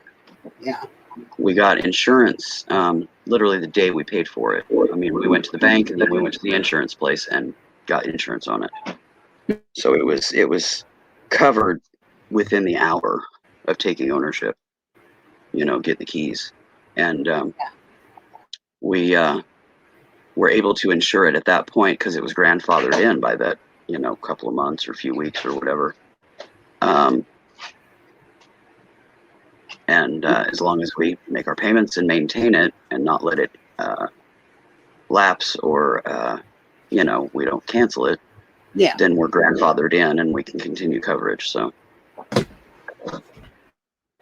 I get it's it. a thing about this state. This state, you can't insure a mobile home that's over 20 years old.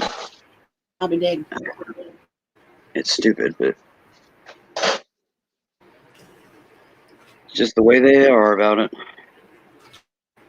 But yeah, this one here is either a 95 or a 90. This one's a 94. It's a 94 Schultz.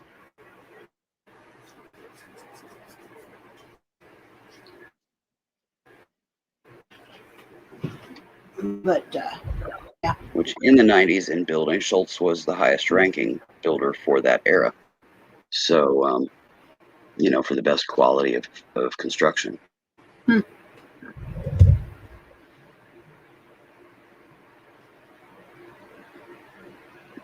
Okay, Susanna. Well, I know Sis picked up a package the other day and had it in the car. Did you get that one? Oh, yeah. Yeah, she brought it in that night.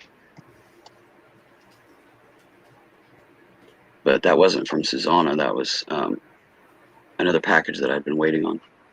Okay. I just didn't know if it got forgotten in the car. Yeah. I even got a package yesterday, and when we went to do errands, we chunked in the trunk, and then when we unloaded groceries, it came in the house. So, yeah, they always get in the door the same day. Oh, okay. Cool. Well, if it's a big box, it'll be dropped on the deck, and if it's a small one, it'll go in a locker thing they have down at the mail bank. Well, there's a bank of mailboxes down in the corner here, which is 3 trailers down. They don't use those here for us anymore, the boxes. They I just wish they automatic- wouldn't here. If it's a package that'll fit in your little mailbox, it'll go in your mailbox. If it doesn't, it'll come to your house. Well, it's built into the banks, but there's only 2 of them for half of the park. There's another bank of mailboxes down on the other end. Okay. But yeah, they don't do that. It might fit in a locker. They don't do that here. They don't use those lock boxes in the bank of mailboxes. Everybody stole the keys. Well, they don't have a problem with that. These are set up. You put the key in and you turn it, and it holds the key. You can't take the key out. They have to put their key in, basically a manager's key. It's kind of like a safety deposit door to get your key back. So yeah, it holds the key in the keyhole. You can't get it back. Once you put it in and turn it the quarter turn, you can't undo that. There's a lock mechanism in that to where the management has to, or the postman has to use a master key to release the key. So, and then they maintain them. So. Yeah, no, not here. They don't even use them anymore. Yeah, that's probably the only reason they still use them here. The thing is this park, you have street addresses. You don't have a lot number. No, we have street addresses. You literally have a street address. But in all the other parks, it's lot number. Lot number. Yeah. Yeah, but no, yeah, you still have to go down to. I have a street address. Yeah. But yeah, you still have to go down to a bank of mailboxes, even though you have a street address. Yeah, same here. I go down to the bank of mailboxes when we should be able to have mailboxes right on this. Yeah. They're probably not going to change it because the Postal Service won't want to get out of their truck and, That's the way it was set up back when this park was built. Yep. I don't know. This one was this way when this was built. But they've never changed any of the others to that way, where it's a street address. So who knows? But yeah, we actually have a street address. We don't have lot numbers, and it's the only park in town like that. Oh Lord, Pearl. Ooh, 130 in Death Valley today. Yeah, holy moly for sure. Yeah. Not living there. Thank you. Thank you very much. Yeah, that is a definite hard pass. Mm-hmm. So not happening. I gotta turn my fan on. It's starting to warm up in here. Folks are always going, you need to live in a dry climate. I'm like, no. I will deal with you that because of my skin condition. Dry climates, sandstorms. No, thank you.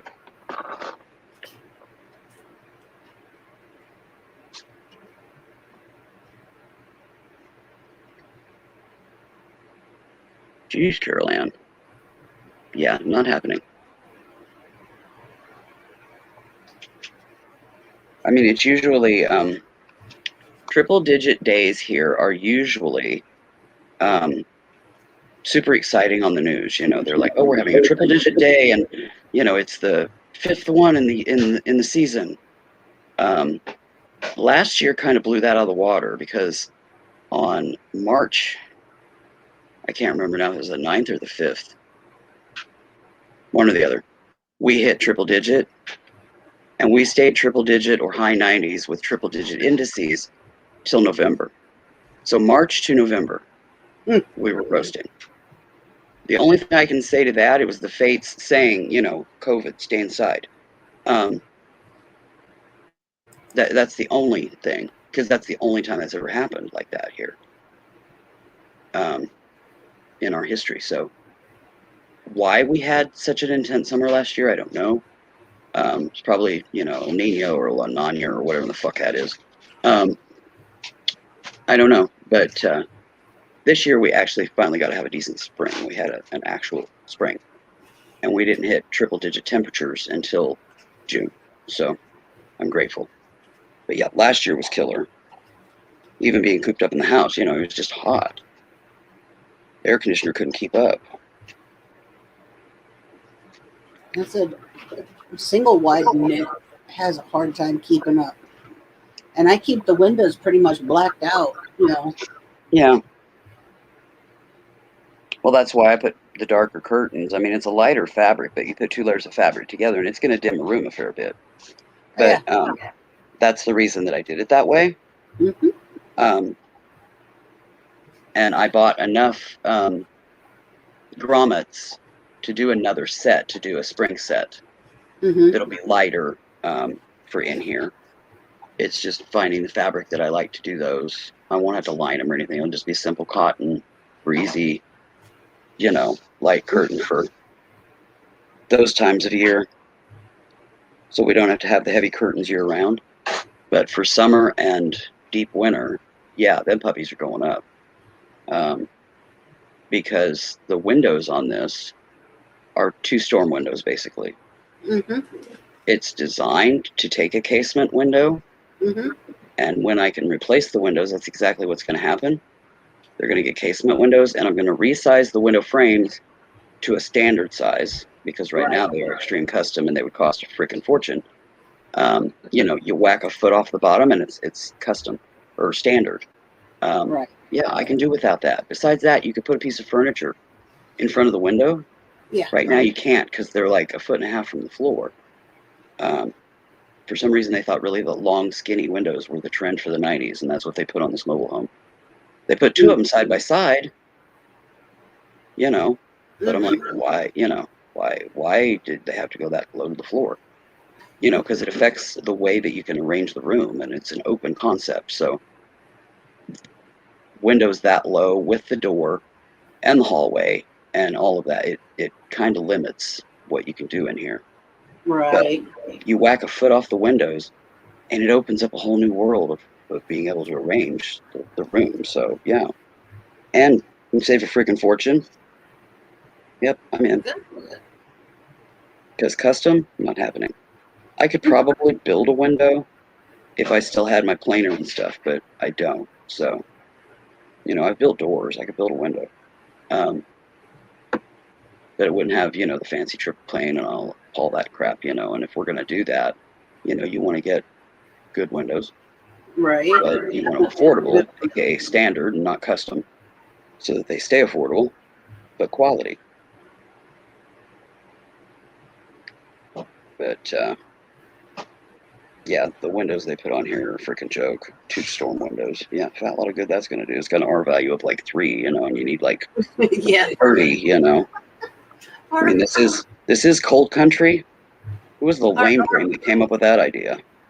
Our original mobile home, you had your screen, and then you had your slidey window, that I call them your slidey windows. Mm-hmm. And then you had this storm window that you put up and took off that had the little, I call them tits that you twist. Yeah. I know which ones you're talking about. To hold the glass in place. Yeah. That was your windows. That was your storm window on the inside. Well, I still want a storm window on the inside, or on the outside. But on the inside, I want a casement. I want a proper window. This double storm window thing. And then some of them were busted, stuff like that. We haven't been able to get those replaced. So basically all the windows except the kitchen window, which is just a little tiny window above the sink, has plastic on it. And I have to replace that every year, or What I've been doing is I've been slicing so that you could open the window, roll it up, Yeah. roll it back down, retape it. That's not as effective, because the bubble. Yeah. But it works. Some of them I've got to replace this fall because I've been doing that for like 4 years, and the plastic's about shot. There was a couple I replaced last year, and this year I'll replace a couple more. But yeah, it's just a pain in the ass having to. I hate plastic. I mean, I hate plastic, but I don't have a choice. So Honestly, this place is insulated very well. so is this As one. far as winter, there's really no drafts to speak of during winter as far as the windows or anything of that nature. But the heat for the summer, holy hell. You're in a tin can and you're cooking like you're in one of them old cracker boxes and tin cracker boxes. Holy shit. You're still dying. It's like you got, even though this has got the vinyl siding, it's almost like it's still metal. And I don't have a tin roof, I have a shingle roof. Same here. And when I redid the roof, I put on the shingles that had a white, not a dark. Yeah. I put on white shingles. That way it didn't attract the heat like It doesn't. dark Yeah, shingles. it doesn't soak up that heat. So tried to be smart. And the house is white too, by the way, on the outside. Well, so's ours. It was originally blue, but now it's kind of like a gray with a slight blue tinge. It's faded pretty bad. Some of the siding needs replaced outside. I want to do that and do different size windows. And, once all of that is done, then repaint, because I don't want to have to piece the siding in on the windows. I want to be able to put up new sheet, like it's supposed to look. Because that's just one other thing I have to caulk. Remember to caulk the seams because, it just ain't going to keep. The longevity when you piece just doesn't cut it. So I would like to be able to do those things together. But physically, me being able to do those things is getting more and more challenging. There's some of it I can't do, and there's some of it I'm not real sure, so probably not. Which means, we have to pay to have it done, and yeah, gotta have money for that. Replacing windows and replacing siding and all of that is pretty major construction stuff in regards to the price that you're going to end up paying, labor involved and what have you. So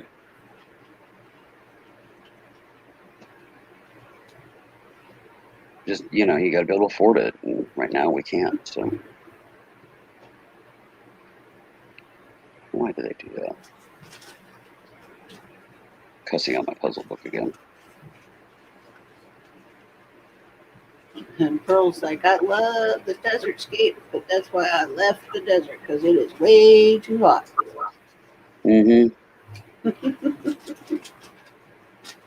I like a desert scape in a picture, but do I want to live in one? No.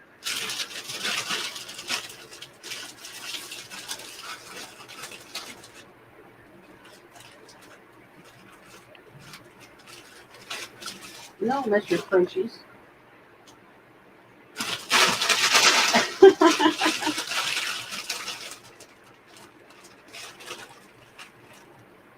Oh, goodness. No, I like green. I want to be able to see green when I look out my window. Yeah. And not a painted rock front yard.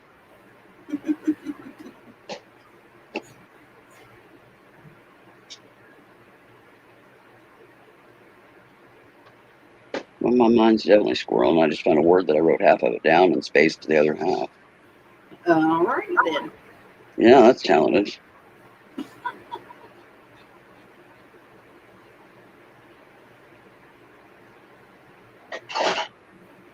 Like, how in the hell did I manage that? I don't know. I don't know either. Okay, I have a 5-letter word left, and there's no 5-letter word spaces left. Little fucker's gotta be hiding on me here. 3, 4, 4, 4, 4, 4, 4, 4, 4, 4, 4, 4. No 5s. What the fuck? That means I had to have used it, wrote it in here, and didn't mark it off. So now I gotta find it. There it is. Okay. Oh, damn. You know, in the mini, you see stuff like that. Man, they screwed this puzzle up. Been working on it all this time, and they screwed it up. But no, they didn't screw it up. That was me. That's just where my mind immediately goes, though, is they did it, not me. It's not my fault. She said painted. I didn't do it. She said painted. Oh, okay. Sounded like she said pee. Sorry. No, she said painted rocks in the painted green rocks. Not, yeah. Okay. How many times did you hit that? Oh my God, Tim. No, they paint rocks green, and they make their front yard out of it, so that there's green. I've seen that in the desert. I don't know if they still do, but it was a trend at one point to Oh, honey, put I painted saw rock it the front right yard. here in Illinois where they paint the grass when we've had so much drought and the grass is around, they paint it green. Yeah, when we have drought here, we just have brown yards. Oh no, I've seen them take the brown yard and paint it green because nobody didn't want to see it.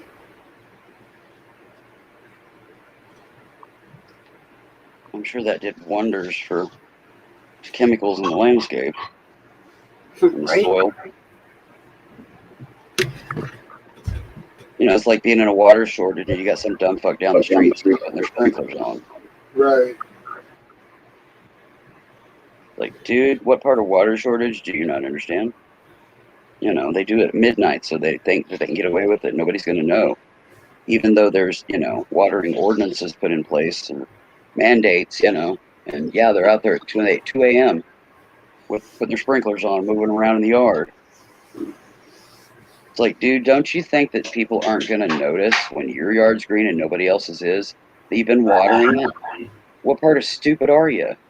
But yeah, there's still some of them out there that do it, Mm-hmm. And you don't think the city's going to notice his water bill's higher than everybody else's? Yeah. Or just that, like I said, that their yard's green and nobody else's is. Yep. Like nobody's going to notice. I'll quote the one song, "People are crazy." Yep. Well, it was the saying long before the song, but the song's "People are crazy." But yes, people is crazy. And it just astounds me that there's people out there that really think that people aren't going to notice. I mean,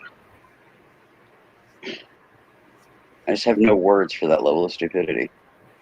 It's like, I'm going to be out here at 3 a.m. I'm going to water my yard. I'm going to move my sprinklers around and all that. And nobody's going to notice. Nobody's going to notice. Yeah.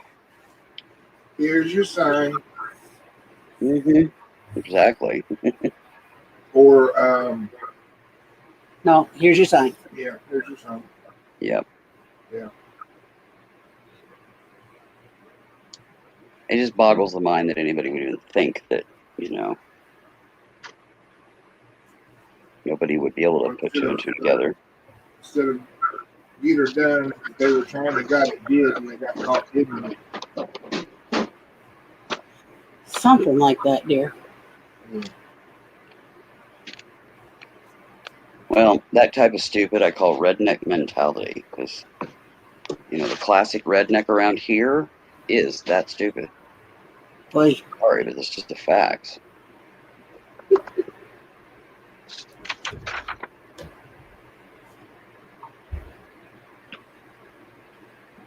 I think the chat fell asleep.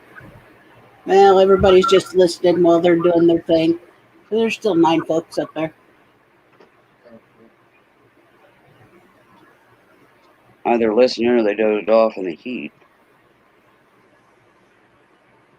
when it's hot, it makes you sleepy.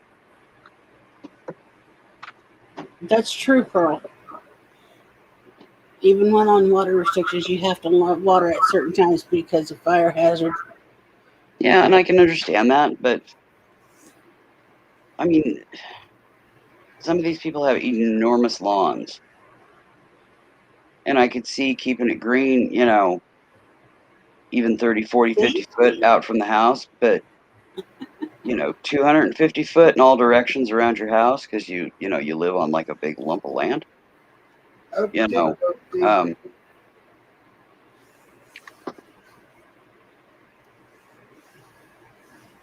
That's what I keep telling Tim. Is like, folks are still here. They're just listening and working or doing whatever. Yeah. Doing chores or doing work or doing whatever. Because, they're not actively chatting, but they're listening and getting other stuff done around the house. Or they're in their office and they're doing stuff. And they don't have it. That's why I said, there's rafter seats. Those are available. I don't mind people just hanging out because, it gives them someplace to be and something to do. It's not actually television, or a movie. They might have radio playing as well in there, but, wherever they're at, or hell, they might even still have the TV going. I usually have the TV on too while I'm doing this. Yeah, I don't. Sometimes I have it on just for the dishscape lighting. Because it improves the lighting, like if I'm on screen. Yeah. But beyond that, I can't listen to the TV and listen to a chat because I can't hear that well. If I got both going, I don't hear either at all well. It's just noise. Yeah. But I can see some people, working and, they don't want a TV show where they want to pay attention on in the background. So, a chat, and then you never know what's going to come out of our mouths that might make for a good random couple to keep them conscious while they're working. That's so true. You really never know what in the hell is going to come out of our mouths. I'm not either, really, Pearl. I mean, I go through phases, where I'll watch a little bit more TV. I watch more TV now than I ever have. Mainly because, I'm cooped up in the house and crippled up to the point that I just can't, go out and sweat out a big project in the yard like I would like to. If I had my choice and the health between watching TV and, going out and working on the landscape in the yard or, putting together a piece of furniture or mowing or whatever, I would much rather be doing those things than I would be sitting watching TV. I'd rather be up and active. Nowadays, energy level wise, I got to really pull it out of my ass just to scrub the bathroom, which I do regularly, but because I'm that, kind of OCD about germs. But,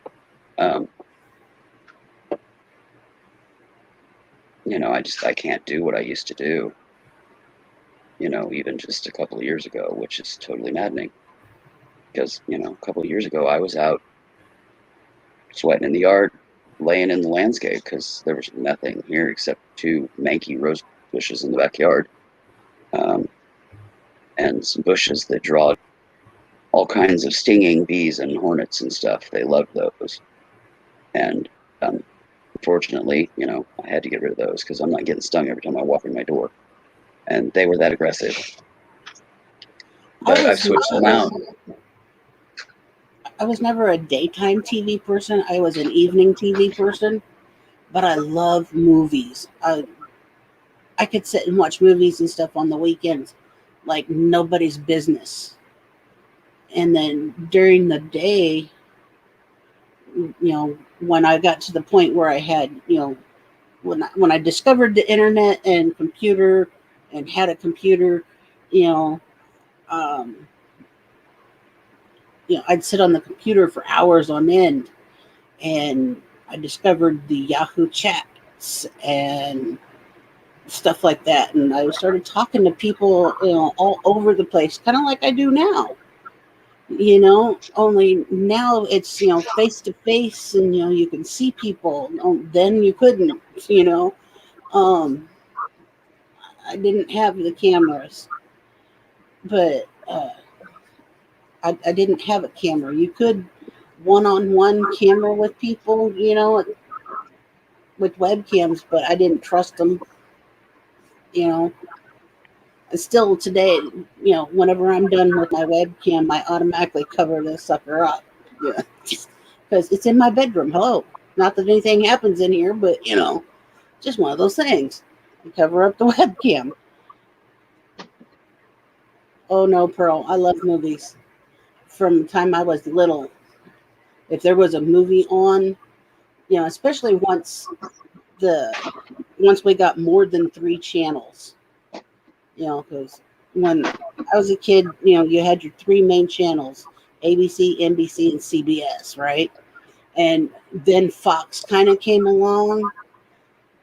So, and then we had our PBS channels. When the wind was right and you could pick up a signal, Yeah. Pretty much the way it was when I was a kid too. That's the way it was when we were all kids. We're that era. So, we just do what we did back then. But and I loved to go to the movies as a kid, whenever we got the chance to go. And like I said, but when we finally got more than just the basic, antenna channels, and they started introducing cable TV, I'm like, woohoo, movies. And now I don't have actual cable television. I've got a Roku device, and I got Sling TV that I pay for, and I got my Prime, and I've got Voodoo on there where you can watch the free movies with ads in them, and and then I've got my Did I say Netflix? There's all these other apps, and then the CW is free. You can watch stuff on there that's current.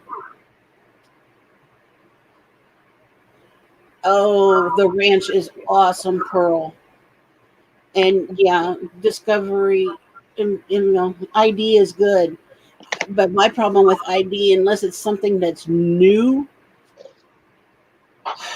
sadly, I've seen everything, and I've watched all the reruns, and I've watched them more than once, because that was stuff that I would put on the TV, because I sleep with the TV on. It helps drown out the ringing in my ears that I have at night. Plus, also, not that I do much anymore, but it calms a lot of voices that I used to hear as a child. That's why I always had, when I was a kid, I didn't have a TV in my room, but I had radio. So I'd always have something playing to keep voices calm in my head. So I always have noise going. There's always TV. Don't let her lie to you. She's scared of the dark. I'm not scared of the dark. It's what's in the dark that bothers me. Get it right. Willow can attest. I don't know. I don't have a problem with the dark. I kind of understand people that do. I've never been a person that's been afraid of the dark, really. Okay, but there are things. The monsters under my bed were on TV. They weren't in real life. So. There's things in the dark.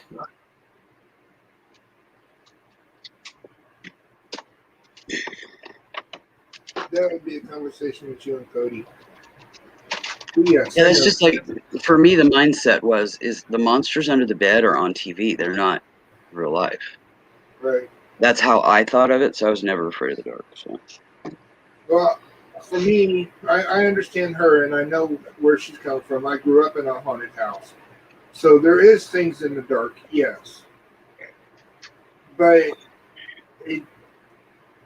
I know where she's coming from on it. So, but I still get about it. I think in part for me, you got to remember, my grandma used to come to me. I know. Spirit. So I'm used to seeing things like that. I've always seen things like that. Hi, I just didn't have Virginia. words for it when I was young. So I'm kind of used to it, and it doesn't really Mhm. faze me much.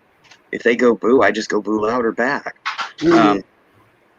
You know, so maybe that's part of it, is just that I'm already conditioned to that being normal, at least in my world.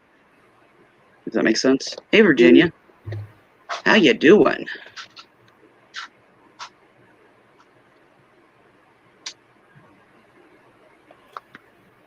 Yeah, see, Kristen, when of course, like I said before, when I was a kid, the house that we lived in is no longer there, and that's why I said, ironically, now there's a church in that spot.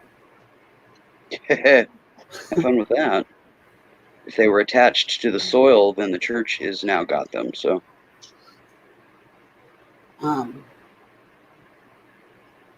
yeah, yeah, yeah. If they're that's why. attached to the building and the building is taken down, then they've lost their quote unquote home. And they move on. Like I said, if I remember correctly from what I heard, I want to say there was either there were ley lines in that area. There probably were. So what I kept, what I seen, yeah. Um, and I could see and hear. So, and I got where I would block, but I would still hear. So I always had music playing. So Yeah. So Well, now, I can see where you would be that. As an adult, still, I don't hear a whole lot anymore. I still see every now and then, but I keep the TV on. That's that noise. Mm-hmm. You know what I mean? So, like I said, there's stuff in the dark. Yeah. I'm not afraid of the dark, but there are things in the dark. Yeah. Well, I also shield this property, not just the house, but the property to the ends of the earth. And I don't know how to do all that. Well, I can teach you how to do that if you would like. So it's really easy, actually. I know all about cleansing and stuff. I don't know the proper cleansing, and I know about salt and all that fun stuff, but I've never been taught. Well, you could talk to Cody or I, either one, and we could teach you how to do those things. One of us, both of us, whatever you're comfortable with. Because we both know how, and we both, at least I've done it. I don't know for sure Cody has, but I'm sure she probably has. Because it's what we do. But they're actually quite easy to do. It's just learning basic steps that are super easy. It's really not hard. Mostly, it's about your focus. That's the main thing, is your focus, and the steps otherwise are super easy. But like I said, ever since I was taught, that's just the way I've done it. I keep a light. I always keep a light on of some sort, and noise. Yeah. Playing. And there's nothing wrong with that. Those are my things: noise and light. But once you shield, you might find out that you don't feel as you need that anymore. Because it kind of puts your home into a bubble of protection, and the energy in the home changes, and you feel it. And you might be comfortable with that enough to not feel the need to do that anymore. It's all up to you. But I'm just saying, I'm offering, and I'm sure Cody would be more happy to. If you want to learn how to do those things, just talk to one of us. And Virginia says when she lived in a home that was 100 years old, she had a lady who had died in the downstairs bathroom visitor. Her little sister and her had shared a bedroom, and she saw a bright light and a white figure. Interesting. I've seen so many things. I could do 10 lives and not even cut the surface on what I've seen in this world. I've seen auras all my life. I thought it was normal. I thought everybody did until I learned otherwise in my adulthood. I just thought it was normal for everybody to have color around them like that. Mm-hmm. And, you know, I didn't learn otherwise until, like I said, in my adulthood. Well, I learned when I was younger, probably close to double-digit age, that not everybody's seen that. But I didn't find out what it was, that it was an aura, until in my adulthood. Then I finally found out what it was all about. And then I learned how to manage seeing those things and how I was seeing them, and how to control when I see them, or, you know, filter it down. So it wasn't so distracting, I guess would be a good word. I've also seen spirit all my life. Am I a medium? I can do mediumship when I'm at my best to a degree, but it is one of my weaker abilities. My biggest thing is communicating with animals on a nonverbal, you know, they send pictures, they'll send words, and I can communicate telepathically with them. If they're open to it. Not all are. Usually if they're feral, it's a little more challenging. Like, you know, when Callie, my 20-plus-year-old black calico, came to us, she spoke with Spanish. Same with Tommy. That's why I am sure that they were together, and left when whoever lived in the park, there's a trailer park behind where our house was, and that's where I think they came from. That's the images I got anyways from them. But yeah, it must have been a Hispanic couple, because all they knew was Spanish. So I had to teach them English, and they really wanted to learn. They were like sponges, and because they wanted to communicate. But it took a bit to get there. And now, yeah, the Hispanic accent and communication is gone. They don't use that anymore, and they're completely English, or she is. Tommy has left us now. He's crossed the Rainbow Bridge. Mm-hmm. But you know, so yeah, I've taught language to a cat. Put that one on your calendar. How many people can put that in their little, you know, nick it off their bucket list? I don't know. It wasn't even on a bucket list. It wasn't something that hit my radar until they showed up, and then I was like, oh, this ought to be fun. Right. But we got there. Put that on your resume, huh? Yeah, something. I'm not quite sure what you would call that, but yeah, it happened. Welcome to my world. Like I said, weird, but you know. But yeah, that my main thing is animal communication and seeing aura.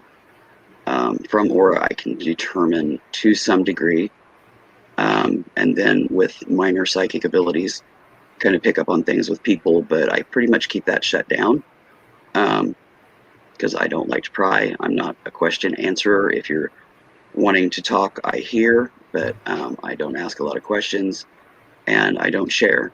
You know, it stays with me.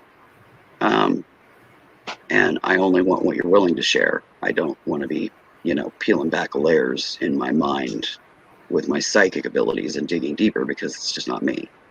You know, privacy is privacy, and I respect that to the ends of the earth, and I expect other people to do the same with me. And they don't, and they find out that they ain't gonna learn about me unless I'm willing to share. I shut it down pretty quick, because that's just the way I am. I'm a private person to a degree. Some things I have no problem talking about, but you start getting into, I'll talk about my spiritualism to a degree. Will I put my soul into somebody else's hands to guide it, aka church or religion. No, I'm spiritual, but I'm not religious. Two very things different. like that. Yes, there's a substantial difference between the two. Religion is something you follow. I'm not a follower. I never have been. Am I going to put my soul into somebody else's hands to guide? No. That's a solo path. Do I respect other people's beliefs and religions? Yes. Just don't shove it down my throat. I have my beliefs. Respect them as much as I respect yours. That's all I ask. I don't care how or what people believe. If they are a good person at heart and at the root of them, I'm good. I don't care what you believe. I'm fine with that. That's, again, another aspect of being individual. Yep. Everybody has their own.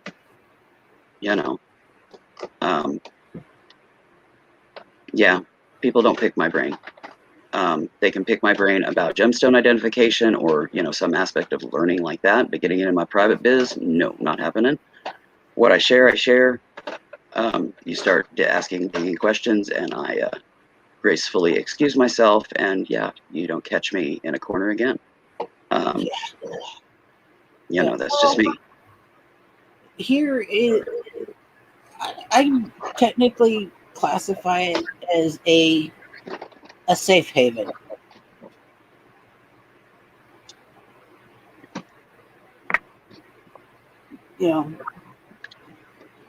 If somebody here wants to judge somebody, that is not really acceptable. And hello, Barbara. I don't like judgment. I don't like to be judged. I do enough judging of my own person. I don't need anybody else to judge me. Exactly. And I'm very critical of myself as well. And I think Cody is the same. Yes. I can't speak for her, but what I've learned of her from what she has shared, we're kind of the same ilk, us three girls, in that aspect. Yes, we are individual. There are things that, I believe she doesn't, or vice versa. This is common. It just happens. It's individual. But we respect that, and I think that's why us three girls do get along so well and hang out a lot, is because we're comfortable in that space, hanging out with each other, because we know we're not going to be digging in each other's brains and other things that we personally find disrespectful. And if we do, just randomly ask a question and somebody doesn't want to answer that or doesn't feel comfortable answering that or whatever, that's all they got to do is say, yeah, I'm not comfortable answering that, and we're all good with that. We accept that just fine. We're not like offended by it or anything. It's just like, yeah, cool. That's good. Yeah. Exactly. If they're willing to share, that's one thing. And there are aspects of me that I do share, but there are other aspects of me that nobody knows. Not even sis, not my parents. And I was very close with my mom. It's just my. Well, number one, I'm not a zombie. I'm not into brains, so I ain't picking none. Exactly. But there are people on YouTube that do. They want to catch you in a back room and try to peel back all your layers and find out what's in the middle, and it's none of their goddamn business. I'm sorry.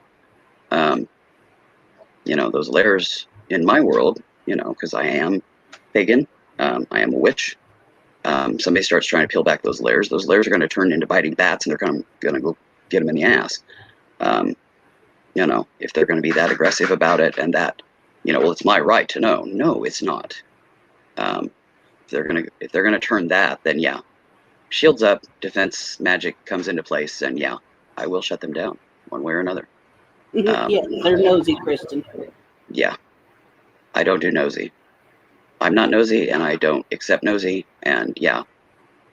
And there's some that are aggressively nosy that feel that they have the right to know everything about you. No, they don't. Oh, don't get me wrong. I've got my own tendencies of being nosy. But I'm not one that wants to know every little detail of your life, I am nosy in one aspect alone. And that is It has nothing to do with people and their private business. I'm nosy about knowledge. Not gossip, not people's personal biz, just knowledge. During this whole COVID thing, I have been researching rhesus macaques because I find them interesting. The dynamics within a troop I find extremely interesting. So I have been watching and researching and reading and looking up online all different kinds of knowledge about these creatures. Gemstones, animals, like era fashion, and that kind of stuff. Yeah, that's very much my ilk. I'm very interested in it. Magical creatures, of course, women's wisdom, pagan belief, and I have researched other belief systems and other religions just to have a better understanding to respect them. Not because I want to be nosy or anything like that, just basic knowledge about their foundational belief system to be able to respect it, so that if somebody does come to me and they believe that way and, they're wanting a little counseling from me or something like that. No, I'm not a counselor, but people do come to me because they know I'll listen and they know that I will respect them and they know that I won't pry and want to share or they'll want some guidance. And, I need to better understand. Oh, I agree. Don't get me wrong. There are folks that I see who go to, they come in here to my chat, or they go into other folks' chats, and then they go to somebody else's chat, and I'm going, what in the world are they doing over there?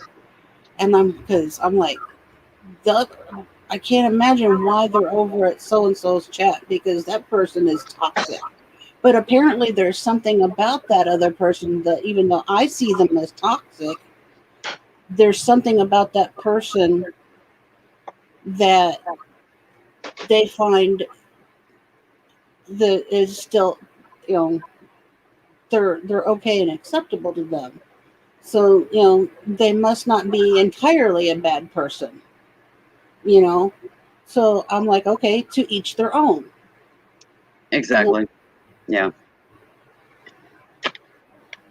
Yeah, I'm much the same with that. I won't go near a person because to me they are toxic. I've been attacked by them or whatever. Or I've seen them hurt people near and dear to me, whether they're YouTube friends or not, and yeah, I'm not going to spend time with that person. And that's okay. You don't get along with everybody. No. That's just human nature. The people that seem to think that they should be able to get along with everybody and they will literally try to buy your friendship. No. Not happening. Stuff starts showing up in my mail. Yet they're toxic to me online or whatever, in person, whatever. They start trying to gift me stuff and do stuff and stuff like that. No, I don't accept that. You're not buying me. Yeah, no. I'm unbuyable, I was just trying to make, another point to, the conversation that we're having about, how we are as people in general. It's like, okay, Well, where I was going with that, some people would want to find out how somebody like that ticks. I'm not that person. You see what I'm saying? Yeah. That's where I was going with it. It was a build-up. Gotcha. I wasn't squirreling. There was a reason. Okay. Yeah. There's just, do I want to find out how somebody like that ticks? No. I can research bad people if I want to do, watching biographies or true crime or whatever.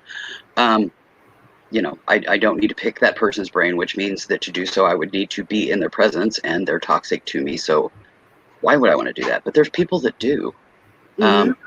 Again, to each their own. But if you're that kind of person, you have me on guard. Because if you're going to be around me and you're going to be around that, I'm going to be on guard that you're going to want to pick my brain that way too at some point. And, those doors are closed to you. That's where I was going with it. Sometimes Gotcha. there's like a dual dynamic and things like that. Gotcha. But no, like I said, it's just one of those things that I found that that I kind of found odd. It's like, okay, well, I find so and so as not being they're toxic. I mean, they have their moments where they're okay, but then you turn around and it's like, wow, how rude, and and then I'm just like, but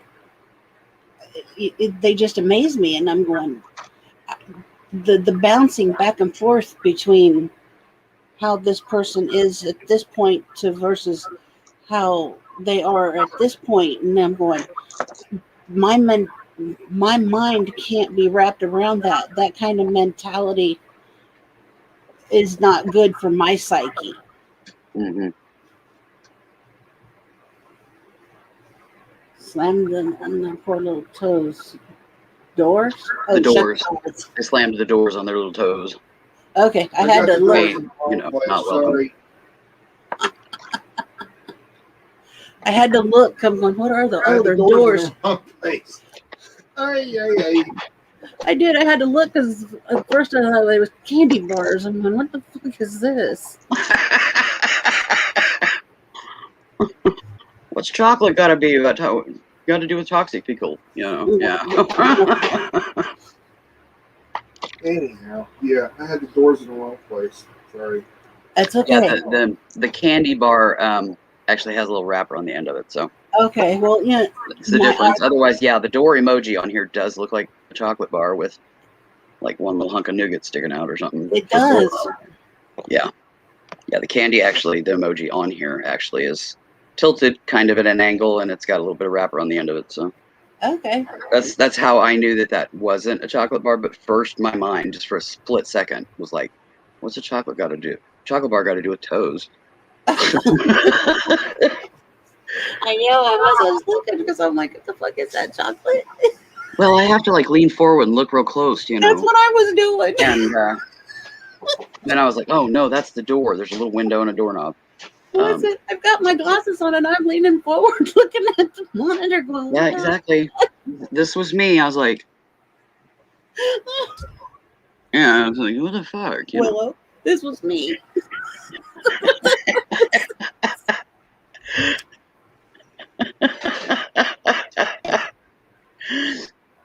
Oh. Oh gosh, ladies. Oh What dear. a day.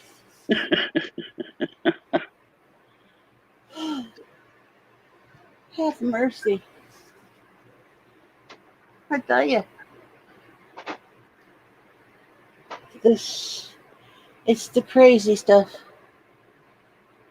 Pearl, I'm much the same way. I'm a little more gentler on YouTube because of, especially in a chat and not on panel, because you're dealing with type font and there's no emotion in type font, so people aren't going to necessarily understand what I'm saying, especially if I'm having a bad day and I'm not wording things well. So I tend to hold back a bit more there. But yeah, in person, yeah, I have no problem. No problem at all. Just telling people flat out, that ain't happening, that ain't working, this ain't working. Treadmill. Whatever. It was a hilarious goof up, Tim. Like I said, don't stop. Because even though it might be not quite there, we got it because we know you well enough to get it. I was just cackling at y'all laughing over there. If I'm sitting here going, nose first at the freaking monitor, and you're going in at the laptop monitor, he's looking at it going, oh my God, I can just imagine they're both, nose to nose. Yeah, twinsies.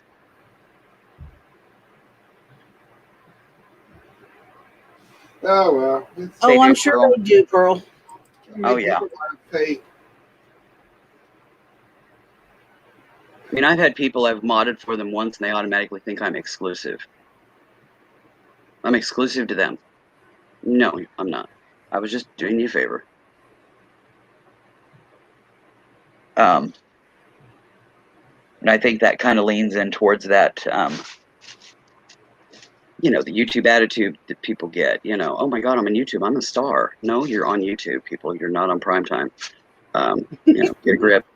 You know, there's jackasses on YouTube too. Does that make them famous?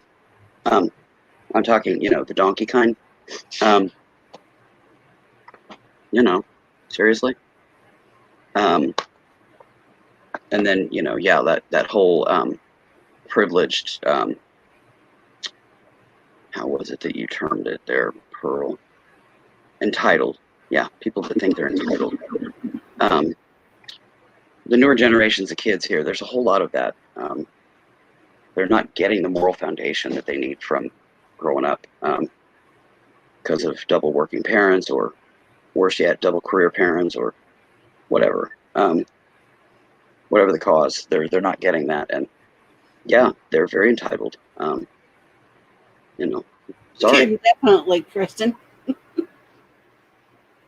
Yeah, exactly. Which they were before YouTube as well. They were a jackass. So, that's, pun intended. But,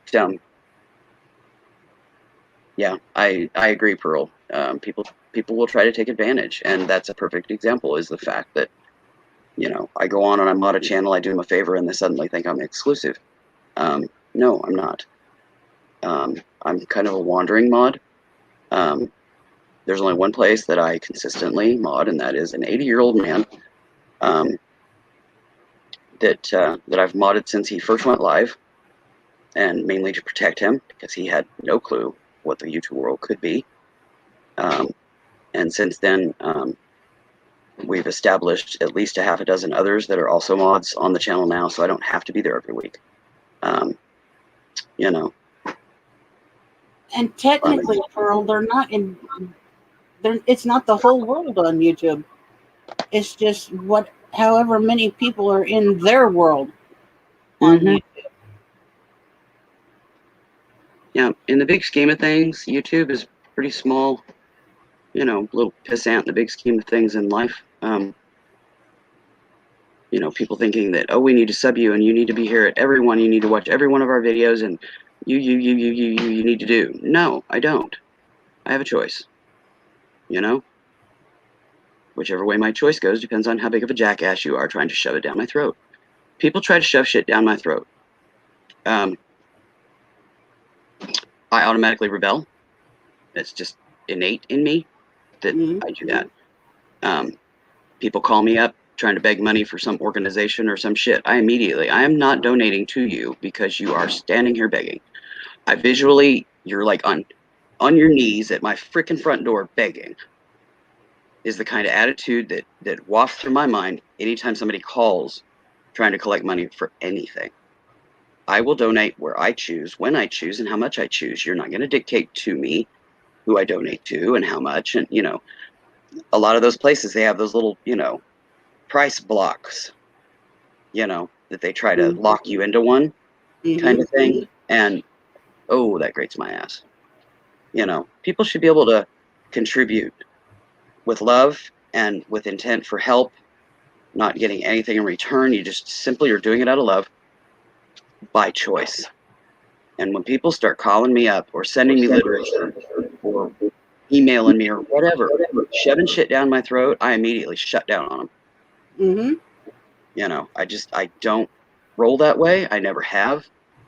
I donated $5 like 7 years ago to one organization. I won't say who. And my number was spread throughout all of the same organizations of the same family of type stuff. And every one of them calls me every year at least a dozen times begging money. Exactly. And I'm like, for one thing, you sold my information or passed it out, which was private. And now all of you are calling and bugging the shit out of me. Why do you think that I would give anything to you people? The only thing you're going to get out of me is the block button on my phone. because I've asked to be taken off their list and taken off their list and taken off their list to all of them, you know, numerous. It don't do any good. They just keep spreading it around. It cycles. It's pointless. So yeah, they just get the big old block button. Done. Yeah, just, and that type one of do not call list that they put out doesn't fucking work. it worked for a time, but then this whole where they reroute the thing through so many that it's unidentifiable at that point. They can't track it. So the 900 number, or the call block programs that they had at one point are null and void. They don't work anymore because they route out of country. Yeah. Oftentimes the call that you're getting, they're not even in the U.S.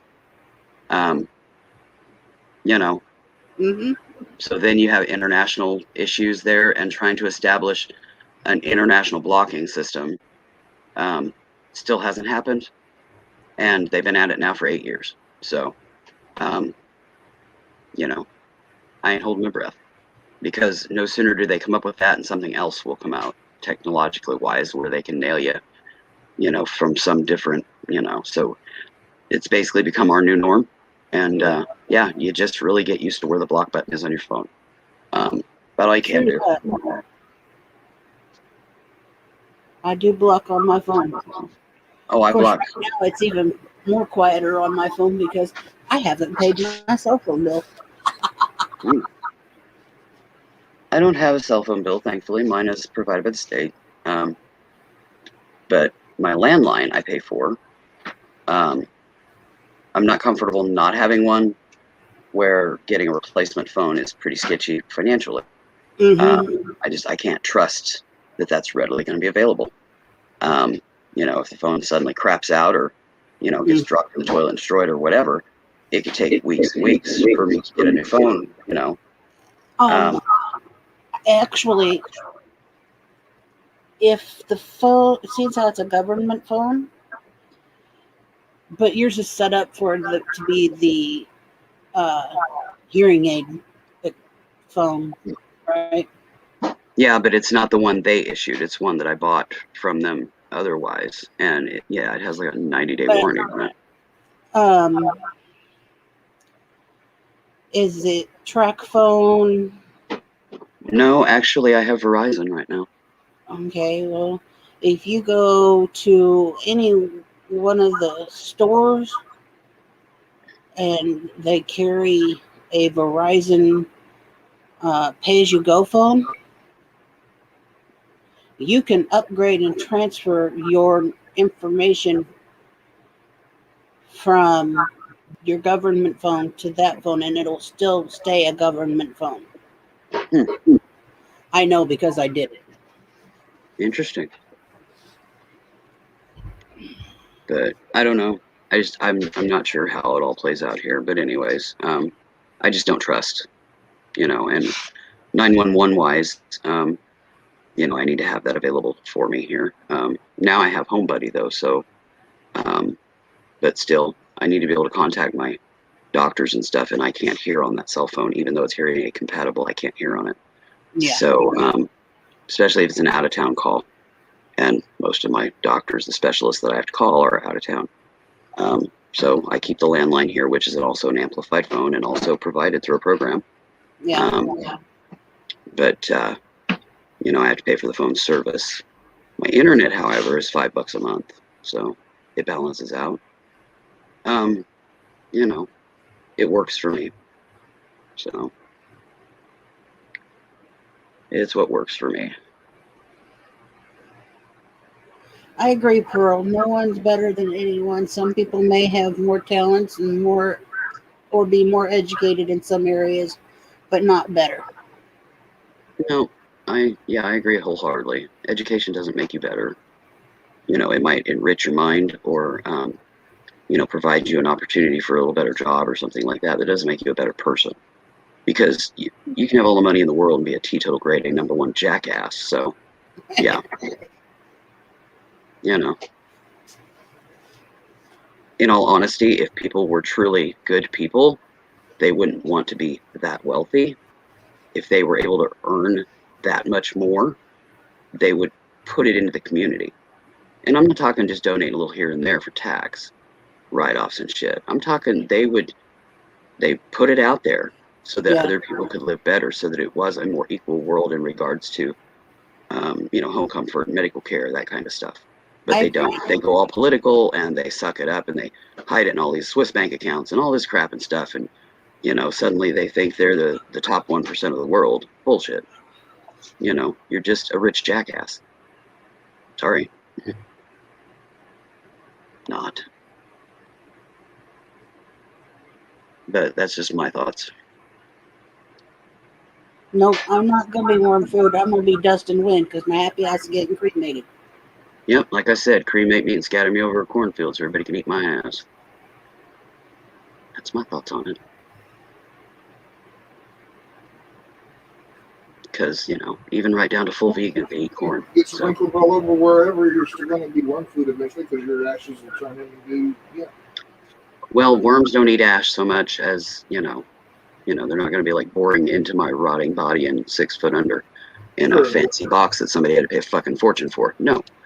True. Put me in a cheap Walmart brand box. Take me out. Stand on a bridge. Ziploc baggie Whatever. for me. Thank you much. Yeah, that'd work. Yep. Even generic. Yeah, that would work. Great value. We're good.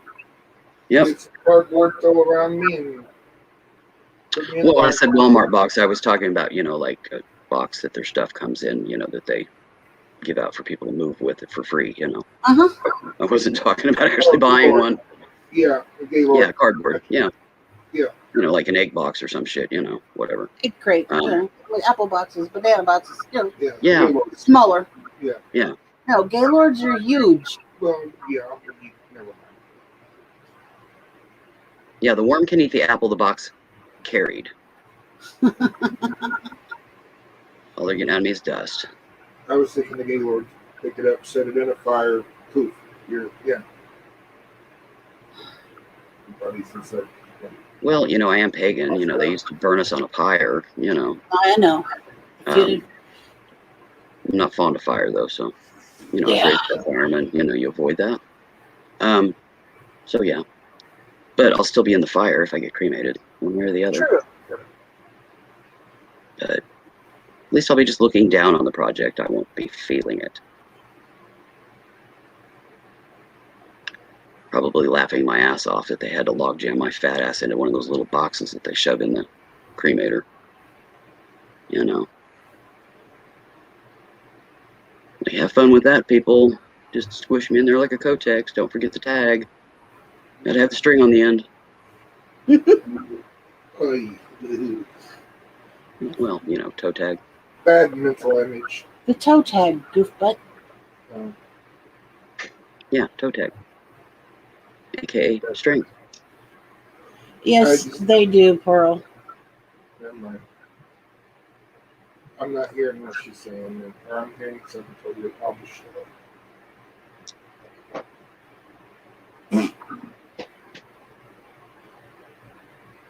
Pearl, all you can do is do you. And if jackasses want to make a remark about your truck or whatever, who gives a fuck? They aren't any better than you are. They aren't any worse than you are. Well, they can be, at least in regards to, being humane. Yeah, you were just buying comfort. Higher priced trucks are more comfortable to drive. They don't feel like you're driving a freaking lumber wagon like, a cheap F-150. I get it. Some people need four-wheel drive. Some don't. Four-wheel drive costs more, and it automatically becomes a sports vehicle, so the price goes even higher, and so does your insurance. But some people just need that to, if they live in mountain country or whatever. I have rode in a lot of them old log wagon trucks. Now, let me tell you what. And when you got boobs and big ones and lighting in them damn trucks.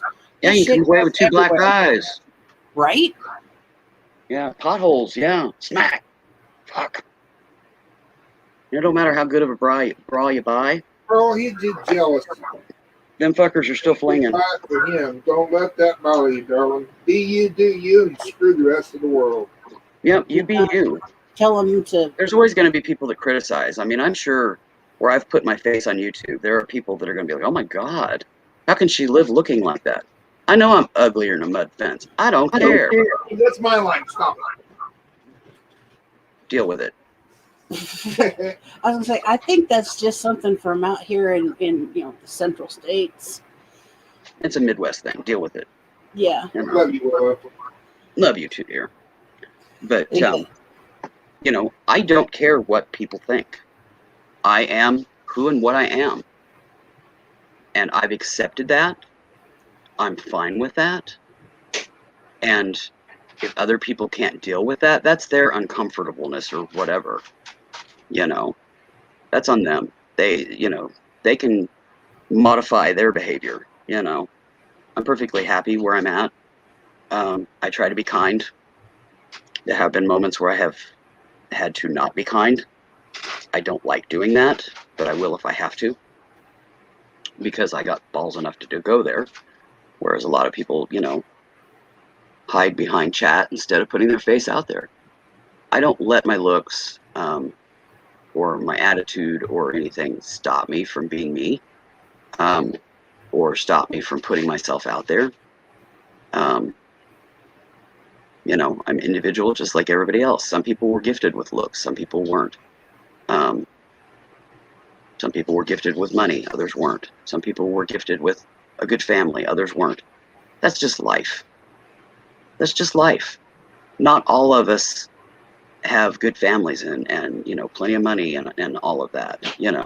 As part of being individuals, some people are better off in some aspects than others.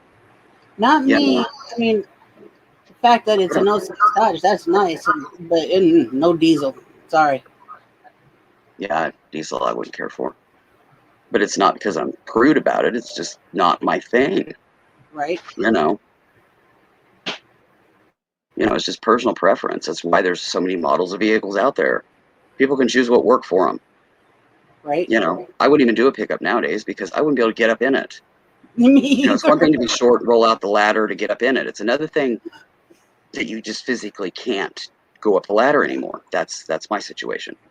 But there's nothing wrong with that. It's just welcome to my world. I'm short to begin with. And Pearl, the reason Would I buy some big truck on big wheels? No. We love pickup trucks. I do too. I love a pickup. I've never been able to personally own one, but I love them. We've had several. But yeah. I live in rural Kansas. I don't live in a super rural community. This is the largest town in our county. And it's a lot larger than a lot of other rural towns in regards to population, because we are an industrial town and a college town. Those are the two main things. So we have a lot of uni kids come in and out, and then, population is up because of all the factories. A lot of people come here to work. Some commute, some live here. But a 28,000 population is still way smaller than a lot of towns. It's our not. population is only like 30,000, and we did have 2 colleges plus a branch of community college from Lincoln Land. We have the uni. We have the uni, and then we have a 2-year college. Tech. And we have 4-year. 2 4-year colleges, and one of them closed. Yeah, we've only got the one. We've only ever had the one, but this one here, it started out as a teacher's college, way back, like late 1800s. It was a teacher's college. Now it's turned into a university. McMurray College used to be the women's college way back in the day when it first opened, and Illinois College was the boys' college. They were separate. So, but as time progresses, they're co-ed, right? Yeah. Oh yeah. But, that always goes so well. But but McMurray closed. It's no longer. Yeah. So your population, Pearl, is about the same as what Topeka is here, which is our state capital, 50 miles from here. It's 50 miles northeast from me. Just a hop, skip, and a jump up the pike, apparently, according to what everybody else says. For me, it's a killer ride, but excruciating painful. It hurts to cross town. My town's 9 miles long. I say our capital from us is a whole, 30-minute drive. Well, ours is yeah, ours is like to the city limits. From city limits to city limits, it's like 45 minutes. So usually by the time you get into where you need to go, it's an hour or a little more. But it takes 45 minutes to get to the doctor's offices usually, which is at the hospital. Yeah. See, I always leave a little earlier because they're always doing work up there, and I'm always having to detour and stuff. And you can look it up and you can check, but some of it just doesn't get posted. But some stupid little water main break that happened, can add a half an hour to your trip. So I always, leave fairly early. Leave quite a bit of a window of time to get there and get settled and blah, blah, blah. But I'm just OCD that way. Those comments. Yeah. We don't really have burb here so much. A lot of places have, like when I lived in Nashville, I lived like in a second tier burb. So there was like a burb on a burb. Yeah. Actual downtown Nashville is quite small. And all the rest of it that makes up their populace is actually burbs on burbs on burbs. It's just layers of burbs. And I was in a second layer burb when I lived there. It was called Antioch. Hey, I know that. But, that's just the way it was, But yeah, we don't really have burb here in this state. There might be some like around Wichita or Junction City. Yeah.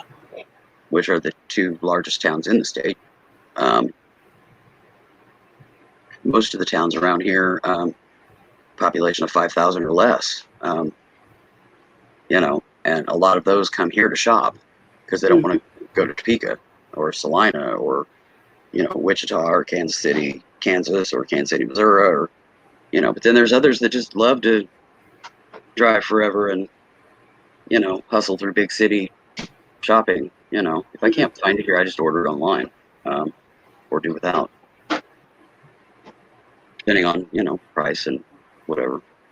But, prior to that, we just simply did without because, you can order online. But I don't do that very often, Pearl. Once in a while, I'll pop one up, but most of the time I don't. I know some of the older people do that because it's easier to read if it's up on the screen than trying to look at it in the chat because it makes the font larger on the screen. But yeah, some of that, I find a bit annoying. Especially the ones that have to do every single comment, But to each their own, that's their own individualism. And if you don't like it, you just don't watch their channel. You just don't go there. Or don't comment. Yeah. Yeah, don't feed the fodder. Because, when they slap it up on screen, to me, it's just kind of like they're picking out fodder. Yeah, select few, okay, but every single one, it's kind of annoying. That and my eyes have to try to focus, and they flip through them so fast that I can't. I don't get a chance to read them anyway, so if I'm trying to read what you're flashing on the screen, then why do I have chat? Yeah. And that's usually where I end up going because they flash it up so fast that my eyes can't focus on it. So usually the first thing I grab is the name, the commenter name, and then I'll go over to chat and locate it. So right. I can navigate that. I find it annoying, but I can navigate it. I don't generally leave chats because of it, but it is an option. If it doesn't work for you. But everybody does their channels their own way, and either you like it or you don't. It's not like you're written in blood. You got to go there. Right.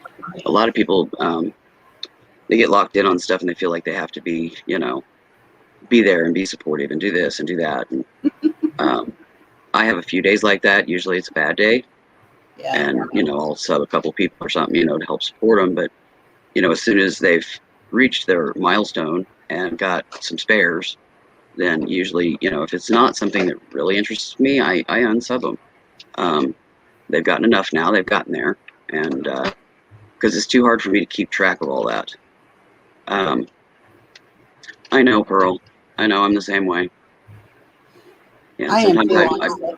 Sometimes I put up with a degree of stuff because, I love the energy in their chat or in their lives or whatever, so some of the few annoying aspects I put up with because it's worth it for the whole of the level of enjoyment. Can't be too peevish. But yeah, there's some that's all they do is just bounce around chat to chat to chat to chat to chat trying to get subs. But they're empty subs if they don't have something to follow. They don't do lives and stuff like that. I've seen people do that. They have zero content and they have no intent of putting up content, but they want a gazillion subs. It's like they're collecting them. And to me, that's the hoarder mentality, and I don't feed into that. I mean, I've got subs and I appreciate them because when I got cloned and impersonated on YouTube, the fact that I had subs saved my ass. People could tell the difference between me and this follower dude, or I don't know, whoever it was, male, female, I don't care. They got shut down because, I ran them through the clink on trying to get them nailed, and finally they got shut down. But,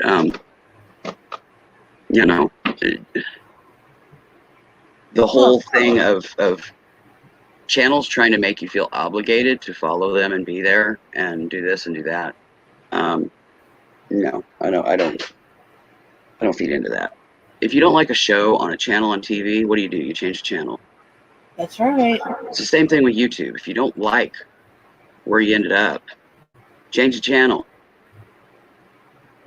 And people that try to, it's almost like that's right, psychological Pearl. You've got warfare. subs, no content. For a long time, I had subs, no content. Same with Tim. Yeah. Like I said, it's advantageous in regards to, like if you get attacked by other people's, get cloned or impersonated or anything like that, especially with the auctions. But otherwise, I'm just not real keen on all of that stuff. You have personal choice, and channels that try to warp your mind and use that psychological shit to try to make you feel obligated to be there, or the ones that oh well, we got this awesome box, we got a box lot of like 35 pounds of awesome jewelry coming, and we're going to be selling that, so you got to come back for it. I'm like, okay, you could have just not said anything and just sold the shit when you sold it. But that is them trying to hook you. I'm not a fish. Hello, Wendy. Welcome back, honey. Trying to hook me and reel me in. I'm not a fucking fish, people. I will pop on and check out people's things when their links are dropped in the chats. Oh, yeah. I'll have like 15 freaking tabs open up at the top. Yeah, my limit this computer will handle is about 4 or 5, especially if they've got like ads or any of that, taking up bandwidth. My internet just isn't that great, so. But it's the best you can get here unless you go fiber optic. And am I going to go? Can I afford to go from paying $5 a month to like 50 to 60 a month? No. 50 or 60 is still cheaper than the 100 a month I pay. Well, I'm just saying, just a For random cable. The basic fiber optic here with most places is between 50 and 60. Is why I use that as an example.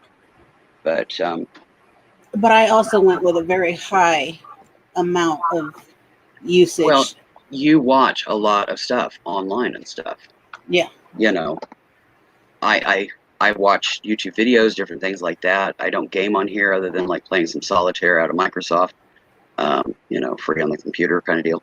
Yeah. I do buy a membership so I don't have ads because it's $15 a year. You know, that's less than, you know, it's like a buck and a few pennies a month. Yeah. To not have the ads wearing your computer out. To me, that's a good investment. Am I going to buy YouTube? No, because their minimum is $50 a month. I can't afford that, so it's just not going to happen. If I do that, then I don't have spending money to enjoy the auctions. No. I can enjoy the auctions. There's no commercials during a live. And the Did few you see commercials that that, arise in videos I can live with. Did you see that thing that Wes, I think it was, posted that Prime Amazon has a deal going on where those that are on government benefits or get Social Security, get Social Security benefits, get a discount for Prime. Yeah, I've been getting that discount ever since I ordered Prime. Oh, really? So I looked around and found that it's standard on their thing. They have a low income rate. Yeah, I did not know that. Yeah, yeah. I told Cody about it. It was last year sometime. I don't think she paid any attention to it. I didn't realize it either. Wes said something about it. I know I shared it on here somewhere because I sent them, you know, link and stuff or the keywords to look for or whatever. But yeah, I pay $5.99 I think a month for because Prime. I pay I pay the $13 a month for my Prime. You could check. You might qualify for the other, and if you do, even though you have an account, it'll just transition over, and you'll get the discounted rate. I'll say because it's just like filing for anything government wise. You know, you got to fill out form information or whatever. Yeah. Provide proof of And income. me too. I love my Amazon. Well, yeah, me too. And today I think and I had to send Prime days. I think I had to send like a scan or attach it to the application or something digitally. A scan of my Social Security letter stating what my monthly income is, kind of thing or something. I don't know, some proof. It may have been, I don't know, maybe my food stamp benefit letter or something. And otherwise just kind of basic general information. Mm-hmm.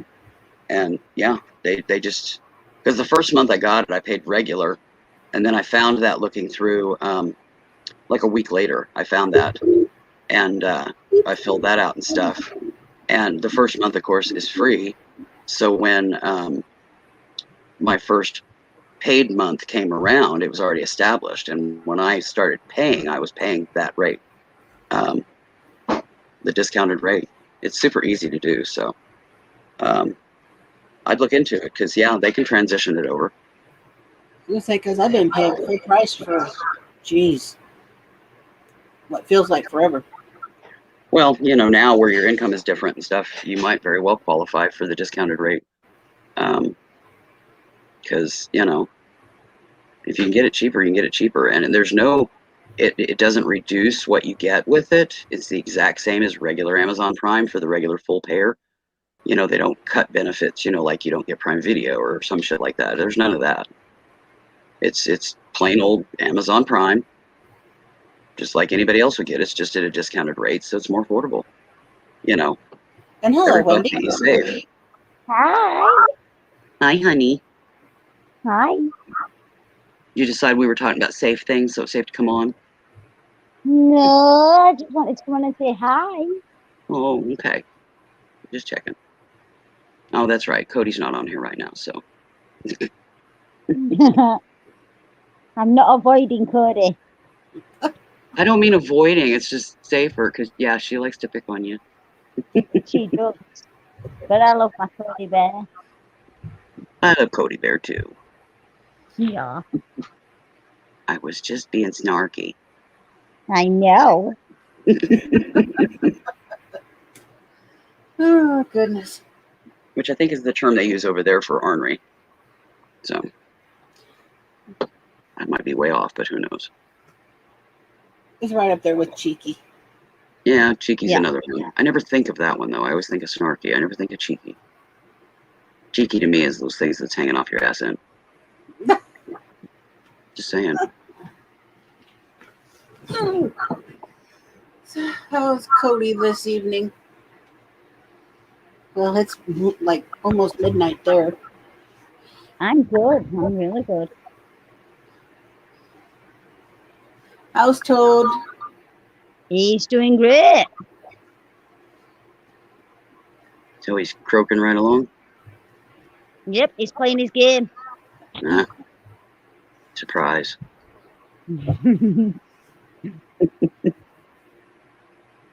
Yeah, they are offering Prime free with some phone services now.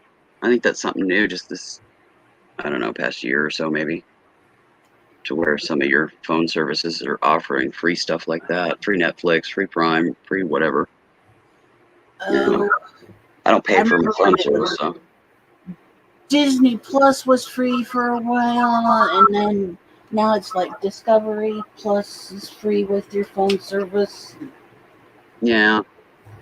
They do them randomly like that because they want to get you hooked on all of them, so you feel the need to go subscribe for when the freebie runs out. Yeah. I have Discovery, but that's it. That's the only, that I pay for outside of like my cable bill. I do have, or I did have, I don't anymore, Hallmark. I don't know, they called it the Heartland Pack. It had like Hallmark and stuff on it, and then it had some other channels.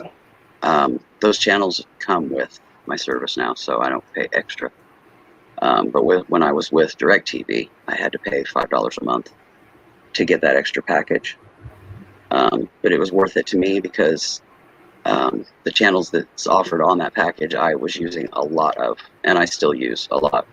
So I was grateful that they were paid for, or included in my original package with, I have Dish now, so, because DirecTV got funky there for a while, so I was through my contract and I was just doing month to month, so I was able to cut the bill I've out. had both of those services at one time. I've tried Direct and I tried the other, Dish, and I did not care for either frickin' one of those. And I definitely like Dish better than Direct. I refused. I refused to do them again. Yeah. Ever. Well, I'm not under contract now with Dish, so if I get tired of them, I'm good. I'm on month to month now, so I fulfilled my 2-year contract. So Yeah. I fulfilled my contract with them when I had them each time. yeah, And but I refused to do it again. The least little freaking rainstorm we had, everything would go out and go bunky. Well, hi, Kevin. Drive by boobies. Hi, Kevin. Hi, Kevin. And happy Father's Day, Kevin. Yeah, happy Father's Day. Happy Father's Day. And being it was up on the roof, snow would fill the dish, and then we'd have to open up a window closest to it and clean the snow out so that the dish would get the signal and all that. It was a nightmare. Well, our dish is just out here in the backyard, so it's pretty easy to go out there and dust it off. Which we haven't had too many problems with that. We've only had to do that a couple times. Because we just haven't been getting all that much snow. But rain doesn't affect it. It'll sometimes go down for, maybe 5 minutes or something, then it comes right back up. It's a rare occasion that it's out for a length of time, and I think that's only happened, I don't know, once or twice. One time I started having some problems with it. It's because the dish had gotten loose in the ground and it was waving around and it just wasn't aligned like it needed to be anymore. I called them. They came out that next morning and reset it in the yard, and everything's been fine since. You know, it wasn't major stuff. It was pretty easily managed.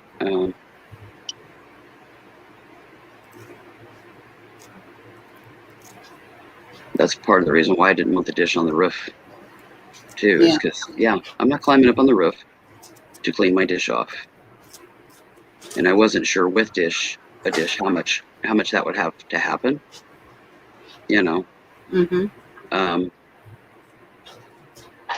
But yeah, I don't like that they don't you know, protect them so they don't leak, and then I'm not climbing up there to clean it off. So I don't put it's on a stick in the ground, so, or a post. I imagine you probably said Happy Father's Day to Kevin. But your original sentence didn't come through, honey. All I see is day with an asterisk beside it.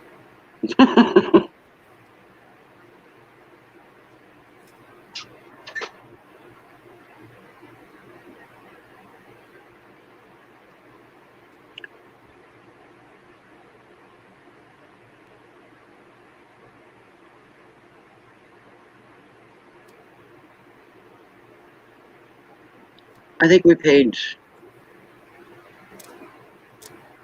I can't remember if it was DirecTV or Dish. We had to pay like $95 for equipment. It wasn't a whole lot because they were having some big special. Yeah.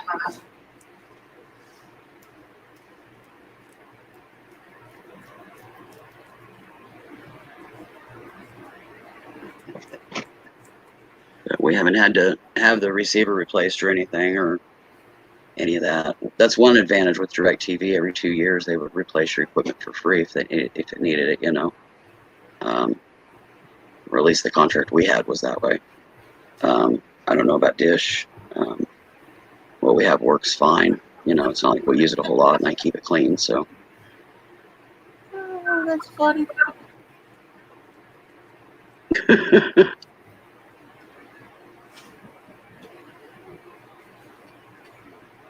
But we haven't had any problems with any of the equipment. Of course, you know, we don't have a bunch of, well, they call the main box the hopper, and any of them that are from that, you know, the mini ones for like a bedroom or something like that are called Joey's. We don't have any Joey's. We just have the one in the living room, so. Because I don't do, you know, watching TV in the bedroom thing. That's not my thing. If I'm in my bedroom laying down, I'm reading a book. Advice for what? G Brown 13.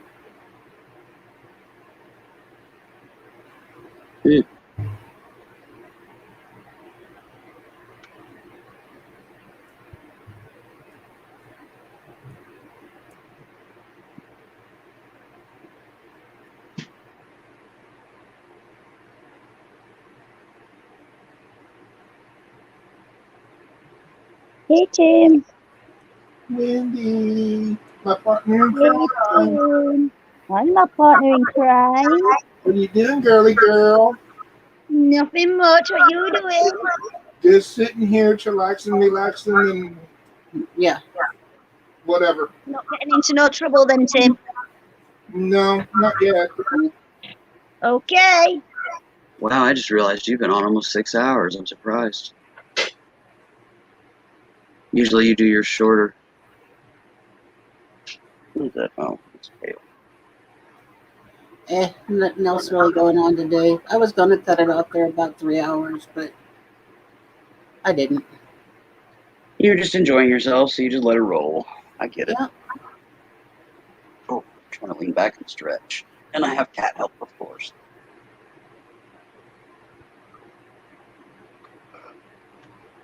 Two of them, actually. Oh.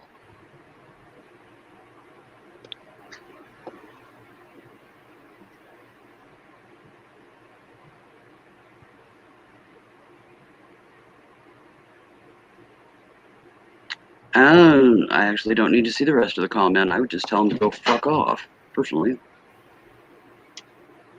Cruel bastards.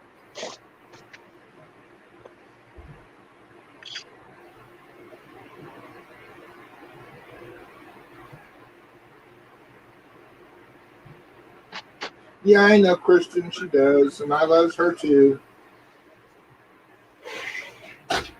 Hey, And Wendy's and Willow's. you. And yous. Happy Father's Day. Casey told me to tell you Happy Father's Day. Okay, thank you. Yep.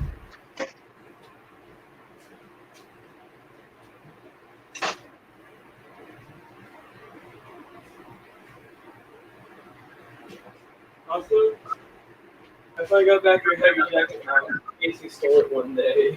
Okay, dude.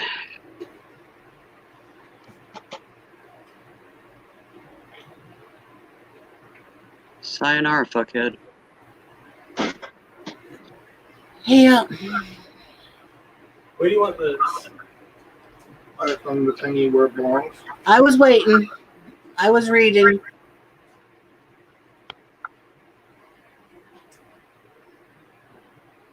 Sounds like you kind of messed up in the head, if you ask me. So we'll just leave it at that.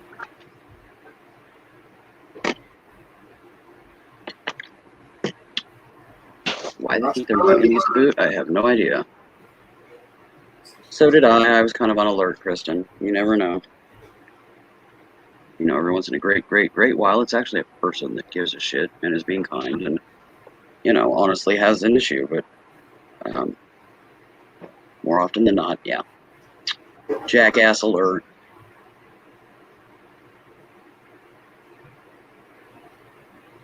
Why people find it beneficial to humanity to troll chats and troll auctions and just troll anything like that. I don't get it. I can't wrap my head around it. There's a lot more constructive things that they could be doing with their time than being a jackass.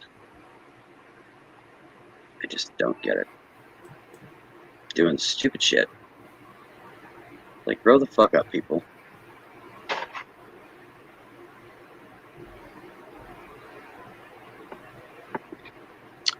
Be right back. I gotta unload, reload. Okie doke.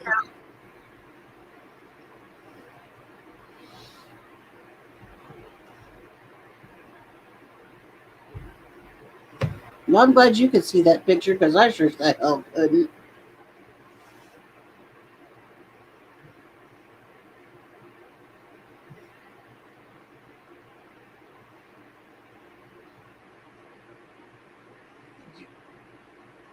People are crazy, plain and simple.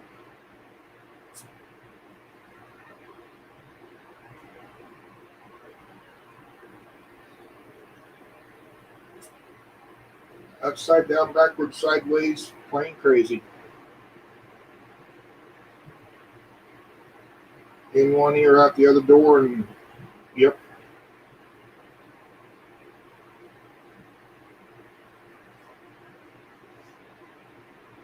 Yeah, I just don't get it.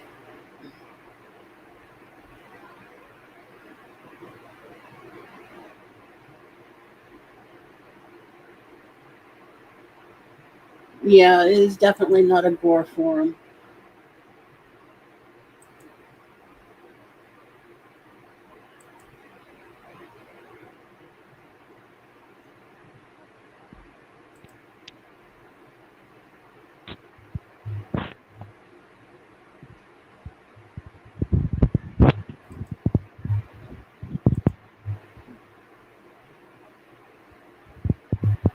What you doing, Wendy? All I hear is tap, tap, tap.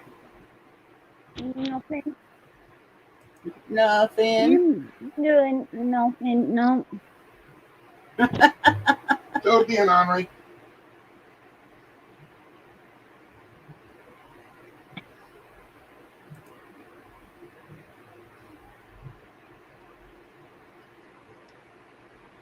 Oh, a moment of silence.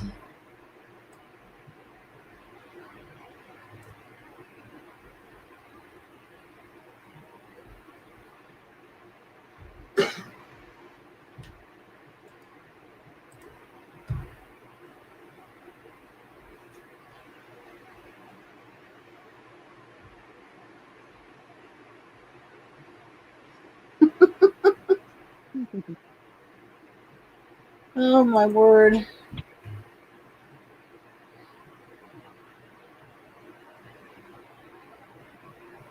Such is life. I know, right?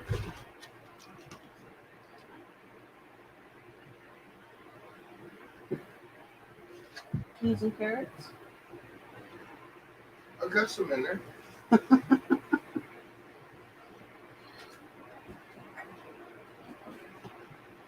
Oh, people are crazy, as Tim said.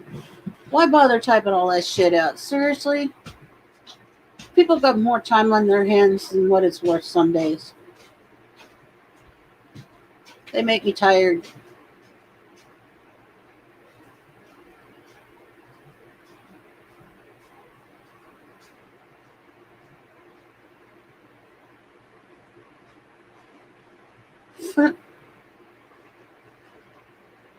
Unreal. Unreal.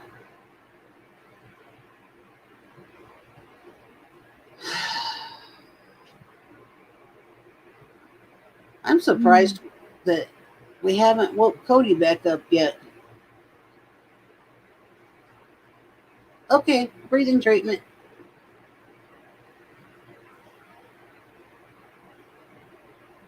Because usually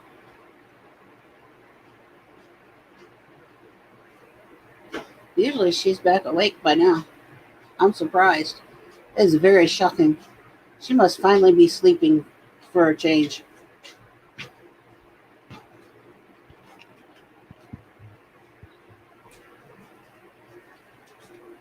Yes, they do travel in packs.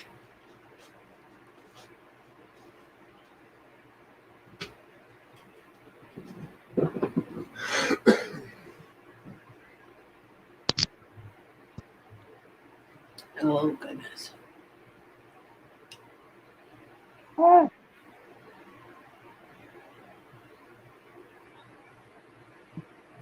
Yeah, I've got 2 or 3 already on my block list.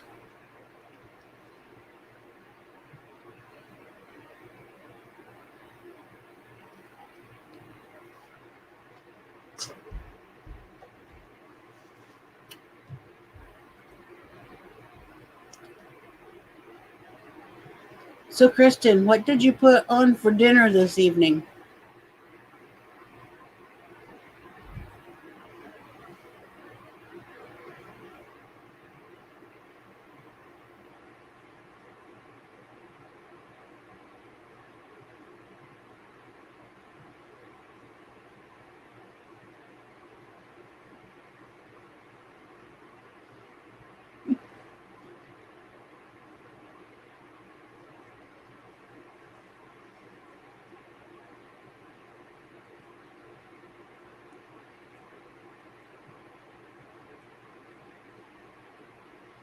Anybody else? What's good for supper tonight?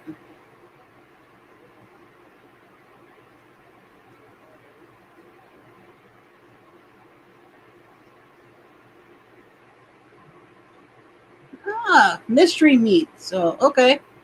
And noodles. Awesome.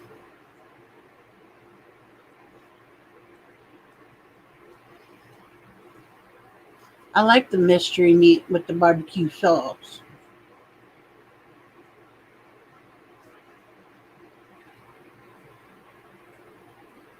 What kind of noodle? Butter noodles? What, mystery meat?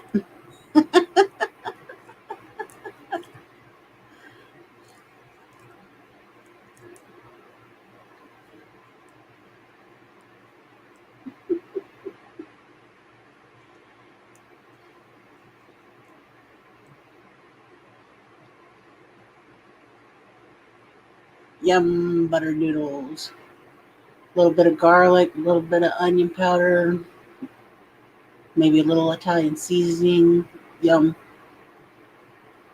Or just straight butter noodles.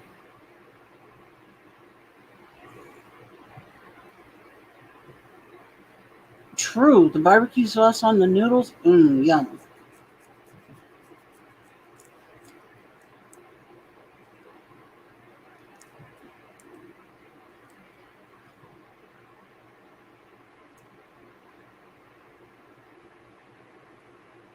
Ooh, a good hard salami with some cheese and crackers. That is the bomb. That is good stuff, Pearl.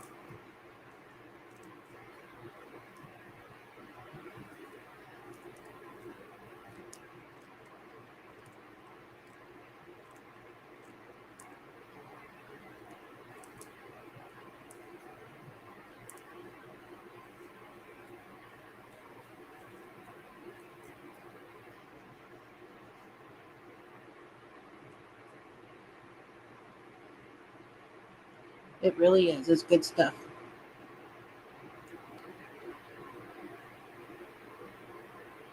All I can think of when somebody talks about salami, though, especially when it's a hard salami, is Klinger from MASH.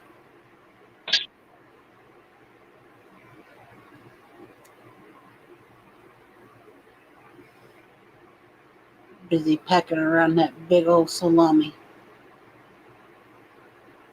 Yep. Too hot here to cook for sure. Oh, yeah, I imagine. It'd be all about having just a salad or a lunch meat sandwich or, some kind of deli sandwich. You bet.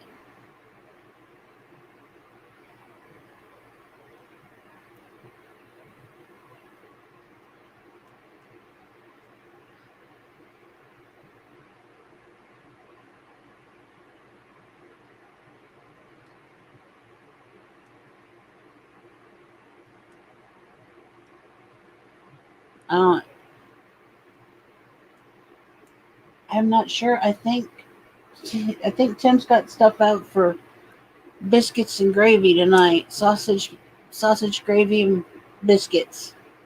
Yep.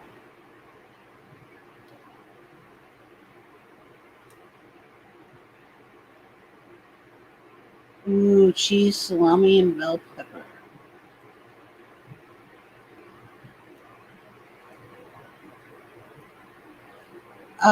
Red, yellow, and orange bell peppers are the best because they're sweet.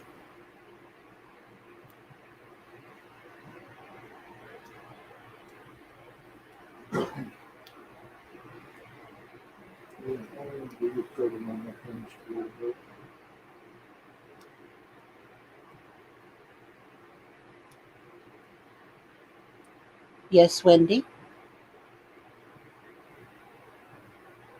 I don't know. It's cold here in UK. Yay, we're used to this weather. It's cold. Yeah.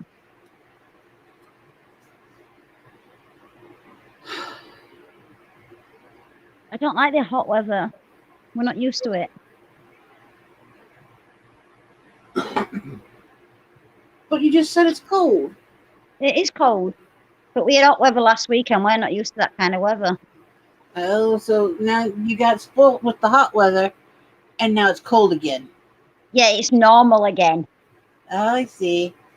Yeah. Poor Wendy. We like normal weather.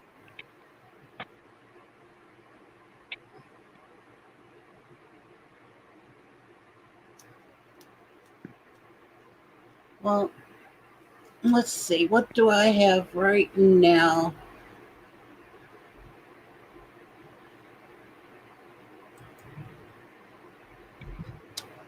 It is 31 Celsius, and it feels like 35.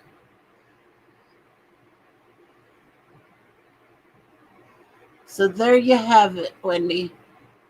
No, it's not that cold then. But we've had rain, which is normal.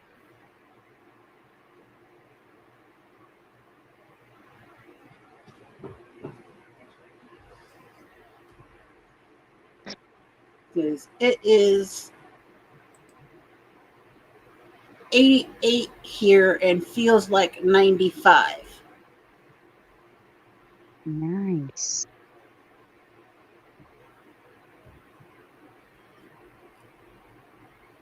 Not comfy. Yeah. With a light breeze. At least when I was out there a little while ago. There was a light breeze. Tim said there is a little bit of a breeze outside. And Kristen, truly, the temperatures have been weird here. You know, I mean, I realize that Willow is, south and west of me by a state or two, but it's freaking hot down there. Oh, look at Atlanta, Pearl out there melting in the desert. Y'all are melting down there in the desert, in California and whatnot for Carol Ann and Pearl. And,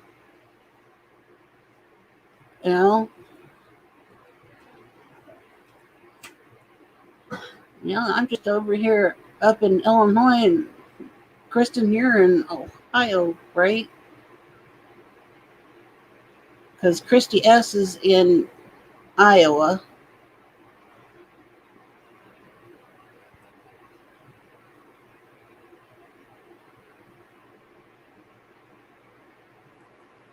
Man, I'll tell you, trying to keep everybody located is insane.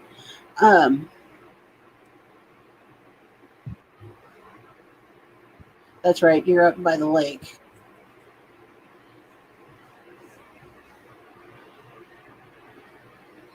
She's up by Erie.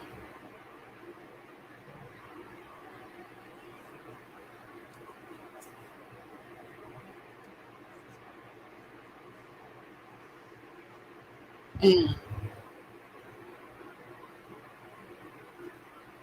well, they're talking it's only supposed to be 70-something here tomorrow. So I don't know.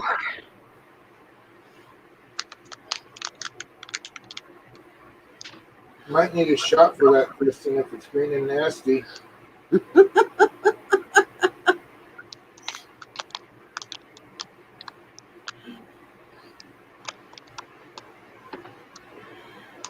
Yeah, green and nasty does not sound good, people.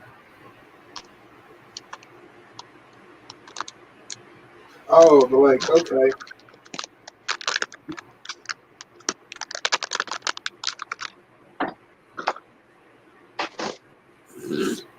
Although, stay out of the water, but, I'd love some of the Uber lights. Oh, my word. Sounds like they need the shot for the lake. Oh, no, they can't. It's too big. Never mind. Shut up, stupid, and go in the corner. Yeah, you can't shock Lake Erie, honey. Yeah. Sorry. I had a brain fart. I had a blonde moment. Forgive me. Senior. That's it.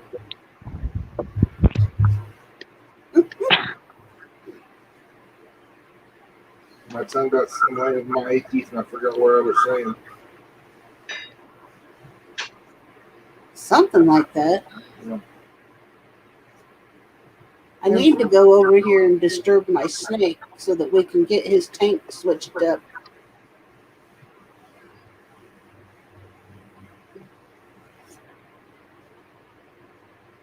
I don't know if I'm up for that or not, but he really does need to have his water dish tunked back over and put fresh water in it.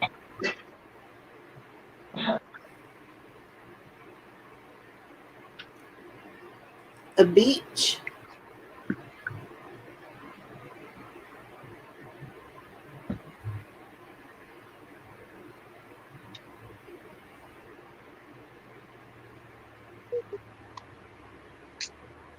Yeah, there's a whole other cushion on the other side of the sofa there. You could scooch up. There you go. Only beaches I want to go to are white and sandy, and they're down in Florida. I miss them. I really, really miss them. Fish heads, roly poly fish heads.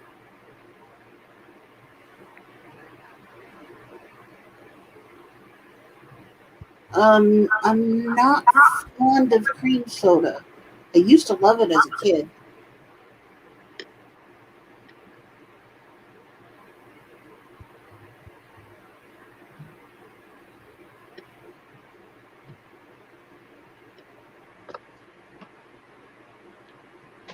Was it any good, Pearl? Because I love Dr. Pepper, but I don't know.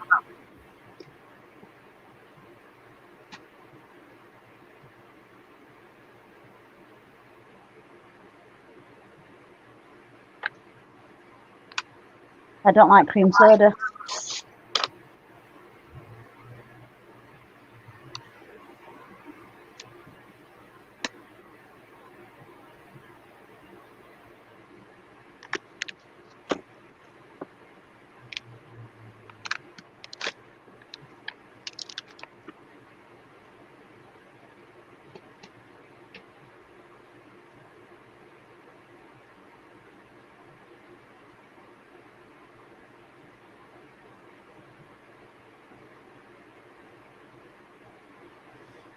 That's me, Dr. Pepper or Pepsi.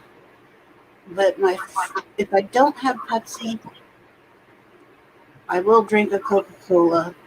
But my preferred of the dark colas is a RC.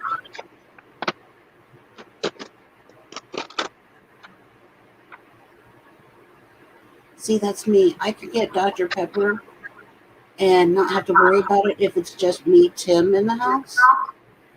Because I know I'll be the only one to drink it. But if my son is home, that's another Or story. any of your girls.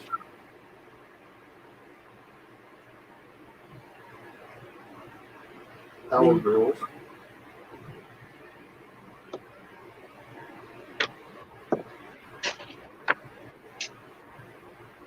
You see, I like Mr. Pibb over Dr. Pepper.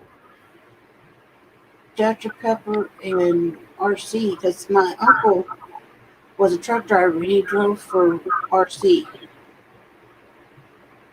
And he always brought home RC and Dr. Pepper. That's not good for being allergic to Pepsi. Yeah, that's maddening.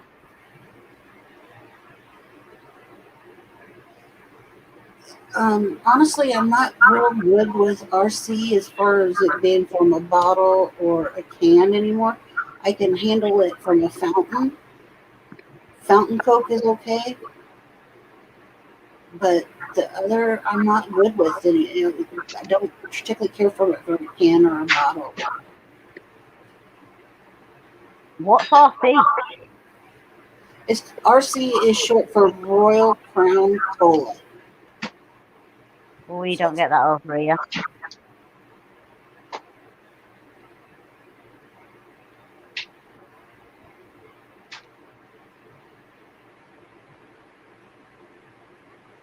It's hard to get RC here too sometimes, Kristen. Walmart usually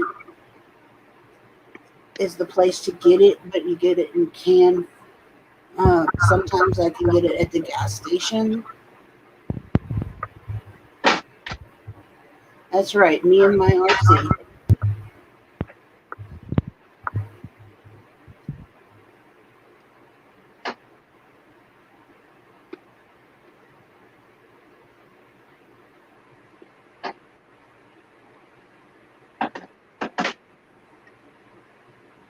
Is that what you work on? Yeah. Oh Lord. Somewhere here a while back, I read or seen that they changed the formula of it again on it for some reason. On the Coca-Cola? On the Coca-Cola, on the original basic regular Coca-Cola. Somebody said something and they had to go change something that they had in it.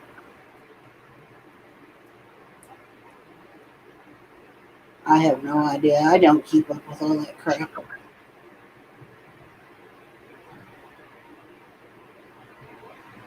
Now, Royal Canadian would be the who? Liquor.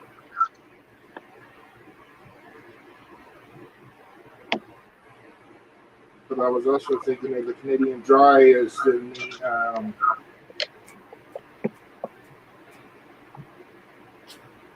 what the hell is that shit called? Ginger ale? Yes, thank you. Yeah. Canadian Dry Ginger Ale. I'm trying to figure out where the hell Royal Canadian came from. I missed something. The RC. RC Cola, not Royal Canadian. I'm still trying to figure where that came from. I have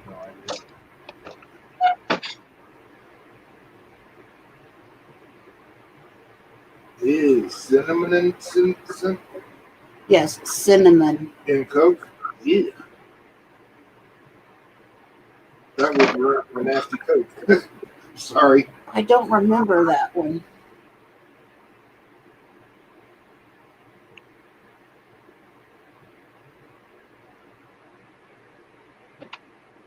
Was it Royal Canadian Ginger Ale? Okay, I think maybe it was. Because I knew it was Canadian Ginger Ale, but I forgot the Royal part. Okay.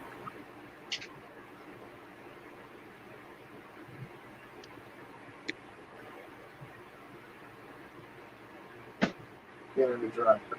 Okay. Canada Dry was a ginger ale. Yeah.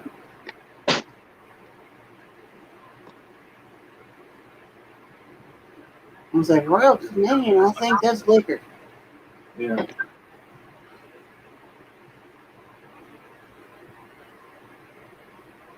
I don't know, when I worked at the gas station here a while back, I'd take the ginger ale in the fountain and the lemonade in the fountain, mix them together and made a funny fuzzy lemon.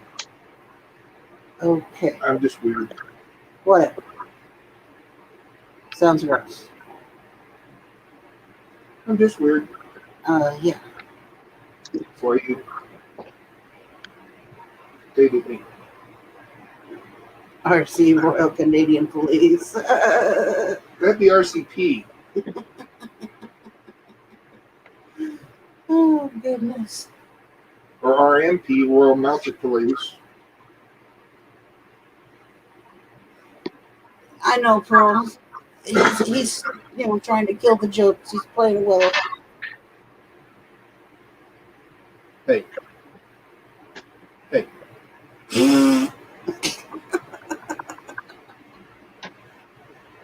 Chris is back there Excuse laughing. you. Oh, ha, ha, ha. He was giving me he blew a raspberry at me is what he was doing. Yeah. I know what he's giving you, but that's not what it sounds like. I know. No, I don't do them things intentionally like that. If I do, it's by accident mostly.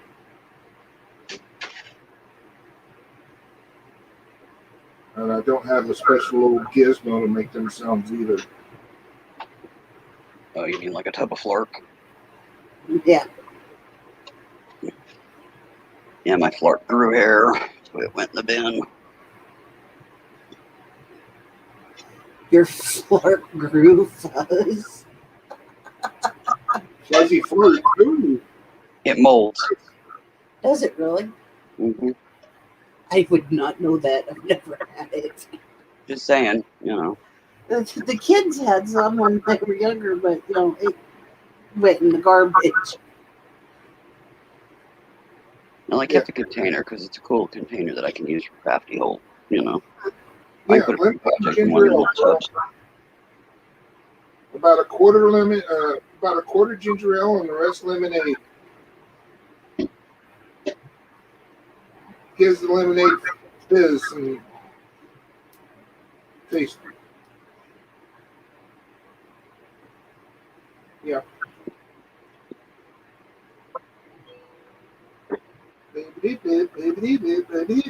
That time of night, my phone's stuck together.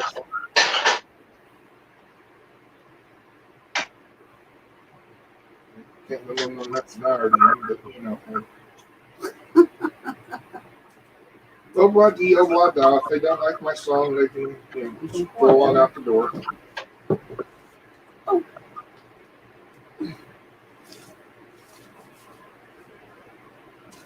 Oh, goodness sakes. Yeah.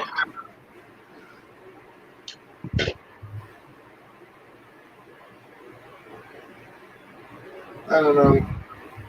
I think it's about time to go work on starting dinner and further cleaning the house down.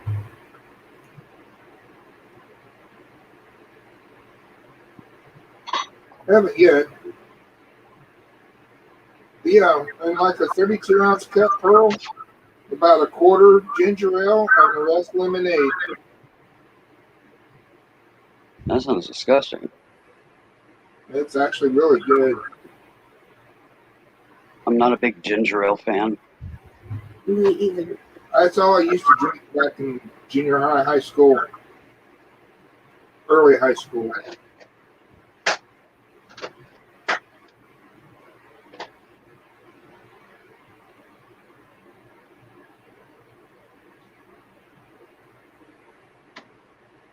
I have no idea. Guys, I think I'm going to go lay down. I'm starting to try to doze off here. Is it your Okay. turn? It'd be a lot better on my back if I go stretch out. Okie doke. Kudos, Yeah, we Willow. have been almost 6.5 hours, haven't we? Yeah, we've Yeah. been going for a while. About 10 more minutes. Yeah, I think that'll be more than plenty. I mean, we've I will been see y'all later. Love y'all. Love you. Thanks for Bye, hanging out. Kristen. Bye, Pearl. Bye, Willow. But y'all, honestly, I didn't even know we've been this long. Honest, I've just been chit chatting and carrying on, not really giving it another thought. So, and if y'all want me to keep it up, that way you have some place to be, I can. If not, here in about 10 minutes, I'll call it a day. There's other things going on.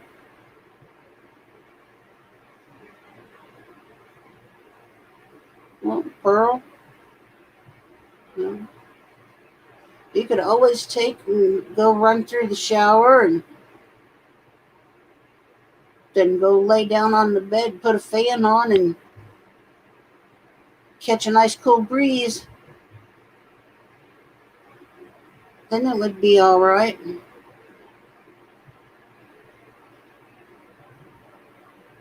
And it's midnight here, so it's getting late.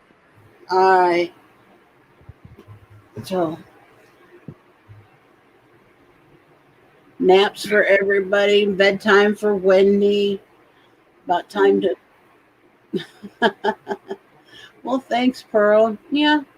Honest to goodness, though, honey, I'm not trying to get hours. I just enjoy sitting around and BSing with everybody. I like to just chat. I like to talk. I don't mind folks talking, and just texting on the chat panel part. Sometimes I wish folks would come up and click the link and, come Bye, up Kristen. with just their avatars and talk a little bit once in a while, But, hey, The camaraderie. Bye, Kristen. Love you. I just like folks to come up and have a place to be, We're all trapped in our houses more or less still for the most part, or our apartments or whatever. We don't have a whole lot of stuff to do, No. So Later, Pearl. just hanging out, something to do. I've been Bye, thinking Pearl. about more than one more. I've been thinking about, more than just Sundays for myself. I know that Cody does Wednesdays and Saturdays. So, but, everybody goes to all the other stuff, but, I don't know. I haven't quite decided yet. So I will think it over. Leave some feedback in the comments below. Leave me some feedback. Share, talk to everybody else that you guys know that comes in and talks with us and say, hey, Tina's thinking about, doing some more days a week. What do you guys think? Just for, hanging out and chit chatting. Go leave her a message on the Father's Day one. Let her know what you think. All right. I love you guys. Anybody else that's still hanging around, have a great evening. Enjoy it. I will see you guys later. Oh, tomorrow. Bye, guys. Tomorrow's Monday. Don't forget bingo tomorrow night with Johnny. And then, of course, tomorrow morning, you got, waking up with Larry doing his early morning jumping jack things. And then Victoria. And then you got Johnny with his thing that he does after that. Everybody's got stuff going on.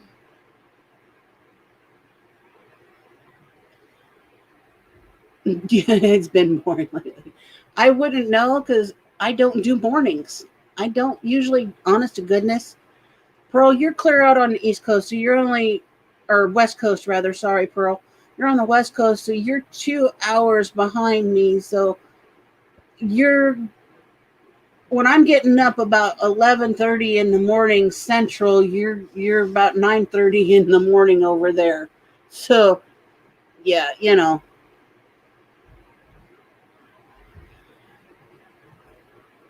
I'd like to have a spot and a time where we're talking about my favorite topics are actually food, movies, music. Nah, books, yes, but no, Wendy likes food. Bye, Wendy, my partner in crime. Bye, Tim. Be good, Tim. Don't get into too much trouble, okay? Do what? Don't get into too much trouble. Oh, I'll do my best to. And Okay. I'll blame it on you. Okay, you do that. Alrighty. But yeah, I do. I get up about 9:30 your time in the mornings. So, about an hour or two after that, that's when I'm ready to start functioning. So, go figure from there.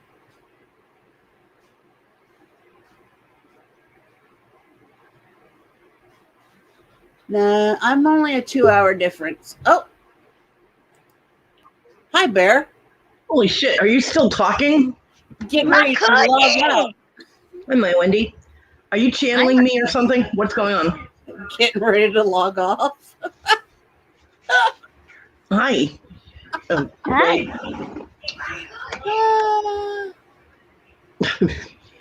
Yeah, same difference, 3 hours. Yeah, some of them are 3 hours. Only 2 for me, but That stupid thing wouldn't mute. I thought I had muted it. It wouldn't mute, so I just closed the damn tab. What are you doing still talking? we just been busy talking. We're getting ready to log out of here, but you can stay in the back room. Okay. Damn. Fucking yakety yak, man. I think you're channeling me. There was nothing really else going on today, and it's like, we've all just been chilling, hanging out. So Cool. It's been peaceful. You can't talk movies to Wendy because Wendy hasn't seen any good movies. Cody. Wendy. What? All right. Cody. All right. Bye, Pearl. I will talk to you later, honey. Bye, Pearl. Bye, all. And bye, all.